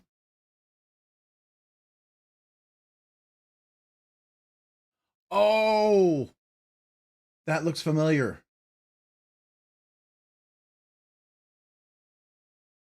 I was talking to, that's who is that? Hold on. I know you're gonna tell me, but I'm trying to remember before you tell me. That is, oh, I have to go far back in my conversations. Aurora Blades, right? That's an Aurora Blade. Is that it? Sever 7? Yeah, Aurora Blade. Yep. Hey, Ron Dobbins, what's up, man? Yes, I was talking to him about that because I had asked if he had one that I could maybe look at too, borrow or something, because I'd very much like to look at it and drop it too. Because that one looks very interesting. It's a recurve, and I'm not a recurve fan, but it's really nice that it's one of those that could, you know what I'm saying? There's things that you get that can change your mind about things you don't like.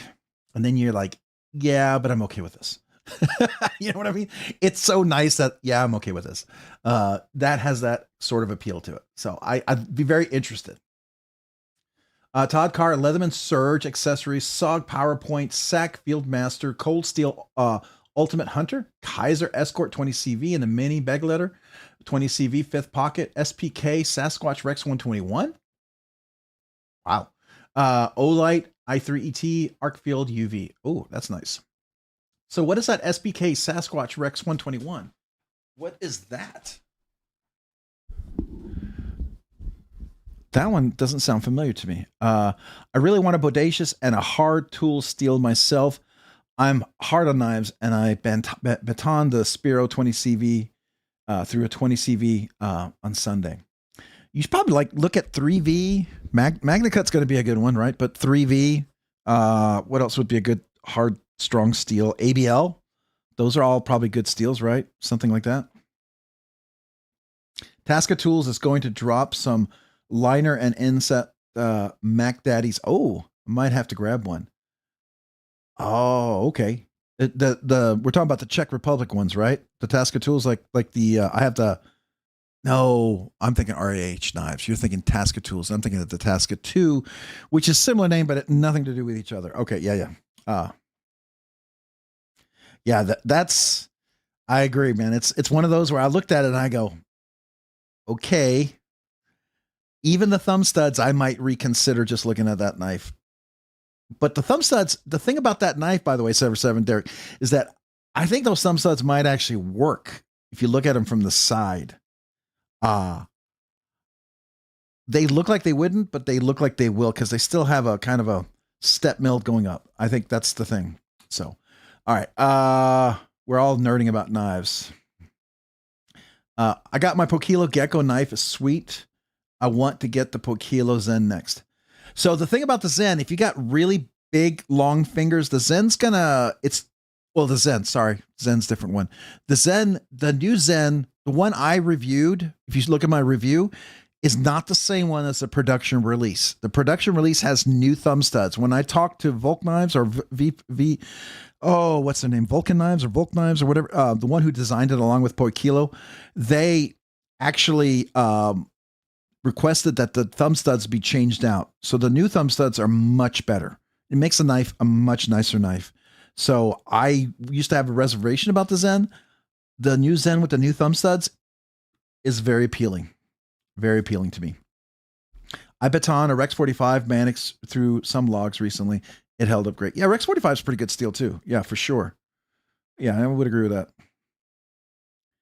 that. Do you prefer the Dixon over the Mac 2 these days? So my Mac 2 is like it became a grail knife for me because it was I'd always wanted the Mac 2. I always wanted a hollow ground Tonto version. And then when I saw the new anodizations they did, I always wanted to anodize it in a certain way. And then when I saw the inlays, I always wanted a specific inlay. I wanted like a, what is it, like the silver 12 carbon fiber or something like that. And I always had this idea I was going to buy one, and then I was going to like line up people and going to see if Jay Dizzle might do an inlay for it, and then see if some other people could do some finishing on it and all this. I ran into the Texas Blade Show entry that they had, the one I have with Timascus inlay. It was what I wanted. So I love that knife and I enjoy carrying it. And it's a great knife. And I really love that knife. But the Dixon, I really love too. They're so different that I feel like they compete in the sense that they are a knife that competes for my pocket time. They don't compete in the sense that they're Mecanese knives, right? It's like sometimes you can have a couple of knives from a manufacturer and you're gravitating toward it when you gravitate toward that design of the manufacturer, but then you like which of the designs calls you out. When I want to carry the Mac 2 and I want to carry the Dixon, they're so different that they're like, there's never a time when I want to carry the Dixon and then I'm kind of in a toss up between the Dixon or the Mac 2. Usually when I want to carry one of those, it's because I want to carry something about that knife that pulls me in. And if it's something about the Mac 2, I'm not pulled into the Dixon at all. And there's something about the Dixon, I'm not pulled into the Mac 2 at all. So you see what I'm saying? They're not competing. So in that regard, and I'm making this really long explanation, is that I like them both, but I mean, who's gotten more pocket time for me? It's going to be the Dixon. The Dixon absolutely gets more pocket time. I have to withhold myself from putting the Dixon in my pocket regularly because I pick it up and I want to carry it a lot. I like it. There's a lot of knives I pick up that I want to carry a lot. And that's the challenge I have. So, it's like, if I do that, I got to like try to force myself to look at some other ones. So does that make sense at all? Am I making sense? I mean, that's a lot of talk to explain myself. Yeah, I believe they will do a Rex 121 since they have not released other models with that steel. That would be cool. Anyone catch the special drop from Medford the night before back? The Black Card D2 micarta for 13. Okay, that's the one you were telling me about. So let me look that up. I need to look that up. Is it on Instagram? I hope it's on Instagram. Let me look it up. Wrong place.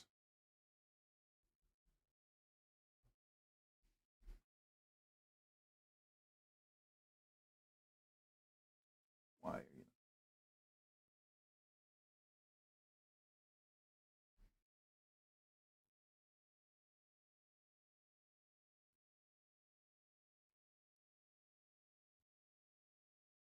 Did they blacklist Medford Knives? Because I can't find them. Why can I not find Medford Knives? I hate this. The only way I can find them is I have to create a chat. Okay, let me do that.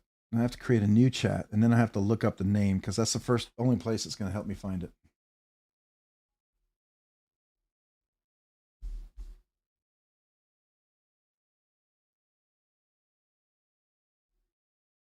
There we are.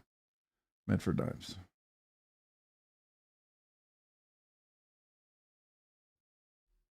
Okay, it's Medford Knife Official. All right, so let me see if I can look it up without. So you got to look it up exactly.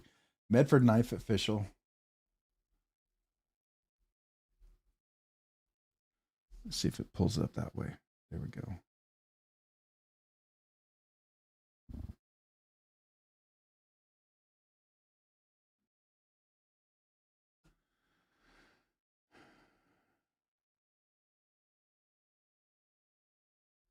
Why are you not opening? Oh, man.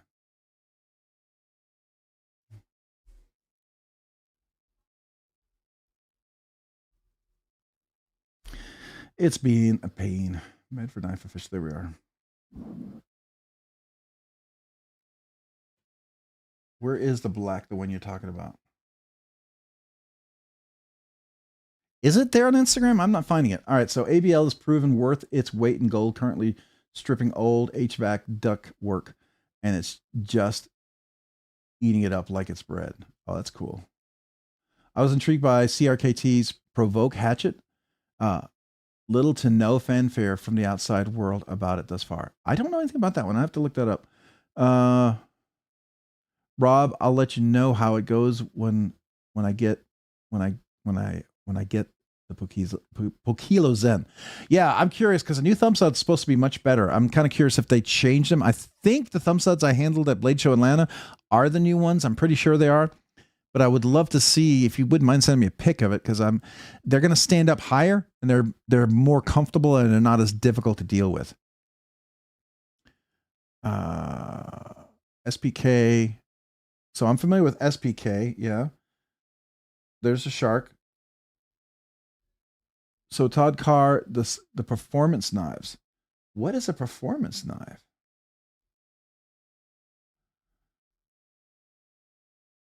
Products.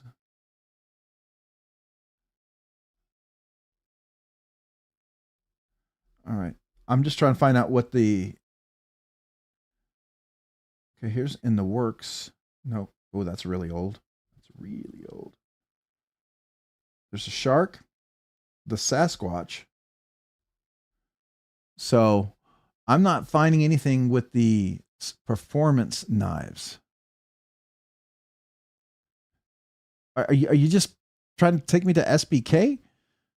You know, I'm just trying to see what you're trying to help me find. I'm assuming you're now Steingraber Performance Knives, and maybe that's what SBK stands for, and that's what all you're doing. But I'm just not sure what I'm supposed to look at. So sorry. I've like 5-6 conversations, and I'm trying to keep up with them. Not always very good. What up, buddy? How's it going? Okay. Oh, you're saying hello. All right. Trying to be sure I'm not missing conversation. Man, I am way behind again. All right, let's try this. All right, any of you attended the WeCVV Suncut Live whatnot today? I did not. I don't do the whatnot. I'm not sure how I feel about that.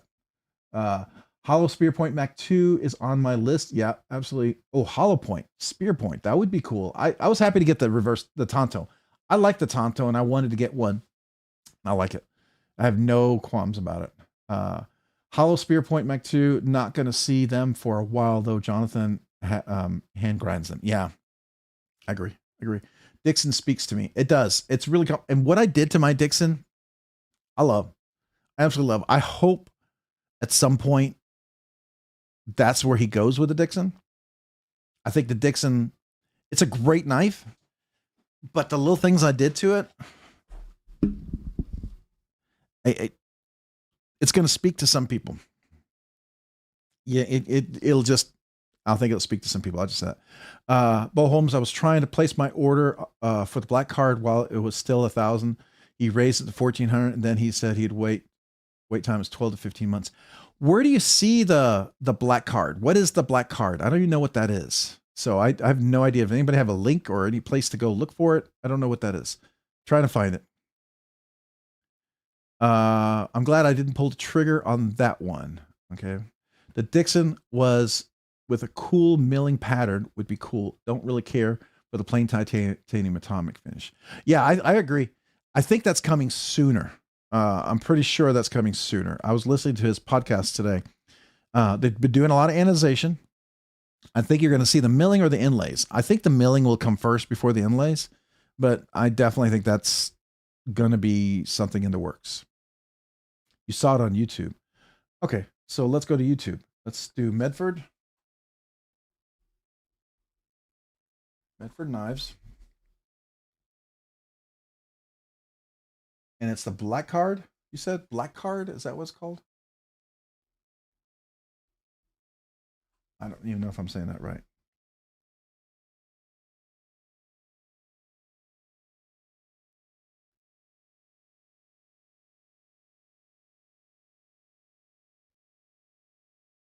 Huh.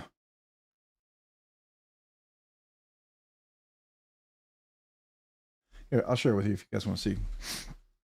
There's no audio. I'm just trying to see. Oh, is it an integral? Wait, can't tell. No, it's not an integral.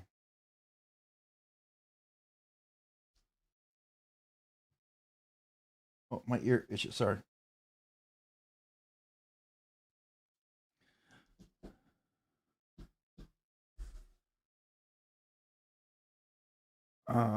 I don't know what I feel about that.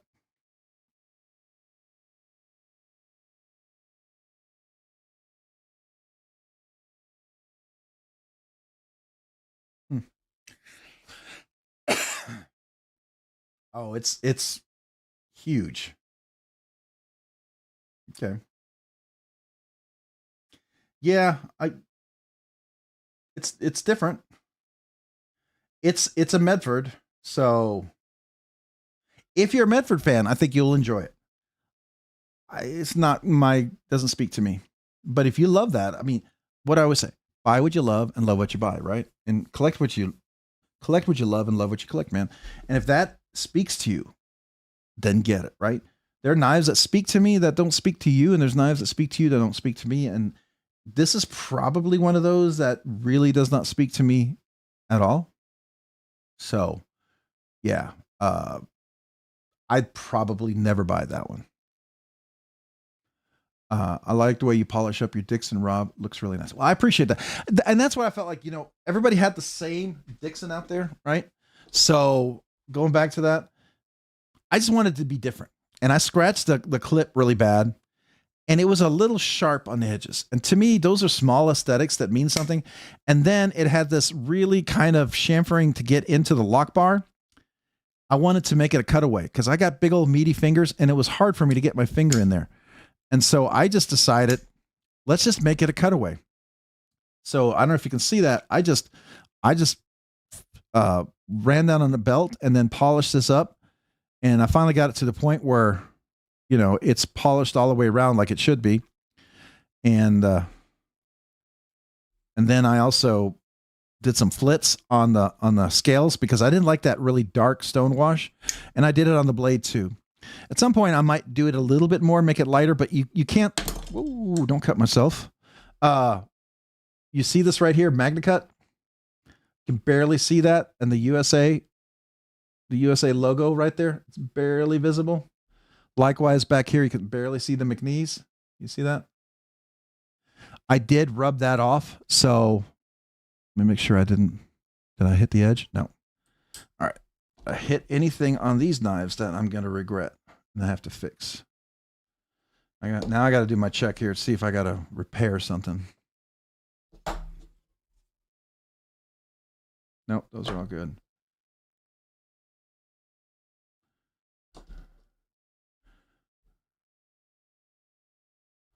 Oh, good. All right. I think I'm good.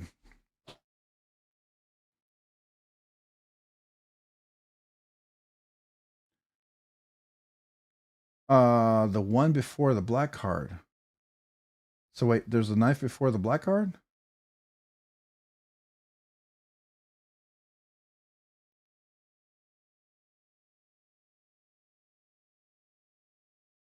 I don't know. All I see is black card. So I don't know. I don't know what you're looking at, what you're wanting me to look at. So I don't know.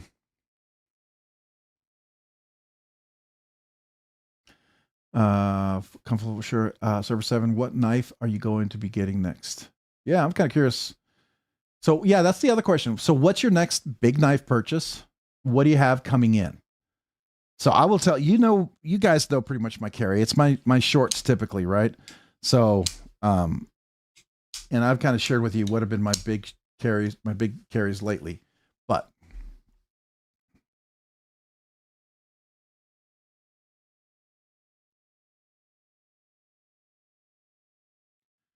Lazy Boy, what happened? The one Bo is talking about is the knife before the black card.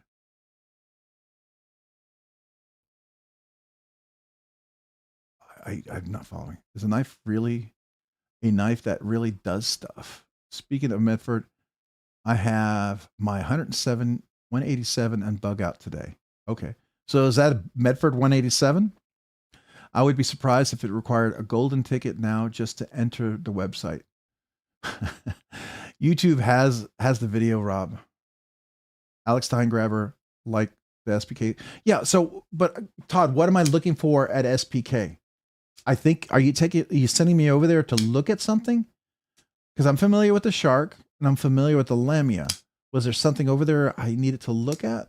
That's all. I was just trying to figure out why you wanted me to look at that. I feel like I might have missed something. That's all. I'm just trying to make sure I'm not missing something, right? And I feel like I did. So what looks pretty sick, Paul? Y'all talking about the black card thing? Wouldn't pay over $1,000 for any Medford. Yeah, it's not my style. I will tell you, if it was a little thinner, I like the shape of the blade. I like the idea of the handle. If it was just a little thinner, I think it probably would appeal to me. It's a big boy. And people who like really big, beautiful knives like that, that's one for sure. Daniel Smith, there are just so many amazing knives out there. It's hard to focus on knives. I kind of pulled back to fill some of these knives that I really like before I can go back to really expensive knives. So that's fair. I've been buying less knives so I can get better knives that hold value. That's fair too. I totally agree with that. I have not bought a lot. I buy budget banger and other kind of knives for giveaways. As you know, most of my giveaways I pay for, right? So most of the giveaways, did I scratch it there? No. Okay. I thought that was me.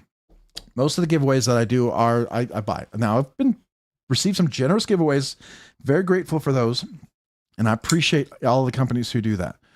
But, I'll buy that. But most of the times if I'm buying a knife, like honestly, the Yojimbo, this was given to me, to review and potentially give away. I will be honest with you. I will probably swap something out of my collection for this because I really like it, or I'll have to buy a second one for myself. This one is amazing. So I might have to buy one of these to replace it because I really like this knife a lot. But those are kind of knives that I've gotten, but like I pulled a trigger on something that's supposed to come in this week, but I probably won't get to unbox it till I come back from Mississippi. I went ahead and did the Nimble X version 3.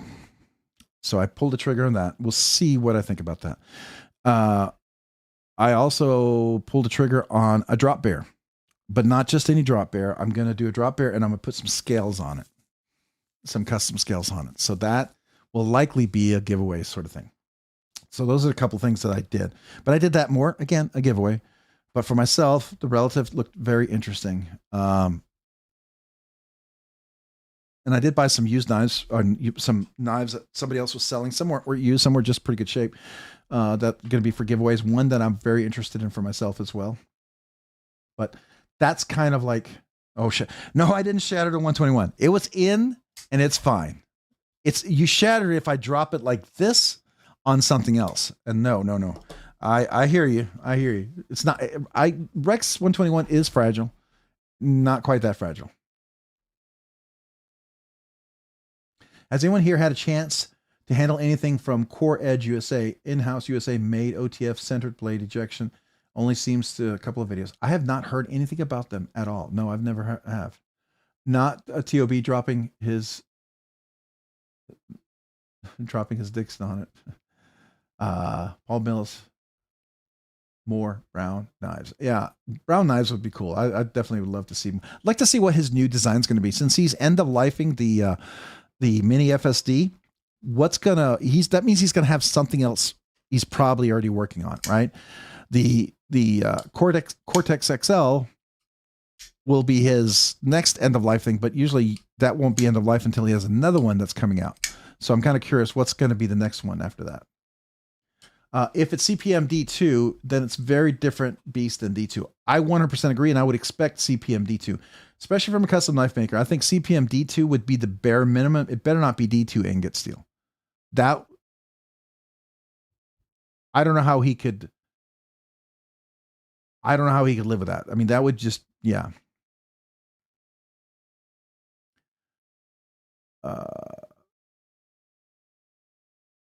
I'm not catching up here. Okay, Bohms. They're doing something special with the double bladed Tonto, which has been a must-have for me since I laid my eyes on it. Okay. All right. Roman M. Yes, please. Sever 7, Rob saw it. You two didn't share it, but that's my next purchase. Oh, can I share it? Is that okay, Sever 7? Am I allowed to share it? I didn't know if you wanted me not to share it. Sometimes when people send me something like that, they don't want me to share it. I will share it because it's worth sharing. Let me go there. If you're cool with me sharing it, let me pull that up. Come on. Let me turn off the audio though. So this is the knife. This is from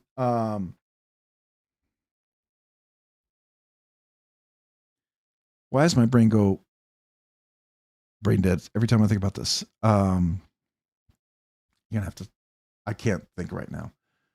But this is one of those knives. It's a recurve, and I saw this, and I normally don't go for recurves. I'm kind of like I almost, as soon as I see a recurve, I almost usually go bleh, you know, because I despise them that much. But this is one of those exceptions where I go, okay, I'd be willing to consider it.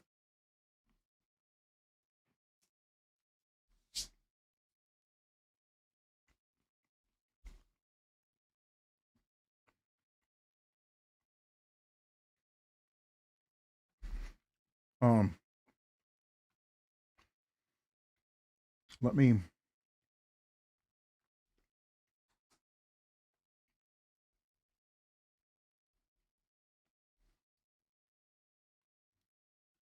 They have it on their site too.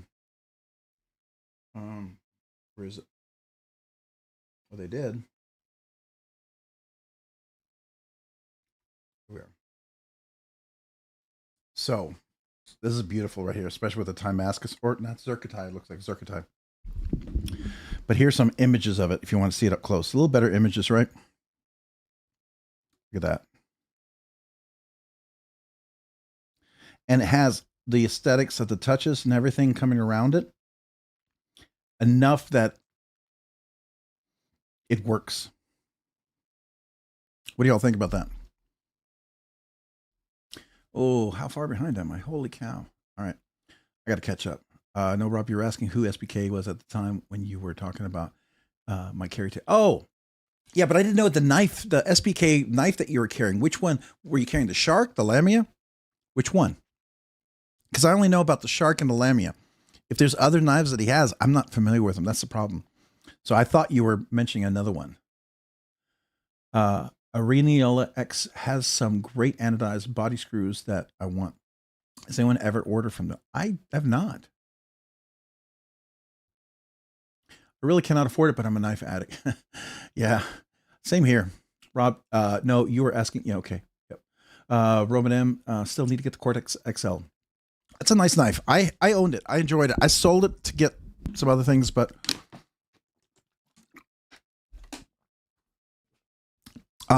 when it comes to certain knives, there's usually I don't have more than one of a particular custom knife maker, which is why Rob Johnson's is so much the exception for me. I have 3 of his knives, which kind of blows me away. I am willing to sell one of them, but I'm keeping 2. McRanger, I got screwed over and didn't get my $127 order for my bug out hardware. Oh, it ticks me off. Oh, I'm sorry, man.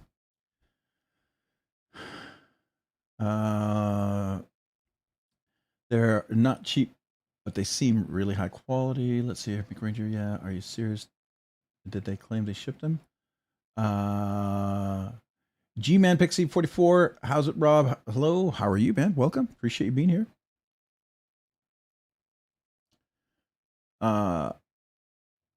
Who is Gareth? Gareth. Where do you see Gareth? Did I miss Gareth? Did Gareth show up? Don't see a Gareth. Okay, I don't know who you're talking to. Okay. I don't know who you guys are talking to. Probably because you know each other's names, and the names that I see aren't what the names you're talking about, so I'm not following any of these conversations. Yeah,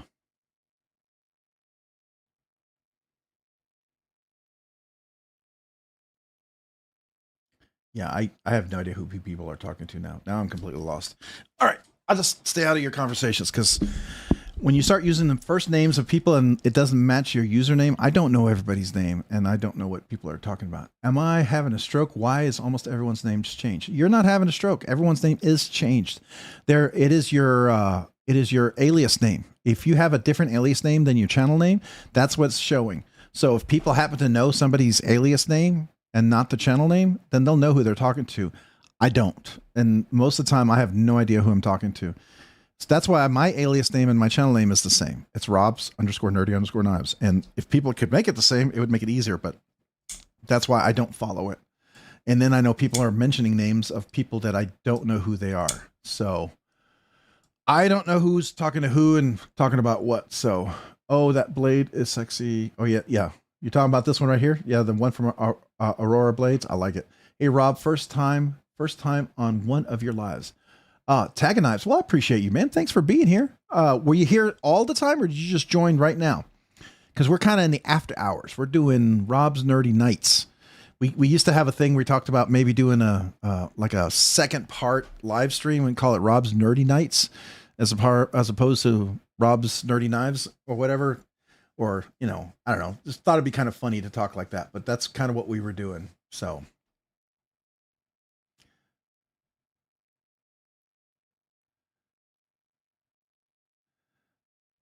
Gareth, see, I didn't know that who G-Man is. I'll just keep calling him G-Man Pixie. So G-Man Pixie, welcome. I can't follow, I can't follow these aliases. There's just so many names and I can't keep up with them all. I'm sorry. I want to McNeese Mac 2 3.5. I'm debating if I should get it or got my TRM Atom. Oh, they're both good though. If you're choosing between the two, the thing about the TRM Atom, if you're okay with like a G10 or whatever, then you're going to be significantly less than you would be for a McNeese. But if you want to get the TRM like lizard skin titanium scales, then you're about the same price. Those are good. Those are real good. Now, if you get the TRM Mike Erie Hologrind, it's a lot cheaper now with the 20 CV that they're using instead for MagnaCut. And I didn't know that, but they're using 20 CV on those. And so that is cheaper than the MagnaCut. MagnaCut's still going to be kind of a special one. I don't think they're doing those in the MagnaCut steel, at least the latest ones.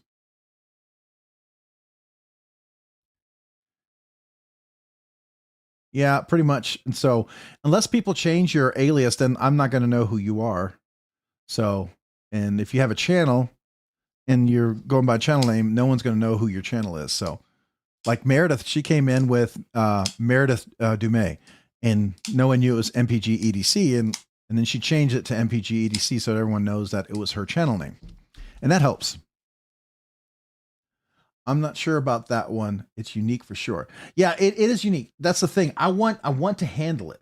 I want to handle it so that can I want to see what it's like.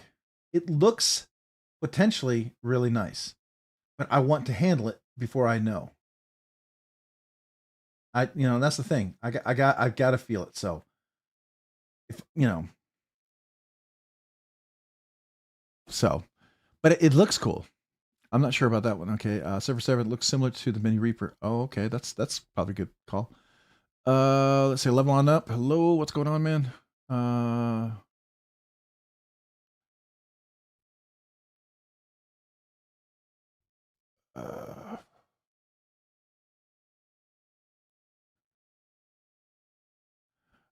It's got I love the Atom.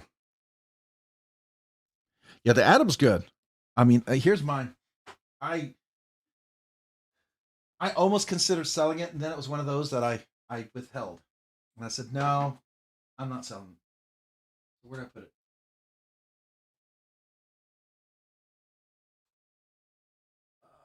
Where'd it go? Oh, here we are. So so here's my TRM Atom with the lizard skin. This is in the Magna Cut with the Mike Erie hollow grind. Now, this one has the new thumb studs. They're a little short. Almost wish they were just a little bit taller, but they work. But this one's really nice with the hollow grind. Super crazy sharp steel. I think this is a great one. But then I will tell you that I love the Mac 2. Now, this is the special one, right? And you get the Gen 2, you can actually reverse flick this pretty well. So, and this is the hollow grind Tonto.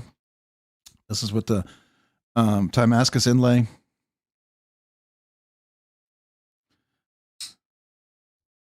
With the black anodize on here. And, hold on. And I had the free ripped up jean material in there as well. So, yeah, this is, I mean, it's very different than the Dixon. I don't know if you can see that. So they're very different in many ways, but they have some similarity in others, right? But they both have that Dixon action that's just very, very much known. But then you got the TRM Atom. Now, once you break this in, it is phosphor bronze washers, but it is very sweet once you break it in. I will tell you, my TRMs and my Dixons, they're all like, I've hard used them all. Not hard use, but let me rephrase that. Compared to a very high-end knife like this, I will have used it to cut things around the house, open boxes and different things more readily than I would other knives. So, and they handle it all really well.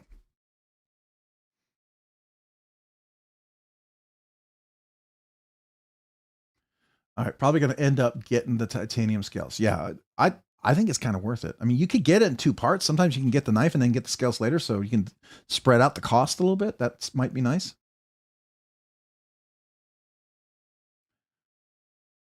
Yeah, the problem is I'll try to remember it.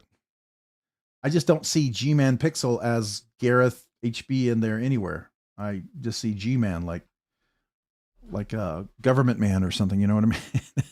Like the G-Man from the 50s or whatever. Okay. Something that grabbed my attention in the fit and finish was never my cup of tea before, but now I can't wait for it to drop, is the QSP Nebula. Oh, the QSP Nebula. Let's take a look at that.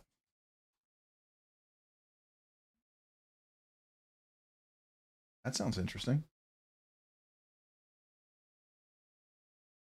Wait, is it a QSP Nebula is the name of the knife, or I see a QSP Fat Carbon Nebula. I don't see a knife called the Nebula.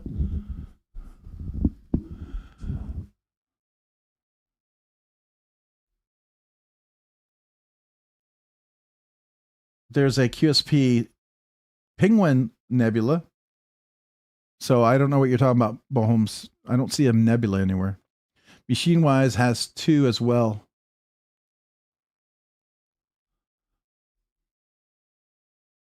Machine Wise has two.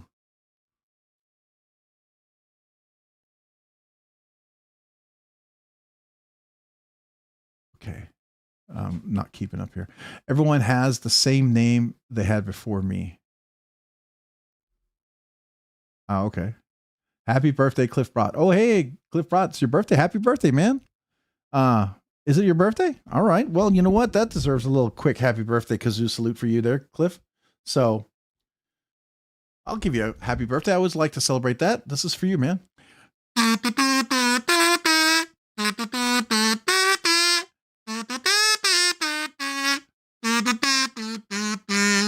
Happy birthday, man. Hopefully it's a nice birthday for you. You should buy yourself a knife. At least give yourself permission to buy yourself a knife without feeling guilty for it. Better example of a powdered D2 steel is XHP from Carpenter. Yeah, I agree. Yep. A powdered version of D2 with almost the exact makeup of ingredients. Yeah, that's why it's still such a popular steel, even though they say they aren't using it. Oh man, I am so far behind. Okay. All right. Let's see here. I got some bug out replacement parts, thumb studs, crossbar, high quality to make forever to ship and ship from Australia, and it's always backed up orders. Okay. All good, Rob. All right. Sever 7, Rob's Iron Knives. The Alcoot prototype on Monterey Bay Knives is sexy as hell. Okay. I could look at that. At least I know Monterey Bay Knives. Can I still look it up? All right. And then we're looking at the Alucard. Alucard. Make sure. Ooh. Ooh, is that a slip joint?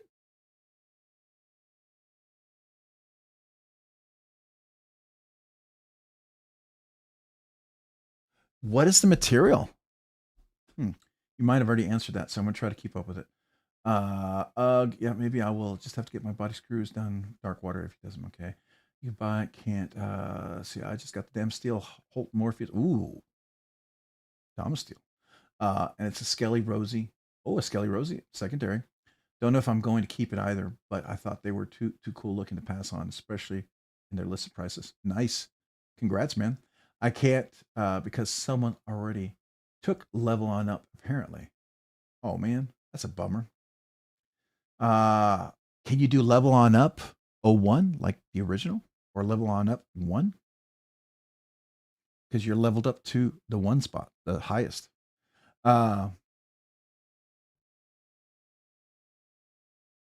Same here. Can't be cat scratch because it's also gone. Not the first one. All right. Maybe I will just heat anno on my screws and stuff and just do that way.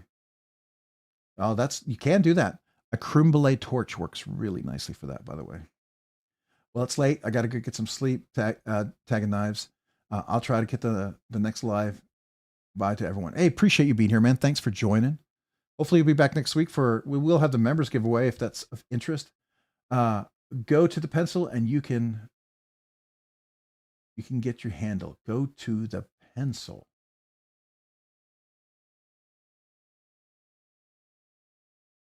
Go to the pencil. I don't know what you're talking about.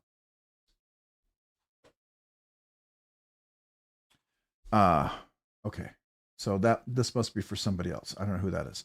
All right, my bad, bro. Didn't see that chat. I know I changed my screen name, but I think the other one is me email. I should update my email from time. Okay. Actually liked the way the heat anno looks. It's pretty easy. Hey dear, great to see you again. All right, server 7. The more I looked at it, the less they looked alike anyway. I just watched your video on the Mini Reaper. So that's probably why. All right, boy, I am so far behind. I can't keep up with everything here because you guys are talking to one another, and I think I'm not keeping up with the names. Is the Dixon more comfortable in the hand than the Mac 2? They're both amazing. For my hand, they feel like gloves. I will tell you, the Mac 2 is super comfortable. It's fantastic. Even with the clip that's in there, it's great. It's a smaller knife. The Dixon, because it's a bigger knife and because of the way I contoured, I basically took off the sharp edges. Unfinished, unchanged, I would say the Mac 2 is more comfortable. With the work that I did on my Dixon, the Dixon here is by far the more comfortable. It fits like a glove. But it was a little sharp here. I fixed that. The edges were not quite as soft like they are over here. You see how they're really soft right here? And this is an evolution, I think, of the Mac 2 that I think eventually will become an evolution of the Dixon. My guess. Because that's kind of where he went with it, right? I hope this is where they go with it eventually, but it's still a little sharp on the edges. I was willing to soften that out. And that's what made this so much more enjoyable for me. But if you don't care about edges, if that doesn't bother you, then, the Dixon might be it for you. It's a bigger knife. If you like bigger knives, that's the benefit too. Dark Dark 8871. Best Tech tie pin looks good, and the sounds of it opening is crazy, especially in the grind of the blade. So Dark 81, Dark 871. All right. Cicero, I only baton bricks with my rock stick. Wow. That's crazy. All right. Man, I am wavy. Okay, I just got to jump. I got to jump past all these conversations. Todd Carr, I use all of my knives, but there's a reason I carry multiple ones. Different tools for different jobs. 100% agree with you, Todd. 100%. That's why I always carry a fixed blade or slip joint with me. If I'm carrying a really nice slip joint, I'm carrying a fixed blade. If I'm carrying not a super crazy, amazing slip joint, then I'll probably carry a really nice folding knife, right? McRanger, happy, healthy, and blessed birthday. Cliff brought. Yeah, we sang happy birthday to him earlier, so that was kind of cool. Hopefully you heard that. I got an awesome knife. What'd you get? Happy birthday. I think about it like cable when I used it to do late night bomb of the connections clear. Put people who were sealing free cable. Okay. Custom made tracker. Ooh, nice. Cliff, you, Jim, kiss makeup. I don't know what that was about. No comment. All right. Might be better live. Might be a better live now. I just had it clarified by QSP yesterday for the correct name. Yes, it's a QSP Nebula. The only images I've seen available to find are Blade Show Atlanta. Okay. I wish I could see, if you had a list where I could find it, I would love to take a look at it. Sounds interesting, but I just don't know where to go.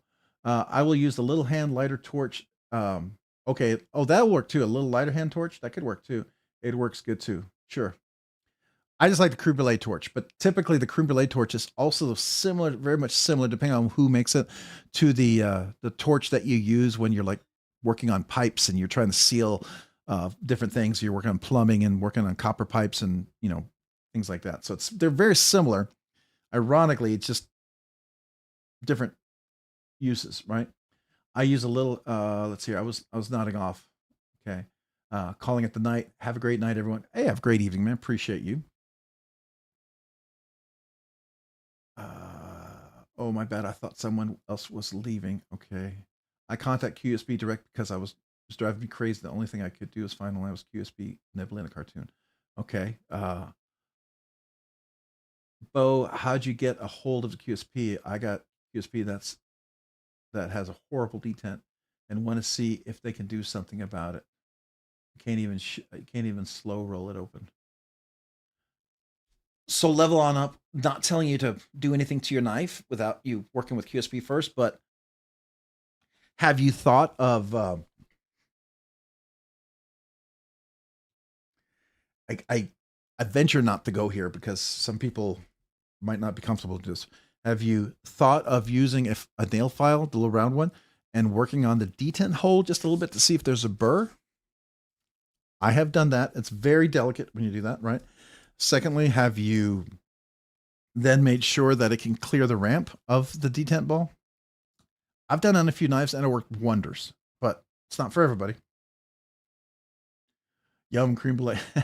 Hey, Rob, have you made Ranger Eye from your logo before? If not, will you be interested in having some? What is a Ranger Eye? I don't know what that is. Cat scratch.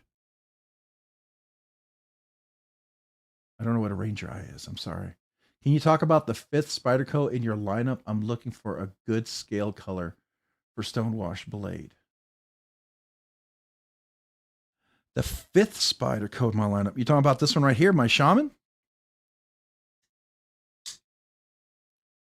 Hey, Rob, do you believe in breaking in knives? It feels like you chose to disassemble knives as soon as you get them and adjust their action rather than letting things spread out.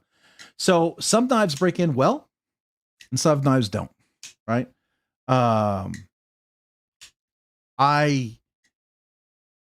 Some knives will break in and some knives will take a long time to break in. So phosphor bronze is one of those things based on, like, I will tell you real quick, Benchmade, I'm not going to carry the knife for 6 months straight every day, flicking it every day for it to break in. That's typically how a Benchmade's for me break in. And I'm not patient enough to wait for that. If a knife breaks in, if I'm flicking it and I've already flicked it about 200-300 times and it's not already starting to break in, that's too long for me to wait. And I will usually have flicked a knife within the first day that I own it more than most people will flick it in the first week or month that they own it. And so if it doesn't break in pretty quick, then I'm going to be taking it apart to tune it. It's usually because maybe the detent's too strong. Maybe the phosphor bronze washers are probably oxidized. Maybe I can polish them up. Maybe they're not perfectly level. Maybe they got material in there. Various things that I do. And it's just trying to make sure. Sometimes they're just dirty. They're dirty from manufacturing. One of the things I found earlier manufacturing was that there was metal dust many times inside the cage bearings. I would clean up cage bearings and be black, gritty material in there. And that's usually metal dust or something, right?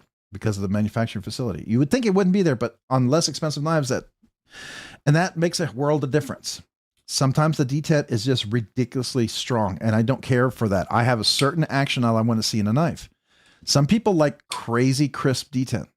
Fair enough. I don't like a soft detent where it doesn't hold anything, but at the same time, I don't want to feel like I'm trying to break a twig, like a 1/2-inch twig every time I'm trying to open up a knife, right? That's what I like. And so typically what I tune it for, like when you get a custom knife, like you get a higher end custom knife, the action that you feel on that is what I like to feel in all my knives. So that's what I do, but I choose to do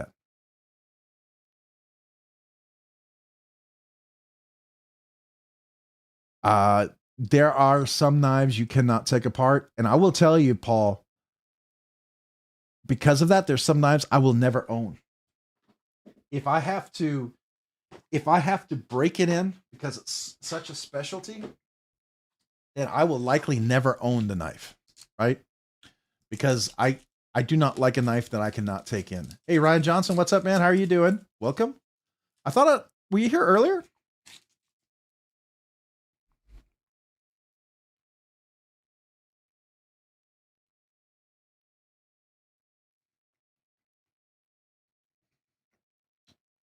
Flicking competition time, yeah. So Spydercos are also one of those things where they sometimes put a lot of Loctite in their pivots and it travels and it sometimes gets around the phosphor bronze washers, and I'll see a little bits and chunks on there.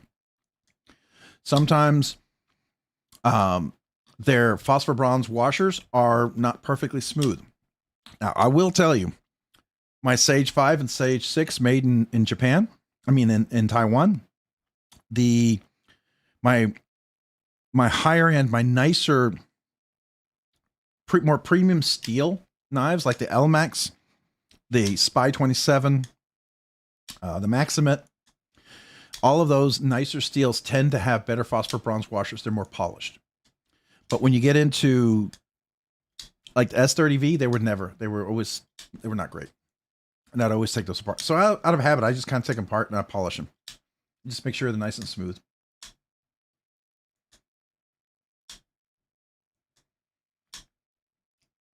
Yeah, and that's what I do. I choose to get there when I want it to be there. But the problem is too, with every Spyderco, I'm going to take it apart and mod it anyways. It's just a given. I think right now I have 3 Spydercos, these 3, that aren't truly modded. Now, I take this one apart. I took out the second detent ball, so I absolutely modded this. I rounded the scales, right? So this one's already been modded. I took this one apart for that. I did the same for this one. I didn't have to polish the phosphor bronze washers, but I put the CME on. I did do the scales. When I put it back together, I had one issue. I put too much Loctite on one of the pivots. Got onto the phosphor bronze washers. It made the action not perfect, so I took it apart second time, was a little more careful, was perfect. This one, I did put a CME on there. I had some issues with the CME because it was a very thin area for the CME. And this CME was a little too big. Yojimbo does require a much thinner CME, and to get it perfectly leveled, it took a little extra work. And then I also modified the scales. But as a result, I did take the phosphor bronze apart, the phosphor bronze washers apart, because I had some lock stick, and it turned out it was too much oil.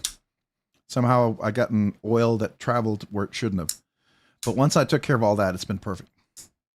So that's the only ones that I truly haven't modded, but every other knife I have mod on there. And talking about this one, this is bronze anodized. It's patinaing up a little bit. It's much more polished when it's new. Let's see here. Let me get a cloth. I'll show you what it looks like. It'll almost be disappointing because I kind of like the patina, but it's not a big deal because it'll patina right back up again. But let's get a little cloth here. It's got a little alcohol. A little alcohol on here, and then you can just kind of see.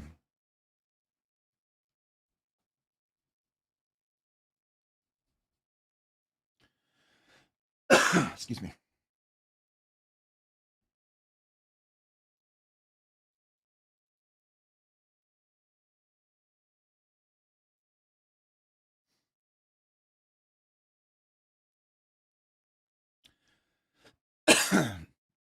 So I don't know if you can see that. You can already see how it's more polished over here and it's more patina over here. Can you see that? If you look at the back here, it's a little darker. So there you go. And if I were to finish all that up and do it down here, then we'd have the whole scale look the same.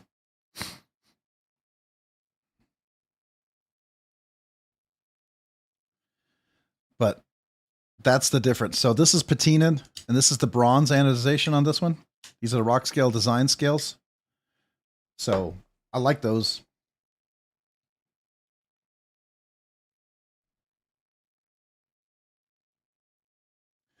Oh, long day, first semester. Oh, my son, I'm dropping him off at college he's studying veterinary medicine at Mississippi State University, which is the #3 vet school in the nation. I'd like to point that out because he actually got accepted to #1 school, but he didn't have as many scholarships as he did to this one. So he decided to go with this one, which I'm glad.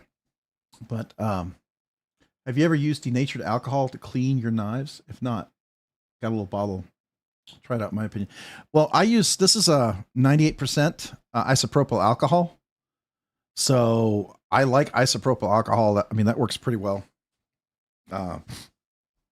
Denatured, if I have to think about that, what that one is.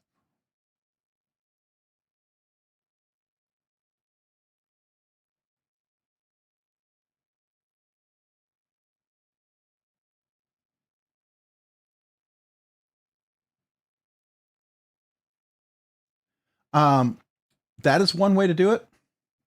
One of the things that I've also found is that you have to make sure that that's one thing to do, but if you're going to do that, you better make sure that you're perfectly centered if the scale has a cutout. Like when I put this on here, this was very, very tight fitting. I had to get that perfectly centered between the two scales.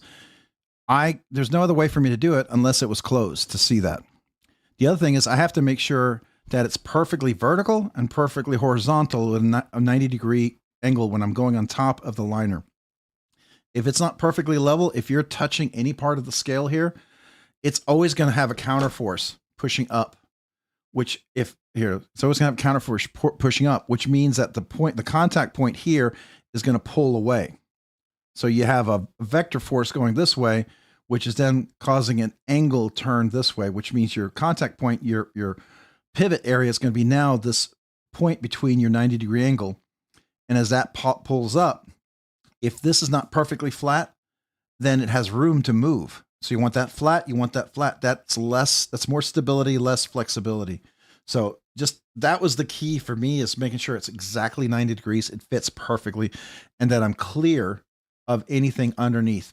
And I usually don't like the CME to touch anything, because anytime you put a CME on and you get lock stick, 95% of the time, it's because the CME is pushing on the lock bar. Once you get the CME not to touch the lock bar, any lock stick that you do have goes away. That's been my experience. But I have on occasion taken my knife apart to make sure that that is perfectly touched. Like I did this, I had to take this apart a few times because I didn't realize how thin this had to be on this guy. This is the thinnest CME I've ever filed it down to. And then because it's so thin, I took it apart and I put glue around all the different seal points here. So around the base, I made sure there was it was sealed all the way around. So there was an extra point of contact.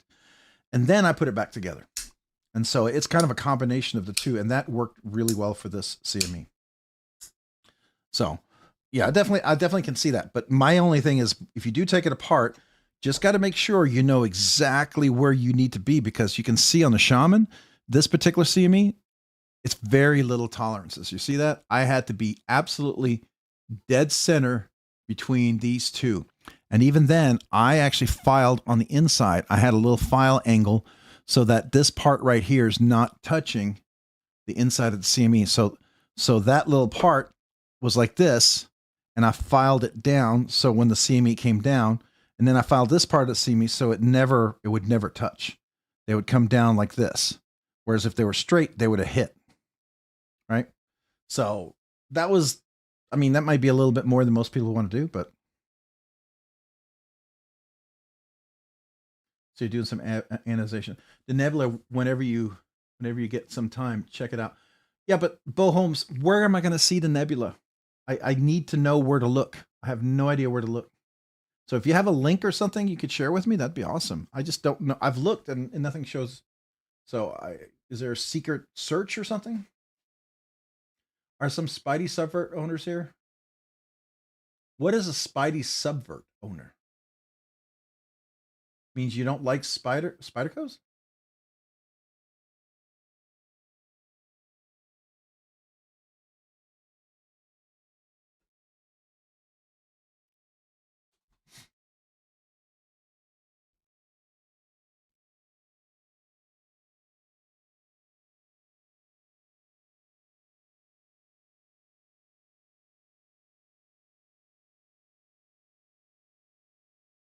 So denatured alcohol is pretty much ethanol that has an additive to it. So it usually means that they probably had phenolphthalein or something put in there, which is used to be the active ingredient in X-Lax. We used to do that in college in the medical labs. I mean, in the chemistry labs, because we would have gallons of ethylene, and ethylene is pretty much like Everclear, right? And so for the kids not to take it, you would put a few drops of phenolphthalein in there.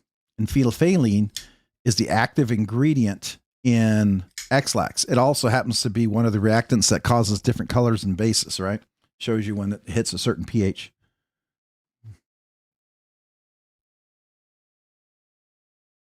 So, I mean, I use isopropyl alcohol. It's cheap. You know, I don't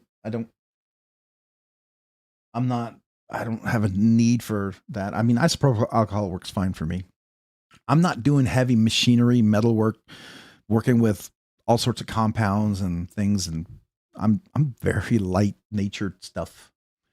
Robert, what CME do you have on your Yojimbo? The Yojimbo is just a G10. It was a standard G10 that was supposed to be on a Para 3 or PM2, but it's here. Can you tell that it was thinned out significantly more? I thinned that out a lot more than it was because it's a square fit as opposed to a round fit. So I pretty much flattened the bottom part to get a nice clearance and a perfect contact. And that worked really well for me. It was a little extra work, but it was worth it to me because now it's on there nice and solid. Kodiak Edge, what's up, man? How are you doing? Welcome. Yeah, but you know, the Mick Ranger, the only problem I had was even though I would dry fit it, you'd have to have some way to know exactly where to set it. Would you scratch the liner to show where you line up the two parts?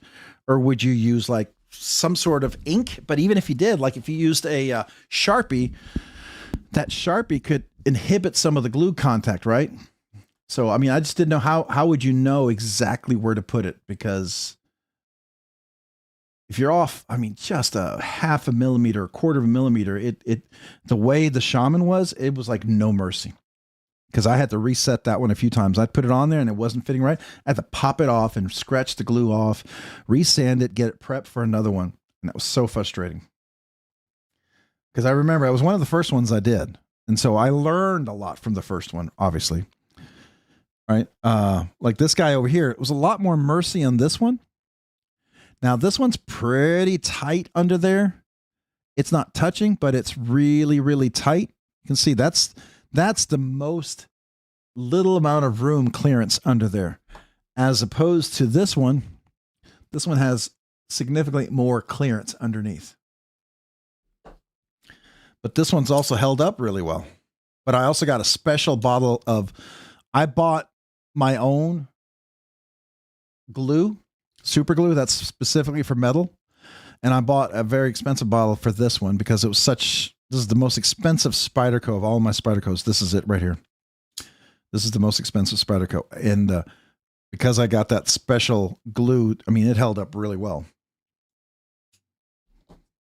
So I do recommend a better glue than what you get with them. Their glue is not great.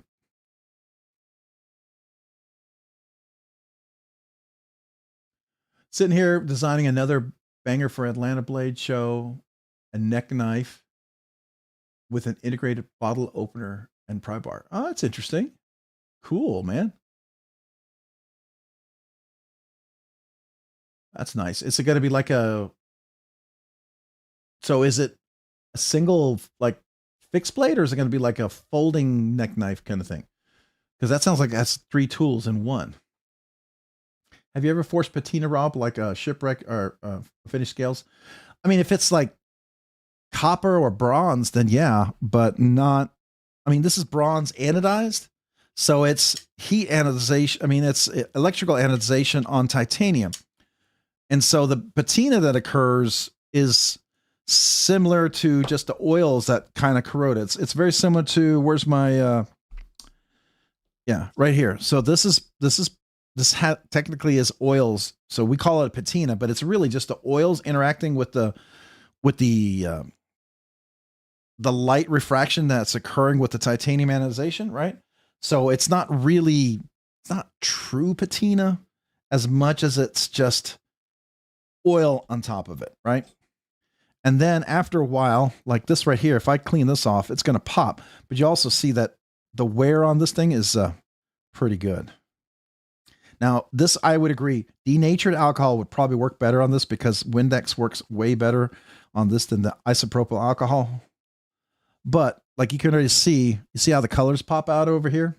They pop out much better now, but that's just from the oils on there. And so all this is it's not necessarily patina as much as it's just the oils of the skin, right? Patina implies an interaction, a chemical interaction, kind of like 15V. This patina that you see here is oxidation that does occur. So it is oxidizing to some degree. Not necessarily rust, but it is changing. It is interacting with the material. That's why it's always important, like these guys' knives. Like this is a Maximate one, but it does oxidize too, like where's my other one? Oh, here it is. The 15V. This one oxidizes more quickly, and you better keep your 15V oiled. Fixed blade. That's cool. Skeletal fixed blade. Interesting. How thick of a blade stock are you thinking, Gordon?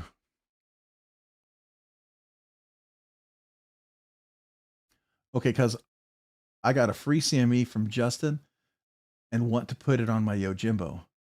I can see what you mean and we'll have to file. Thanks.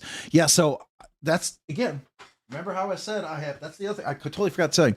The other reason why I got this set right here, this is my CME file right here.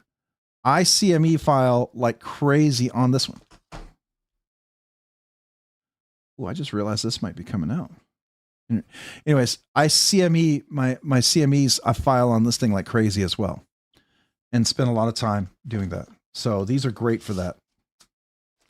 So that's another reason why to have a nice set of tools. Like now, I will tell you, these are like $90 for a set of this. These are made in Germany, but when you you look at the cost of the knives, I don't have a problem spending extra on the tools. I think it's well justified. I don't want to, I don't want to gimp or gimp out. Is the word right there? Was it the gimp out? Would that be the proper use of the word? Since I misused it before.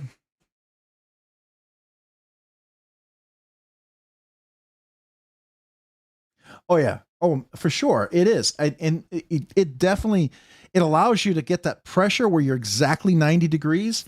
The issue you have is once you put it back together, if you're touching that scale, you got to be willing to file it. And the problem is if you do that, which is fine, you can do that. You got to let it sit for 24 hours. And if you let it sit for 24 hours and it's solid on there and it's not coming off on you, then you could probably file it from there. Once you start assembling it, if you see if it's touching, that would probably work. It's also a good time to find out, is it really attached? Because once you start trying to file that and it pops right off, that means it probably didn't have that good seal, that good contact. And that's the difference between, I have put on many of these guys and they have come off. I've had a few where I put them on the first time and they stay and they're good to go. My Kapara was that. They went on there and it was perfect. I mean, they've been on solid the first time, which was rare. But this was the carbon fiber one. And it was actually the problem with the carbon fiber you get, they're cool looking, right? Look at that. I mean, it's kind of cool, the reflection. The problem is when you start filing them back there, sometimes because of where the pieces are, this is like shredded carbon fiber, you flake a piece off and then it's not perfectly, it just snaps off like a crystal, right? Sort of like a little crystal piece. And so, yeah. And that's why you have the void. Sometimes people deal with voids when they're filing and sanding these down. That's why you get something like a conic Arius with a full carbon fiber scale and there's no voids on there. One of two things. They either went through a lot of carbon fiber and threw out a bunch of bad ones, or they had some process to fill in the voids, which some people do. They'll fill in the voids with something, right? But that's the other one here as well. And this one, yeah, this one's clear. So right now I'm getting a slight stick, but I know there was a lot of oil on this thing. And I have a feeling right now, let me grab this, grab my can of air. Oh, my drops.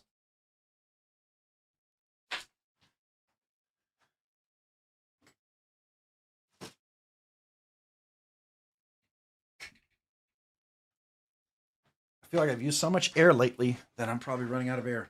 But this has a little, I can feel a little stick here. So let me see if this works here because it's worked for all the other ones. I'm just going to, I want to blow this. I just don't want to blow the oil over the other knives. So let me just kind of move this out of the way. So let's just try this.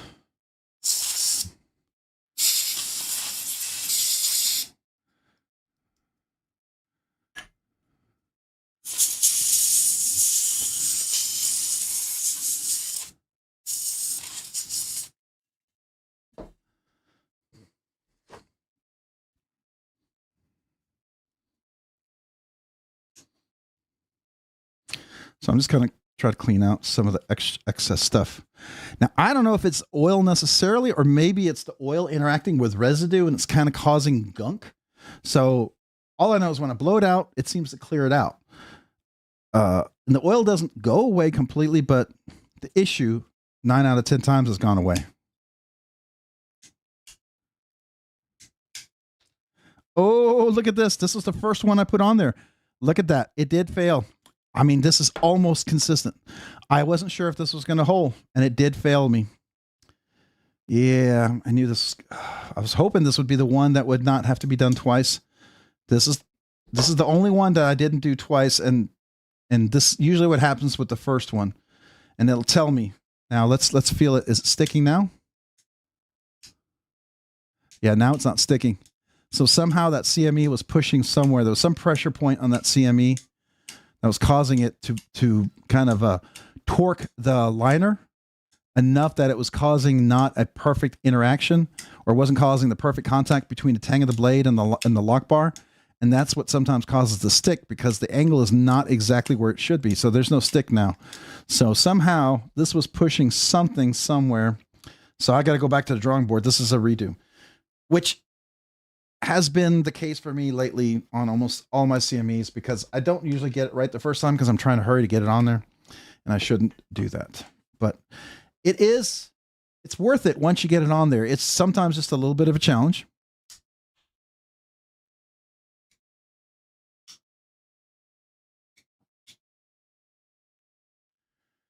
All right.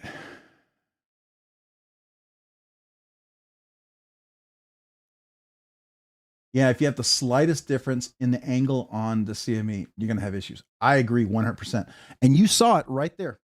Right there. I'm kind of curious. Let me look at my CME. Now I want to see.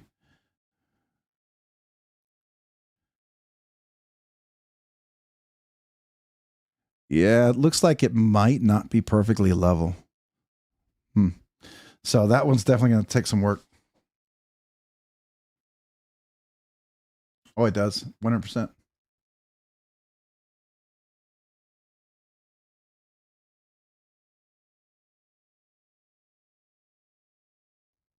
CMEs are not for you. That's fair. CMEs don't have to be for you. I get it. No one has to, CMEs is not for everybody. I agree. I mean, some people, if you don't like CMEs, don't do them. Now, I would love to have one of those, you see those little small drill sets so you could press down. If I could put a liner down and I could put it there and I could put the CME and then I could drill the hole and then I could put that little bit thing that you put in there to put the threads for a screw.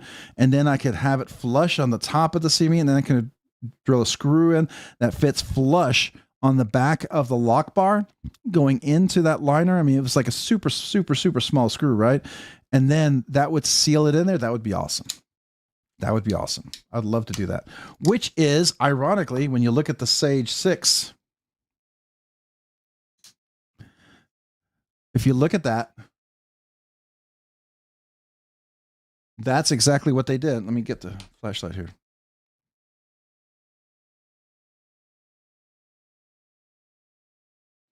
So I don't know if you can see that. Let me get that.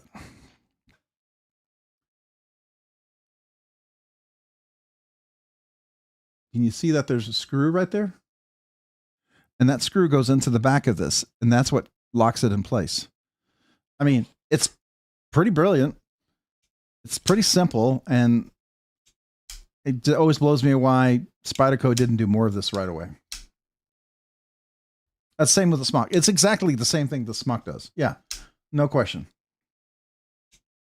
Oh, it would be the perfect way to do it. But, I mean, OCD for EDC, he'd have to receive every knife. He'd have to drill the hole. He'd have to have it perfect. And then he'd take the risk of doing that each and every one of these knives, right? I mean, I don't know. That's a risky thing as opposed to just put a little piece of glue on there. And the glue works pretty well when the angle is perfect and the contact is great and it's flush and you have a solid, secure glue. I will tell you the other thing about it. This glue that I used on here was one of the bottles that was included. It sucked. I don't recommend it. So I always need to have some fresh glue. That's why I like to do several of them together with a bottle I freshly opened. Super glue, as soon as you have left it open, exposed to the air, it's already starting to lose some of its adhesion properties. And that's what this one did here, which is kind of a bummer. I was hoping it would be the one exception. It's probably cheaper to make a compression locks the other way. Oh, yeah. I mean, look at Vosteed with the raccoon tactical. I'm thinking channel. Sorry. The raccoon compression lock or the top liner lock, whatever they want to call it, right? They all screw it on there. They figured it out. Everyone knows how to do it. Yeah, never use that glue. Oh, 100% agree. Now, the thing is, I've used the glue before and it's worked perfect if it was absolutely sealed perfectly. But that one was not. It's carbon fiber, and carbon fiber is a pain.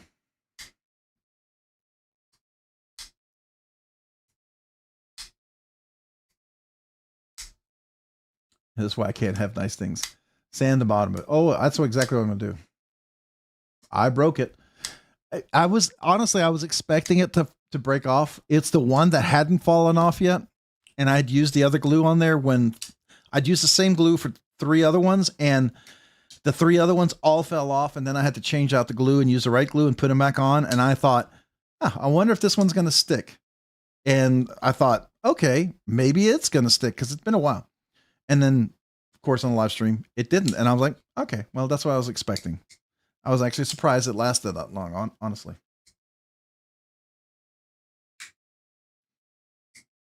Well, there are some custom modders who will actually put something like that on here on the compression lock. They'll drill it in there and put it in there for you. I mean, if there's a modder that's willing to do it, they could do that. And it would be even better if it was like titanium. So like if I had a modder like this titanium CME right here, I would absolutely have them drill this through and screw this in. This would be the perfect way to put this one together. It would be a screw. That's what I would love. And if it was a modder, I wouldn't mind for it to be a round, just a round little button. It doesn't have to be flat like this.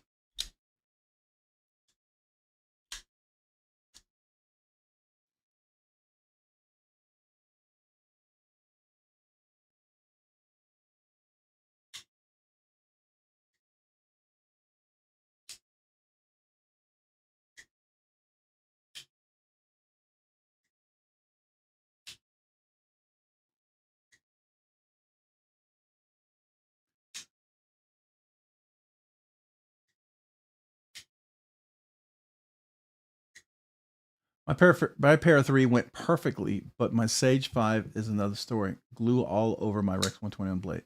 Yeah, that can happen for sure. The good thing about the glue, though, in Rex 21, it does come off pretty well.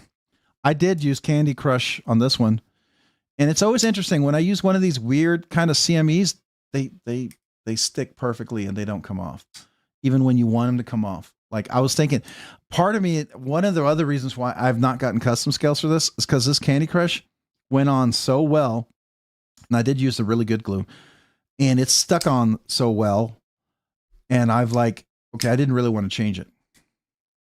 So, you know, there's that. But in a perfect world, it would be just that right there. Now, I'm surprised they don't do the hole on the other side, like my smock. I mean, the smock has it over here, right?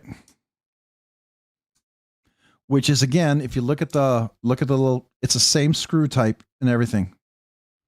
Exactly the same. So.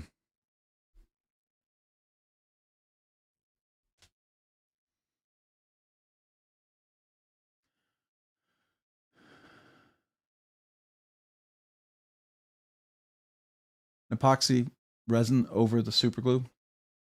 Yeah, that's fair.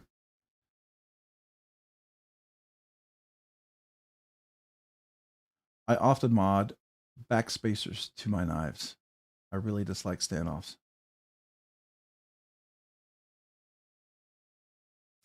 That's fair too. I know a lot of people who like back spacers over standoffs. Now, there are a few back spacers or standoffs that are kind of cool. I will say Trevor Berger's backspacer. Oh, that's not this one. Oh, hold on. Where is it?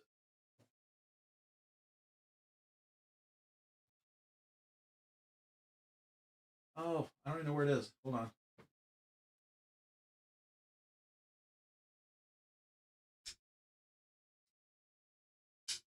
May not be a good example, but it's similar. So here's the VECP. This is the Les George.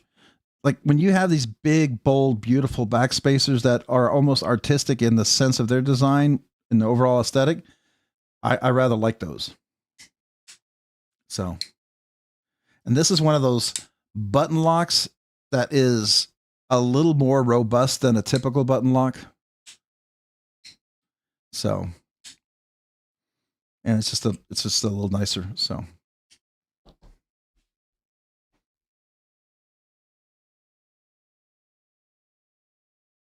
Yeah, I mean, again, epoxies are always interesting because it depends on how quick they set, how you mix them, where you use them, how much you use, you know, and you don't want that to get on anything else at all. And if I was to use epoxy, I would absolutely have it out of the liner. It would not be in the scale would be off. It would just be the liner, and I'd have to make sure I had it perfectly lined up and I had marks exactly where to place it. So yeah. and then I would have to make sure it was perfectly pressed on there. I'd almost want to have a set of clamps on there too, right? A little, clamps to press fit it on there. So like kind of like if you're bringing wood together with wood glue or something.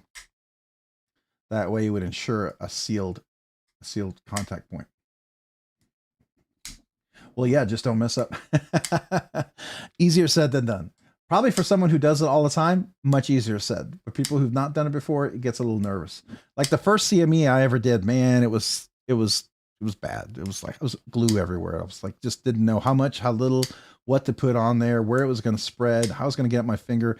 And I put it on there and it stuck to my finger and I had to pull it off, and there was skin on top of the CME and I had to sand that off. It was gross. It's like, okay. It was like, I learned everything not to do, I think, with the first CME.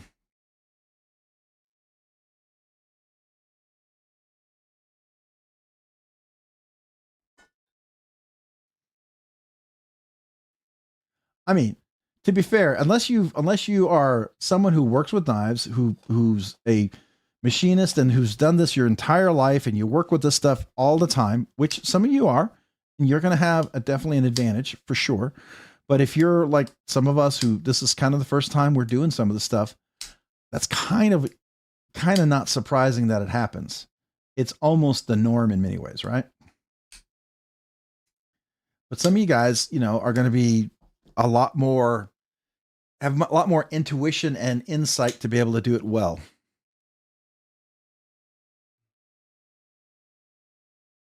Speaking of glue, I've had this on this knife since I put the first CME on this guy, and I keep meaning to clean it off.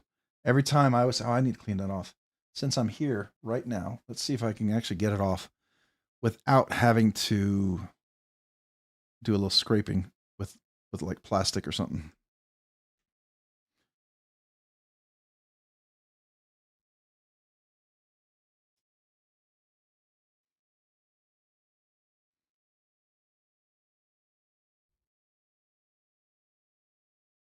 Okay. I might have to work that a little bit more.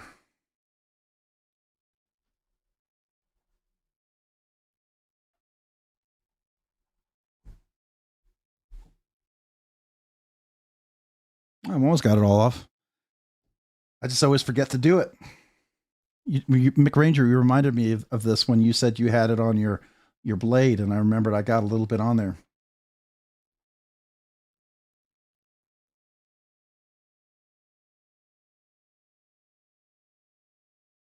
Oh yeah, don't file it too much for sure. For sure. You don't want to file it too much.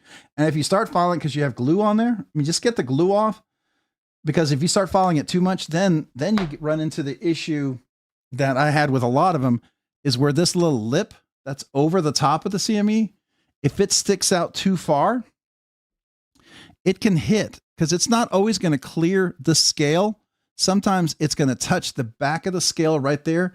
And so when you push this in, where you want this to go all the way in like this, it hits right there, and then you can never get the lock bar to disengage fully, and it's always having to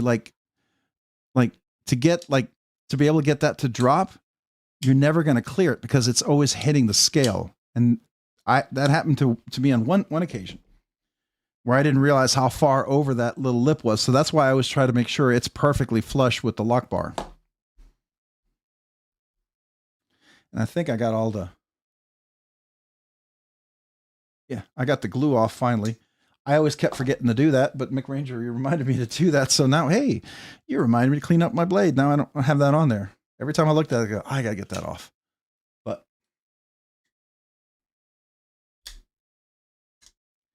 I love this. This is my Blade Ops exclusive L-Max Shaman. It has the best action. Now, this is also the one that I've used the most and have the most open and closing. So the phosphor bronze washers have worn down, even beyond my polishing. It's worn down so that the bushing on this particular pivot allows this right now to have just the perfect clearance where I don't have blade play, but I have perfect action. And then the front flipping is perfect, which means I also soften this jimping, because you know how this jimping can be pretty aggressive. I soften enough where I can do that. And I've actually gotten to the point where, let's see if I can do it right now. Yeah, I could do a reach around flip on there. It's super simple. So what about the UV resin you guys think that would work? The stuff that doesn't harden until UV light hits it, it's like plastic hard. I don't know. Is it applicable to steel? The thing about glue is steel sometimes, I always try to scratch up the lock bar where I'm adhering so that there's multiple contact points. But some stuff doesn't bond well with steel, right? And you want it to kind of bond with steel, at least to have some attractive properties to the steel. And that can be challenging because some things, like if it sticks well to like plastics and resins, because usually it chemically changes it.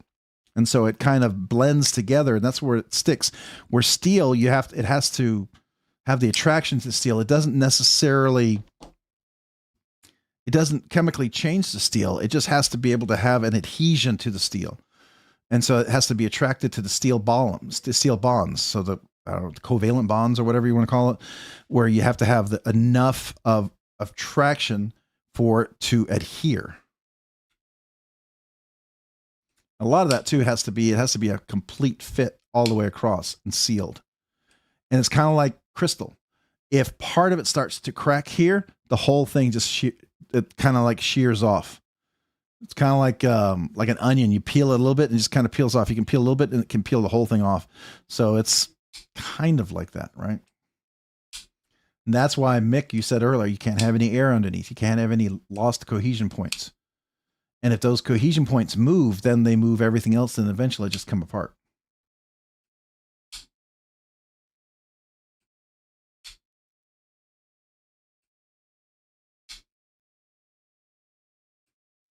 Oh, yeah.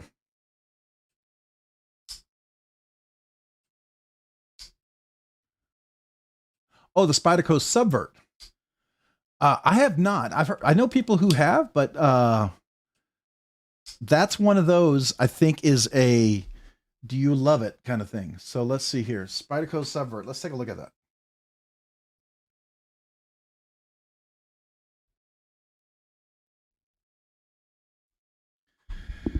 Yeah, that's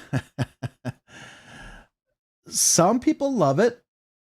I thought TriStash, Cole, didn't he own one or have one? That is a big belly. Is it a liner lock? Do we know?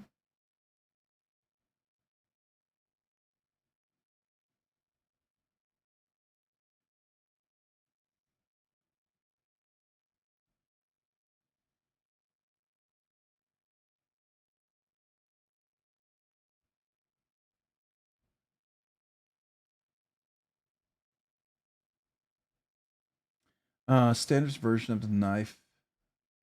Ball bearing pivot washers. Okay. Skeletonized titanium liners. A stout liner lock mechanism. Now I wonder, is it titanium on steel? Is it carbidized or is it an insert liner lock?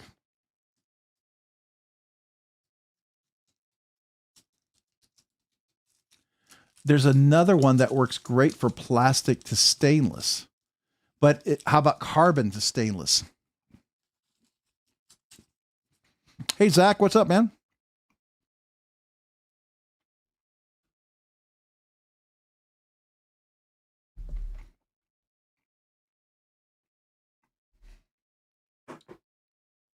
Let me do something here real quick. Since we are all here, I'm going to go over here real quick. Since somebody reminded me about this earlier. Let me do this.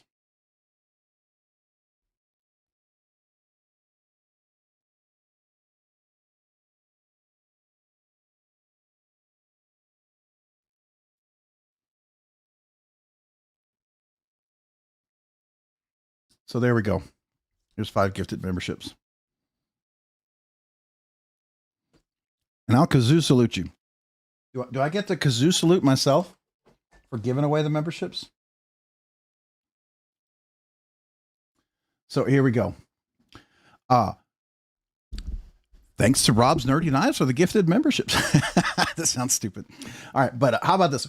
One More Collective, Salvo Sen, Knives Are Life, Just in Time, and Nick Mortino. Welcome to Rob's Nerdy Knives with the gifted membership. You guys are eligible for the members giveaway next week. Make sure you enter the giveaway. And welcome to Rob's Nerdy Knives.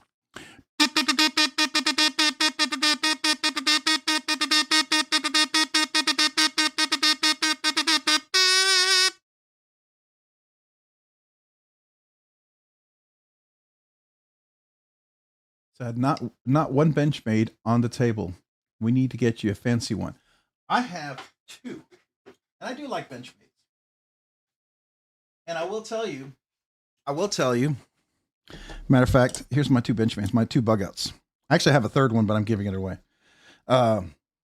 This is my M4 bug out. This was the White Mountains, the Smoky Mountain Knife Works exclusive for a while, but I put these Rockscale design scales on there, and then I have Valley Blade Works do deep laser etching on this.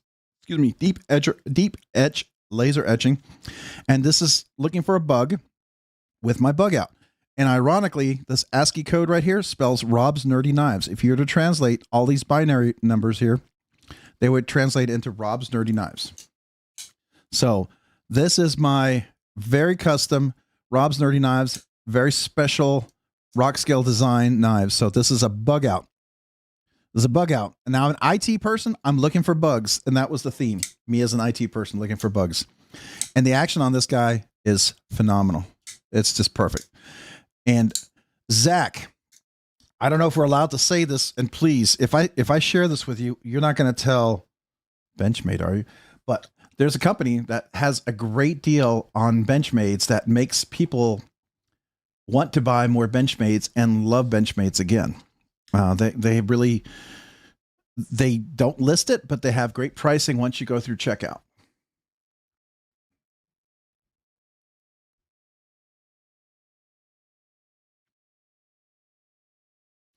I don't know if you're cool with that or not, but I want to, there is a company that does that. I don't know if you like that. I figured it'd be a way for people to say, it costs too much, but I always tell people you can get a good bug out at a good price if you look around. If you pay full price for a bug out, you either love Benchmades.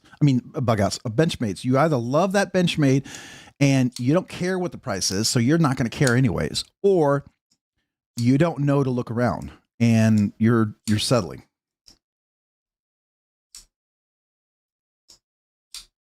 Would I find a good deal site? Let me share this with you, Zach. You could share this with your users, okay? Because they would love you for it, especially since you love bug outs. It makes me want to go get some Benchmades that I have not thought of in a while. And I've been waiting to sell my knives before I would start looking, but you have to check this out. I think you would love this. So let's go look together, because the trick here is you have to go to the checkout.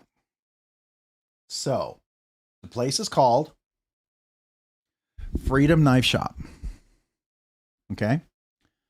And they now have carrying Benchmade. They started carrying them. And all the Spydercos have some great deals, and all these other ones. They don't list the sale price unless it's actually on sale. It's a Benchmade authorized sale, right? Then they'll list a price. But otherwise, they won't list it.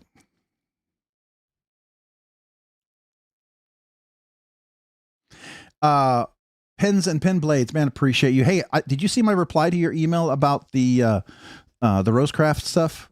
I did reply to you. I had to ask a question about that to you, because I was looking for the Rosecraft, because some of the knives you sent to me pictures of, they were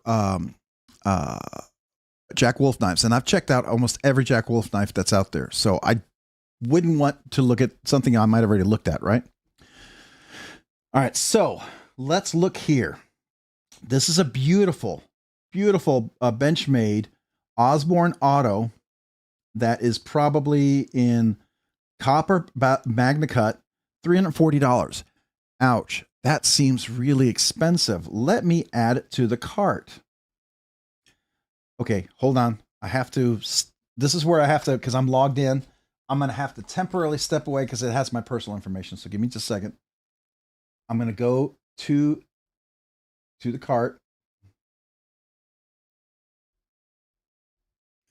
I'm going to, hold on, check in. Give me just a second.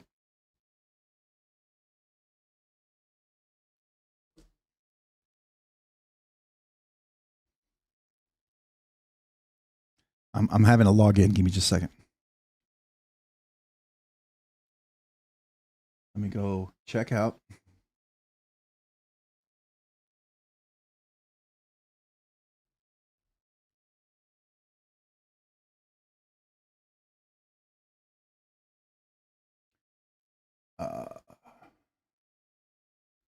Come on.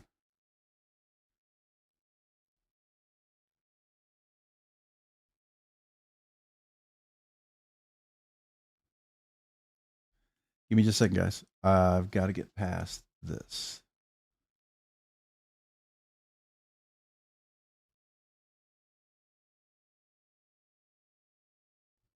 Oh, one of the knives is no longer available. I got to get rid of it. Okay. Let me do that. Okay, I'm going to bring it back over here. I just have to get my personal information away. All right, so here we go. Are you ready for this? So here is, oh, didn't want to show that. Here's my Spyderco Yojimbo, 198, 148.60. You'll only see this in checkout. The Micro Jimbo, 135.97, normally 183. The Bodacious, 225 in Spy 27, 168.75. All right. Now let's go down here. I just added the Benchmade, 340. Zach, 238. For Benchmade MagnaCut Auto, I would tell you that's a dang good deal. I'd buy that. That is a reasonable, absolutely no complaints matter of fact, that's even a good price for a Benchmade.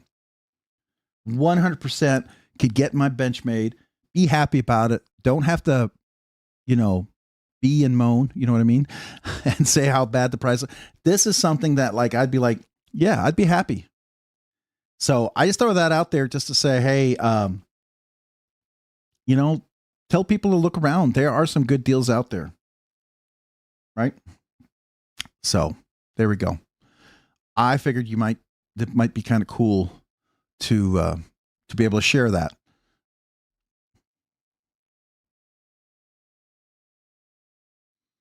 So hopefully you could find that. Now the trick for this to work, is you have to put it into your shop cart. Not everything's on sale. It's only when they have a certain amount of stuff that they can do this. Okay, they have to have probably volume purchase and something and other things going on. Maybe they got some discount on something, buying so many of whatever. But absolutely cool.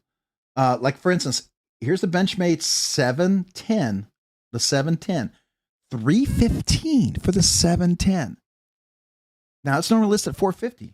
$315? Yeah, I'd buy it. I'd buy it for $315.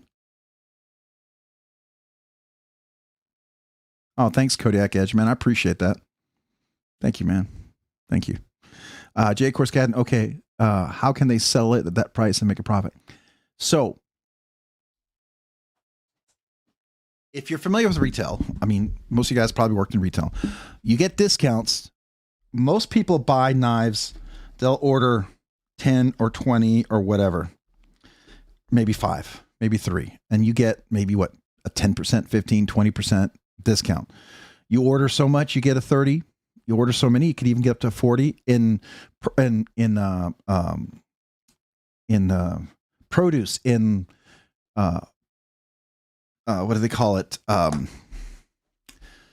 Foods and stuff that are disposable, that are perishable, in perishable groceries. The typical discount starts at 50 to 70%. So if you buy milk, most grocery stores, if you have a $4 gallon of milk, the grocery store typically pays $1 for that gallon. Maybe even less. Okay. So they pay $1 for the gallon, not $4. And that's built into their cost because they may lose 20% of their inventory because it sours, goes bad, doesn't sell. So they have to, that's part of their overhead for disposing of that material that's no longer used. So when you look at these guys, they are limited in the number of knives that they carry. You look, they don't have every manufacturer out there, but what they have is they have a lot of the ones that do carry. And I suspect they buy a large volume of those knives at the time. And then once that they go through that volume, you know, they'll have to do another large volume. So you can do this if you have good capital to be able to do that, and then extend that capital so that you still make it up. So it does tie up your capital, but it gives you an advantage where you can do that. And they could probably also negotiate some of those deals. They can negotiate some of those deals depending on what they, oops, did not mean to show that. Sorry. Well, now, I mean, you could, if you want to use the address, you can mail me stuff. Feel free to mail me stuff. But they can use that to negotiate better deals. Like this right here, the little native. This is Spy 27, normally 165, 122. That's really great. This MagnaCut Auto, I mean, this is insane when you think about that. That's just really amazing. So I'm going to go back over here. Oops. Let's go back over here. Look at the over here. So there's a few of these that I've been very interested in. Where is it? Like some of these prices, Blade HQ had some sales on some of these, very similar. Because they had a large volume, but again, they couldn't show the price, and they still don't show the price. It's not until you check out. You have to check out before you get to see this, right? And I'm sure there's many of these knives that have no discount. They're not cheaper because they probably didn't get any sort of break like they would. But looking for more giveaway sponsors to donate my giveaways. Whoever donates for my live giveaway gets one-time 50% deal off one of my custom folders and fixed blade knives. Oh, that's cool. Like here's this one right here. I've always been interested in this auto, this Italian stiletto somewhat. This one's one of those interesting knives that I've always found fascinating. When I was really into Benchmades, I very much wanted one of these. This right here, the Benchmade 535-4, the M391, $300. Really good price if you were to get that. But I'll show you. There's one that I was very interested in. I have to find it if it's still available. Oh yeah, I want to get a Freak, or I actually don't want to get the Freak. I want to get the Mini Freak. This one is S90V, still a good price. But I wanted to get the Mini Freak. Here it is, the Mini Freak. This is one of those knives I very much like to check out.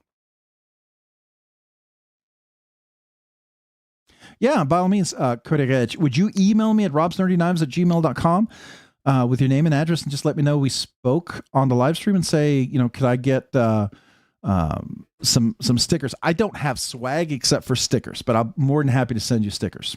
I have two different types of stickers, and I'll send you a slew of those. So, but just email me, and that way you would provide me your address and the name I'm shipping it to, right? So when you email me, let me know where I would mail it to.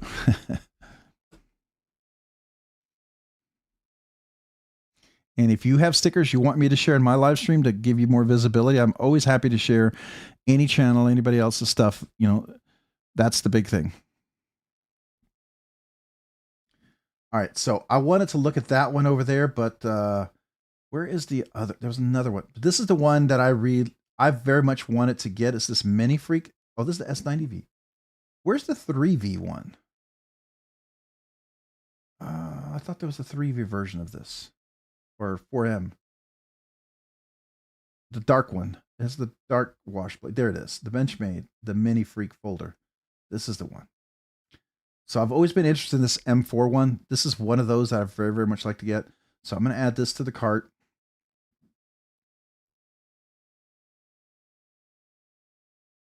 We're going to see all of these. I'm going to go to the bottom.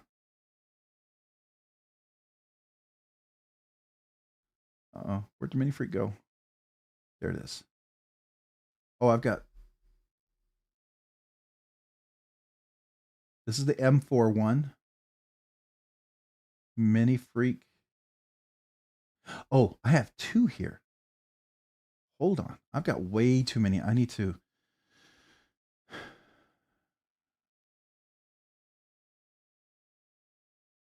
I need to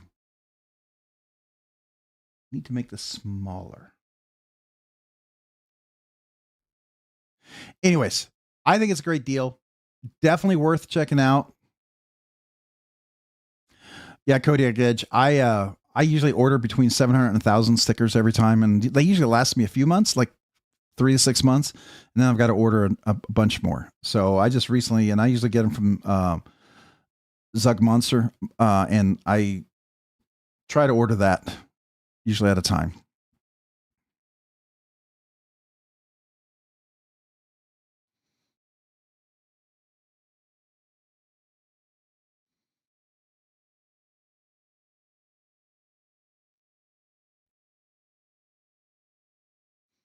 Yeah, Gmail is one of those things that, you know, you could actually type robs.nerdy.knives at Gmail, and it'll go to me the same. Anytime there's a period in there, it totally is ignored. So my I have a personal email address. That's my first name separated by a dot and my last name, and then Gmail. If you took out the dot, it would still come to me. Gmail, that's one of the things that Gmail has always had. I don't know if you knew that. Yeah, it's like Blade shows where it kind of kills me. I go to the Blade shows and I usually hand out several hundred stickers, and which is cool. I love doing that, but there's a lot. And then when I share stickers between channels, I usually will send someone. I used to send people like 20 stickers or something like that. I usually send them a little bit more than that, but that always consumes quite a few stickers too. So I guess I go through probably 1,500 stickers a year, I guess. So that I'm sure that's probably less than what Zach does. I'm sure Zach goes through. Zach, what do you go through? Like, I bet 2,000 or 3,000 stickers a year, especially with all your swag packs. I can't even imagine. You probably go through a lot.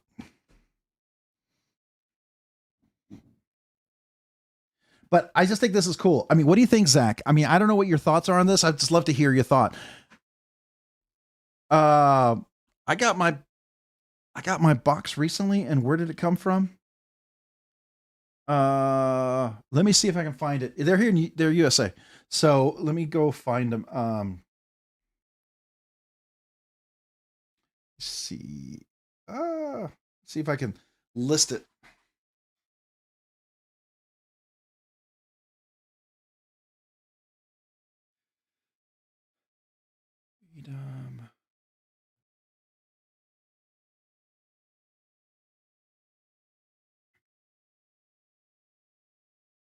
Okay.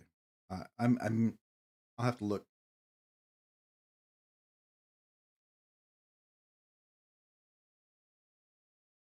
And if you wouldn't mind, I mean, I also have a affiliate with Freedom Knife Shop. Let me see if I can find it. Let me just go over here real quick. Oh, it should be down here.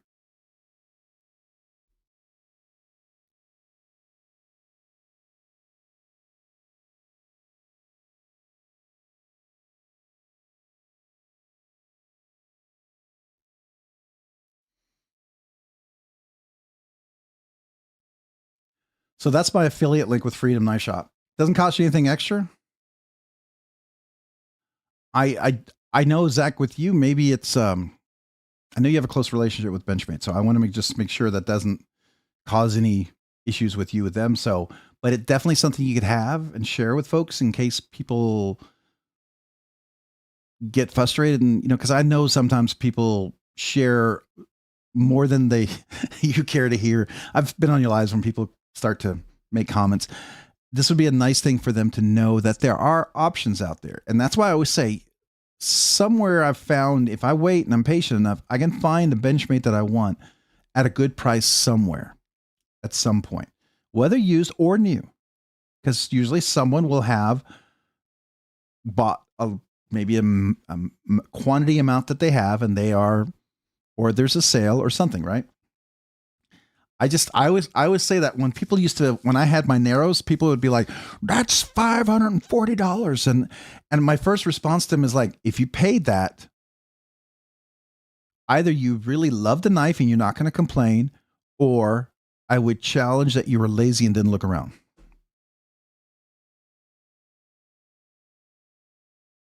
Oh yeah, Blade HQ did the exact same thing. Blade HQ on the narrows, you could get the narrows for $400 or less at Blade HQ for quite a while. You added it to your cart and you went to check out, and even though it was listed at $540 or whatever, you could get it for $400, just under $400, which made it a reasonable purchase in my mind. I mean, it would be great if it was a little cheaper. Of course, we all want it cheaper, but it was more reasonable at that price for what you had. There was a lot of innovation in that knife, and I personally thought the narrows is still a great knife.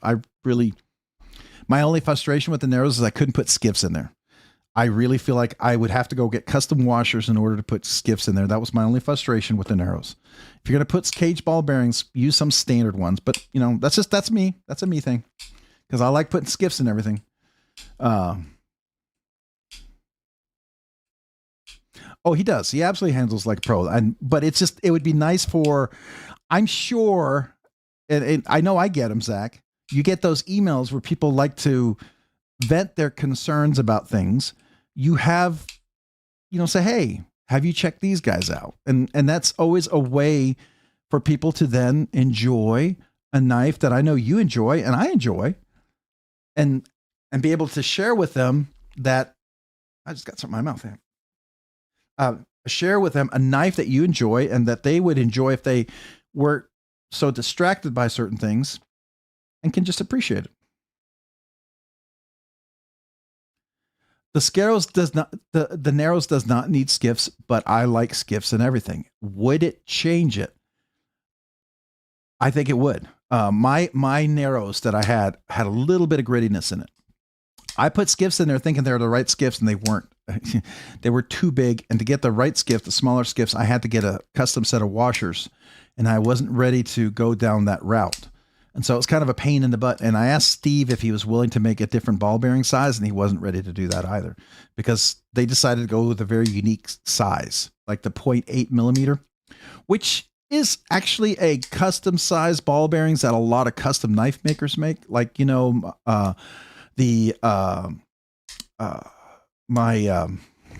Airite by Edgar & Cole uses those. And I think the Airite, the ones that they use, are very similar size to what the narrows used.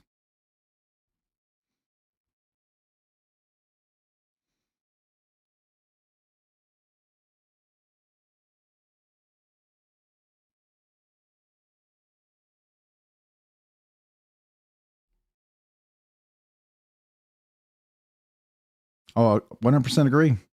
It is the facts. So anyways, I like to point that out because,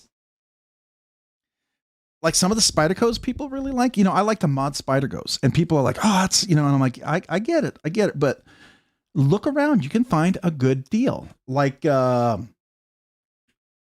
the other one?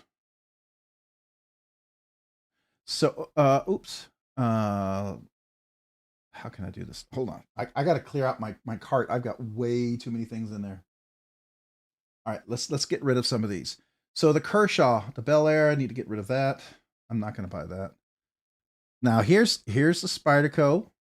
If you want the Rex 121, you want to put a custom scale on there. This is nice. The nice thing about the Sage 5, if you guys didn't know, you do not have to have a Sage 5 FRN or Sage 5 G10. The Rips Garage technology custom scales works on both the Sage 5 FRN and the regular FRN, the regular one. That's one of those kind of cool ones. The Yojimbo, that's a great price. Real, I need to buy. You know what? I might leave that one in there because I might buy that. But the Micro Jimbo is a little too small, but I hear good things about it. The Bodacious, this is a great price for the Bodacious. Really good price, especially with Spy 27 blade steel. The Little Native 5, not a fan of it. Don't think I would get it, but still a good price. Now what's the difference between, this is the regular one. So the freaking M4, the regular size, is that the one that's 9 inches, Zach? That's 9 inches, right? The Mini Freak is the one that's like 7.5 or just under 7.5 inches, right? Am I thinking correctly? Let me see.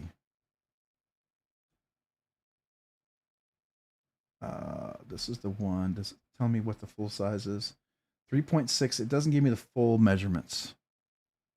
Oh, you're not telling me the full measurement. That's the only thing. They don't have extra details here. Oh yeah, the Mini Freak I think is more my size though. I think the regular Freak isn't that almost over 9 inches or just right at 9 inches? Right. The regular Freak is right at 9 inches, if I'm not mistaken. But the Mini Freak is the one I think 8.6. Okay. And what size is the Mini Freak? Is that the one that's like seven under 7.5? It's like 7.5 or right under 7.5, right? I think it's the mini one that I would want to.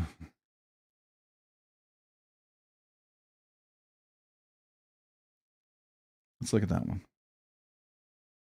That's the Freak, and then that's the Mini Freak. Does it tell me the size of that one?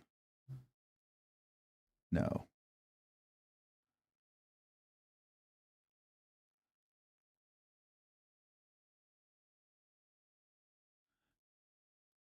Yeah, but again, remember, you guys like larger knives, right? Once you get over 8.5 inches, it becomes almost. Oh, see, that's almost too small. Yeah, that's like one of those in between sizes. Maybe 8. Maybe the regular Freak would be a better one. It does sound like it. Okay. So I'm gonna get rid of the Mini Freak. I'm gonna keep that in my cart. The little native, that's a cool price. I don't need it. I wonder if they have the new black one. That new black one in M390. That's pretty nice looking, Zach, by the way. I do like that. I am really tempted. This auto with the Magna Cut, that's such a good price. Wow. That's such a good price. Very, very tempting.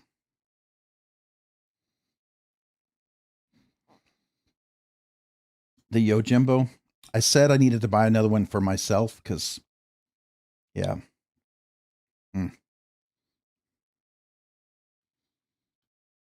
Not much bigger than, but I like the bug out. The bug out's a nice size. I do like the bug out. My favorite is the carbon fiber. I actually have 2 of these carbon fibers now. I do like the carbon fiber. S90V blade steel. And it's always been kind of a favorite of mine. And then the M4 one. No, I'll wait on the auto. All right. So far, these are the 2 I'm very interested in. But now looking at this,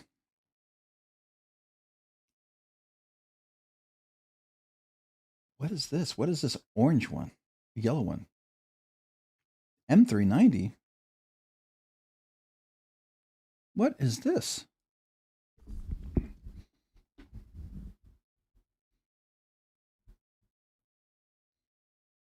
Oh, burnt brass aluminum scales. Okay. So I feel so ignorant when it comes to bug outs now. See what I really like about this, Zach. I don't know about you, but I've looked at this and I don't have a wall there that in my mind that people say you should not. I'm like, no. This is pretty though. I do like the colors on this. It's really freaking cool, but it's not really what I want. I sure did love my mini Adamas. That was such a good knife. I hated selling that one. That's one of those knives I've sold, I bought again, I sold, then I bought again. You ever do that? Now, what is this guy right here? Oh, S30V. Yeah. I cannot do S30V. Just not a fan. Oh, really? Did you? You swapped out that bug out with the blue aluminum blade. Looks great. Blue aluminum? They have a blue aluminum one? Huh. Oh, here it is. They have it. Oh, it's out of stock. Of course. This is the one I was interested in. That M3 Knight. Oh, it's recurve. Oh, that's why I don't like them. That's right. I reviewed this. It was really nice, but I'm just not a recurve fan. I just can't do recurves. I'm willing to, I have a hard time with recurve.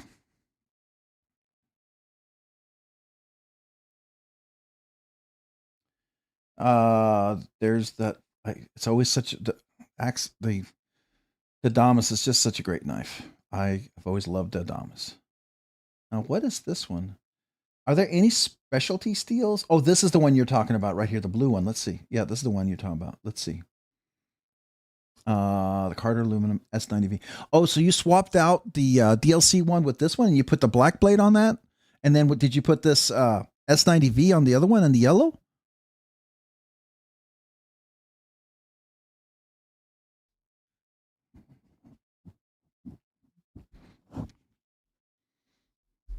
Is that what you did? That's crazy. Zach, did you see Dick's recent review of Metal Complex's recent review of the Benchmates that he got? He really liked a couple of them, and it was like I was like really surprised. It was like you could tell he was like, oh, all of us who've ever had a bug out, we've been in knife collecting, and if you got into collecting bug outs or Spydercos at one point in your collecting career, there's always going to be a little something that you have, a little part in your heart that always has something for those types of knives. I always have a little spot for Spydercos and for Benchmates. It's always there. Unless they decide to sell to some Chinese company, move overseas, and completely destroy the company, there's always a little spot in my heart for them. You know what I mean?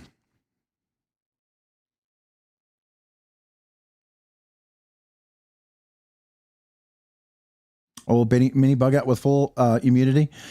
That's cool.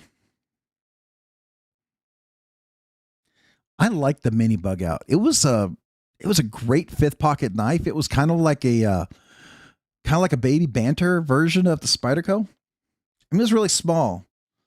I didn't hate it. It's one of those knives I had. When I sold it, I didn't sell it because I hated it. I just sold it because I was at. So I got into knives. My first big knife was my mini Barrage. I bought at Cabela's. I paid right at $100 for it. Most expensive knife I ever bought. And I love that knife. But it got me, I went all bug out. I mean, I went all Benchmate. I went all in, got just about every Benchmate there was. And then I discovered ZT and I discovered others. And then I somehow got so anti-Benchmate for whatever reason. And I got rid of way too many Benchmates. And then I was regretting it. And then I started buying Benchmates that I'd gotten rid of. It was kind of like that real weird pendulum swing.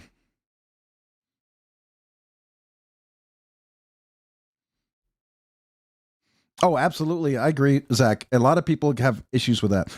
And I understand.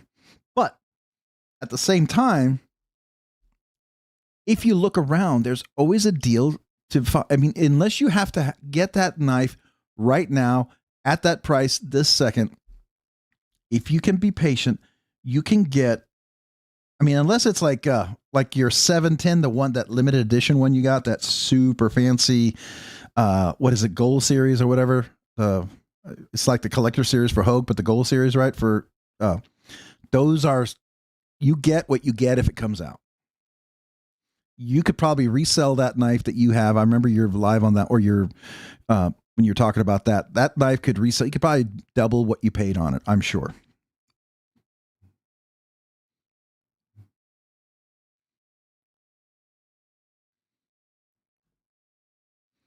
And see, that's fair. 80%. I mean, if you collect what you love and love what you collect,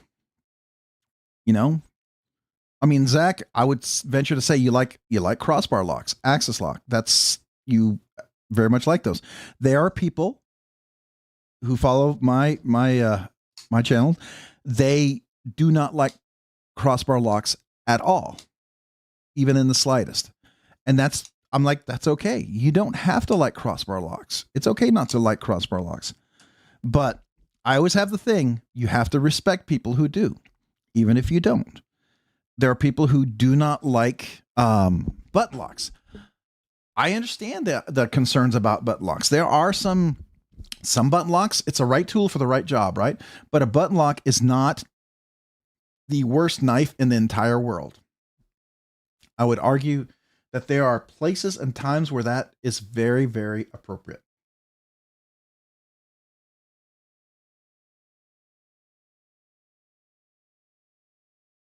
All right. Where is the other knife I wanted to look at? Come on. Show me. So since you're here, Zach, I have to ask you a question. What is your opinion? Do you like the regular narrows or the mini narrows? Is the mini narrows big enough for you, or do you find it too small for like everyday carry?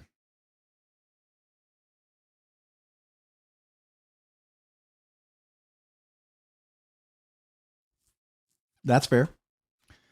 That's absolutely fair. That is always a challenge. That's why I think a good frame locks will have like we're dealing with here, a frame lock. Like you have this, you have a place, and I got big old meaty thumbs, so I'm very similar to people with big old hands, right? If my hand goes on the frame lock because it's such a small scale, I will push that lock bar in, and it'll always be very frustrating for me. That's why knives like this, where you either have a big clip, right, that works, or you have to have, like right here, see how small that lock is? Where my hand is not anywhere near that lock. And that's a design. That's something that's very specific to design. And you also have to, tends to be a little nicer, higher end knife to do that.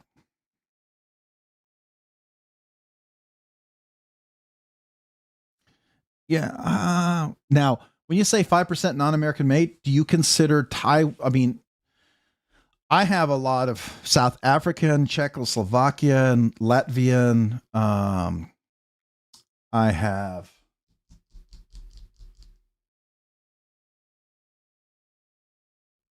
what other country to have? Oh, I have Latvian. What else do I have?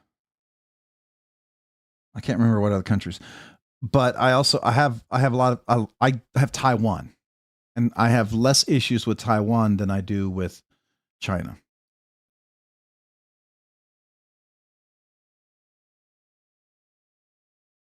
Yeah, that's fair. That's fair.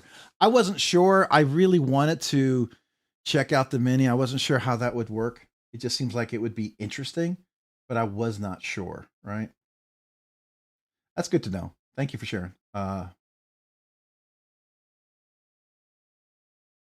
Where now? See this right here.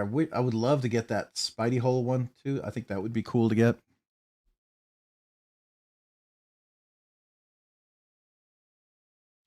The light blue on the front row. This one right here.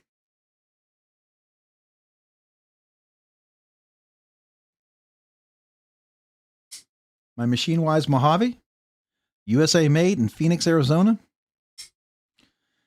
Martine is the designer for this knife. They make balisongs, but they also make the Sonora. It's the same people that make the Sonora right here. So Machine Wise, this actually uses bushings like a balisong. Action is ridiculous on its integral button lock, but this is a frame lock. So if you're not familiar with this one, let me show you real quick. Let me zoom in. Hold on. Why is it not zooming?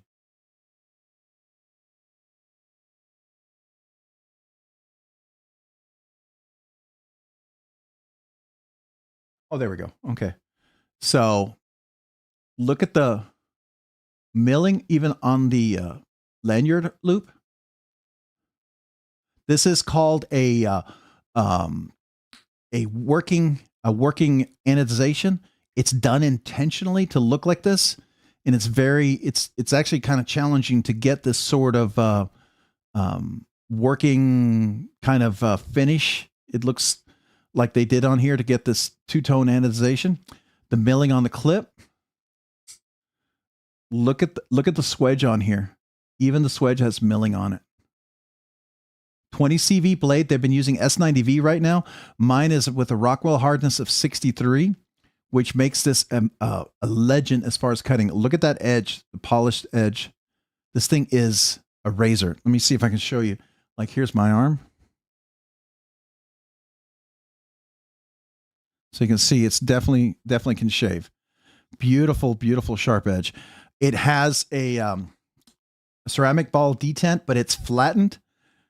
And the action on this thing is just buttery smooth. And at the fuller here, works beautifully. And the flipper is just really, really sweet. Very crisp. Super light. It feels light, but it's just solid in the hand. The lock bar is far and way out there. It's been chamfered all the way around. It's really quite stunning. This is one of my favorite new knives that they came out with. When they started showing the prototype of this, I absolutely fell in love with this thing.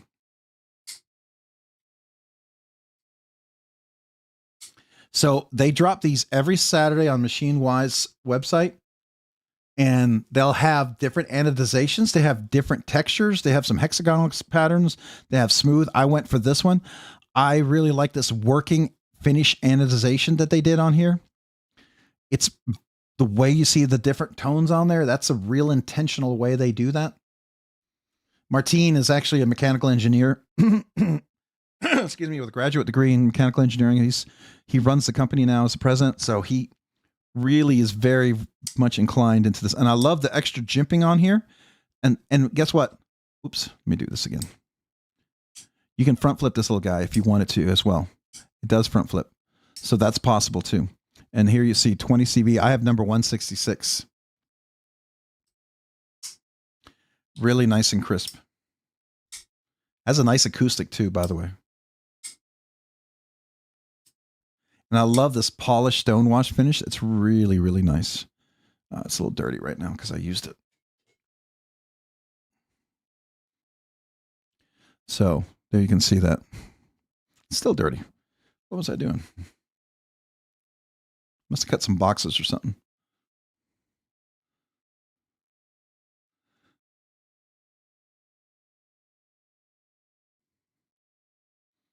Yeah, that's tape or something on there. But really, really nice. Hey, Todd, have a great evening. Thanks for being here. Appreciate you, man.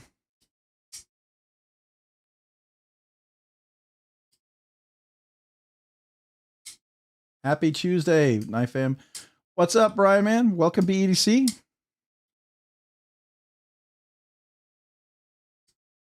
Just beautifully smooth. I love this knife. It's one of my favorites.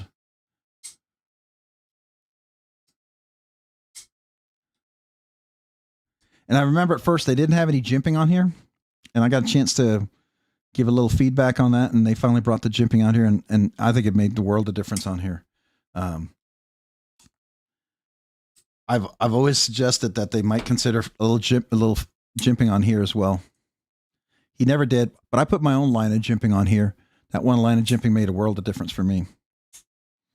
Though it didn't necessarily need it. It's just really nice. It gives it a little crisper, never slips off. But I love, this is my favorite button lock. It's absolutely solid button lock. Beautiful flat grind. Stunning.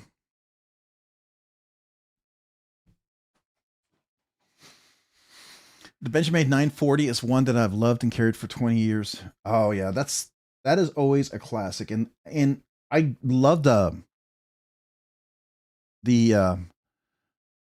Siebert Knives Centron is a grail. Ooh, okay. The Rockscale Design custom scales for the 940. My absolute favorite scales to put on it. The problem with it though is you need some custom thumb studs on it because you can't quite get to the thumb studs on the 940 because of that one.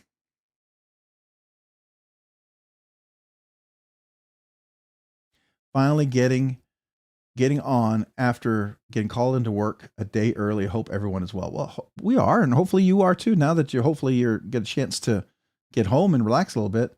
So the Centron is a grill. I wonder what that is. I want to look that up. So Benchmade. I want to see what that one is.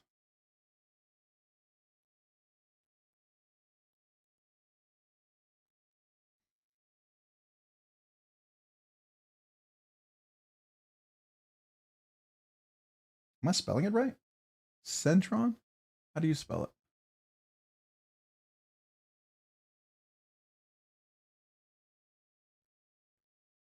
Maybe it's called, maybe I need to put Siebert. Oh, Siebert Knives Centron. Oh, okay. So it's not necessarily Benchmade.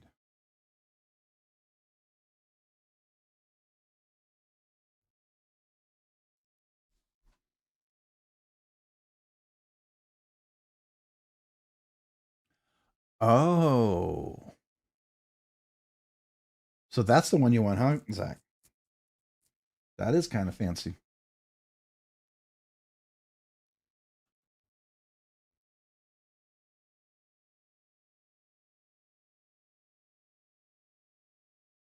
Yeah, I wonder if this is the one. Yeah, 625. Oh. I forget that I swapped over. This one here, I bet. Is that it? That one sold on 625, so I bet you were watching that one.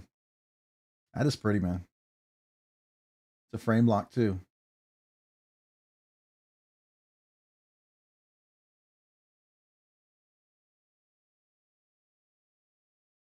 I got to go grab one tomorrow, BDC. They look nice. Oh, the machine wise, yeah. Oh, yeah. Also look at Penchetta. Thank you, Level On Up. Penchetta has some of these. They call them seconds for the Mojave and the Sonora. And what seconds means is that it's kind of like, you know how Joseph Vera, when he does his seconds, it's like he found a little scratch on the inside of the scale that he noticed somewhere. And he's like, yeah, that's a seconds. So it's kind of similar to that. Oh, by the way, I don't know if you were here earlier, Zach, but I did something to my large Sabenza.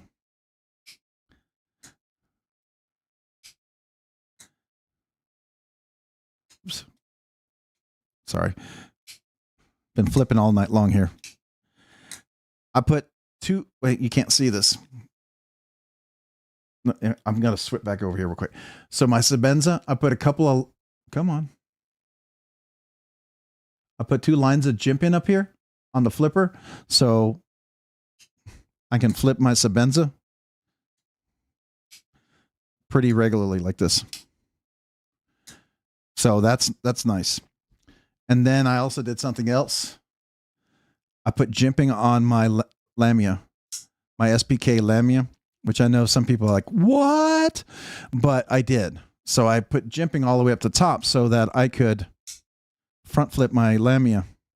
Because I always felt like this would make a really good front flipper if you could do that, right? It's always a great thumb hole flipper, but he never put any jimping on here.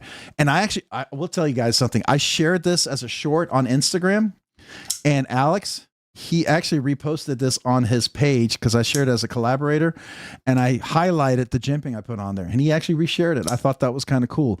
I guess he didn't hate it. So that, I felt like that was fun.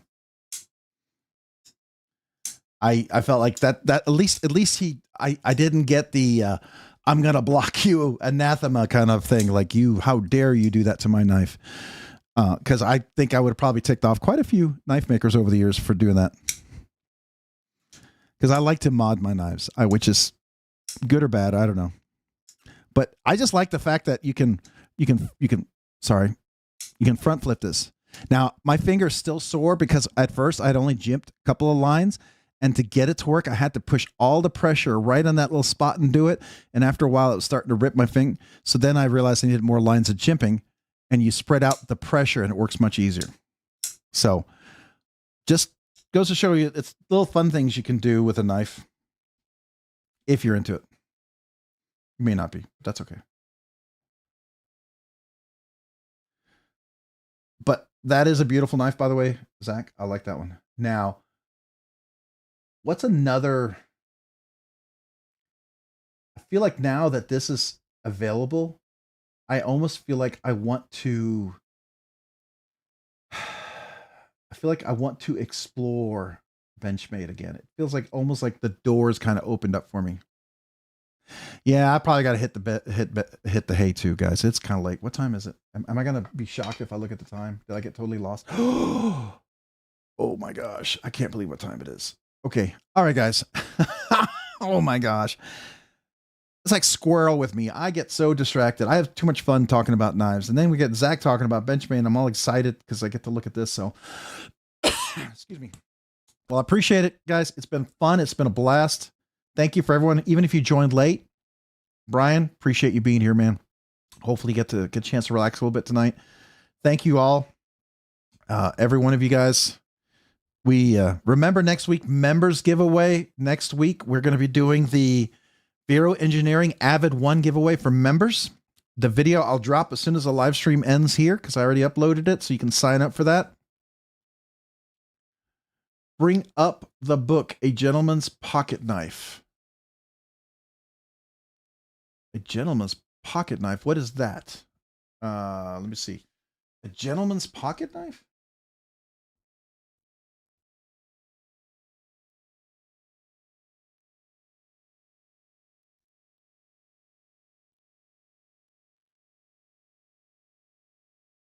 This one here?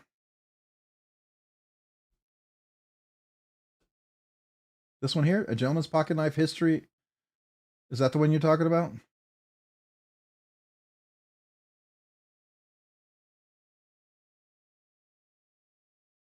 Is that something that just got recently released?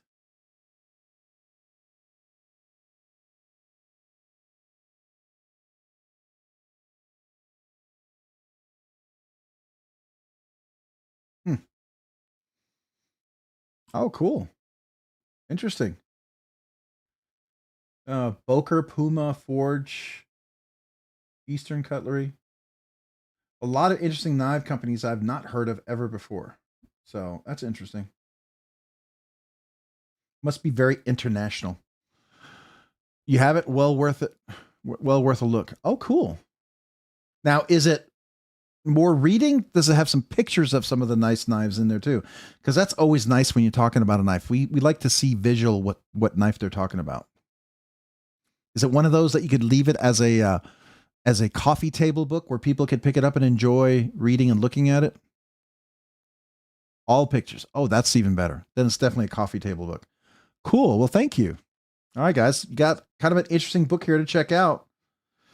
All right, guys. I got to go. It's late. I do need to get some sleep and wrap it up and put everything away. Probably get a little bite to eat. So appreciate every one of you guys. Thank you for everyone who joined the live stream. Thank you for all the super chats. Appreciate you guys being here for the live stream, for the giveaway. Next week, members giveaway. Thank you. Thank you. Have a great week to everyone. As always, I appreciate you. Appreciate the conversations. I appreciate the insights from everybody. Yeah, have a great week. We'll see you guys next week for, I don't know, hopefully another live stream. And wish me luck. Wednesday, I drive out to Mississippi to drop off my oldest son for veterinarian school in Mississippi State University. So that should be fun. Hopefully we have a safe trip there and back. Bye. Have a great week.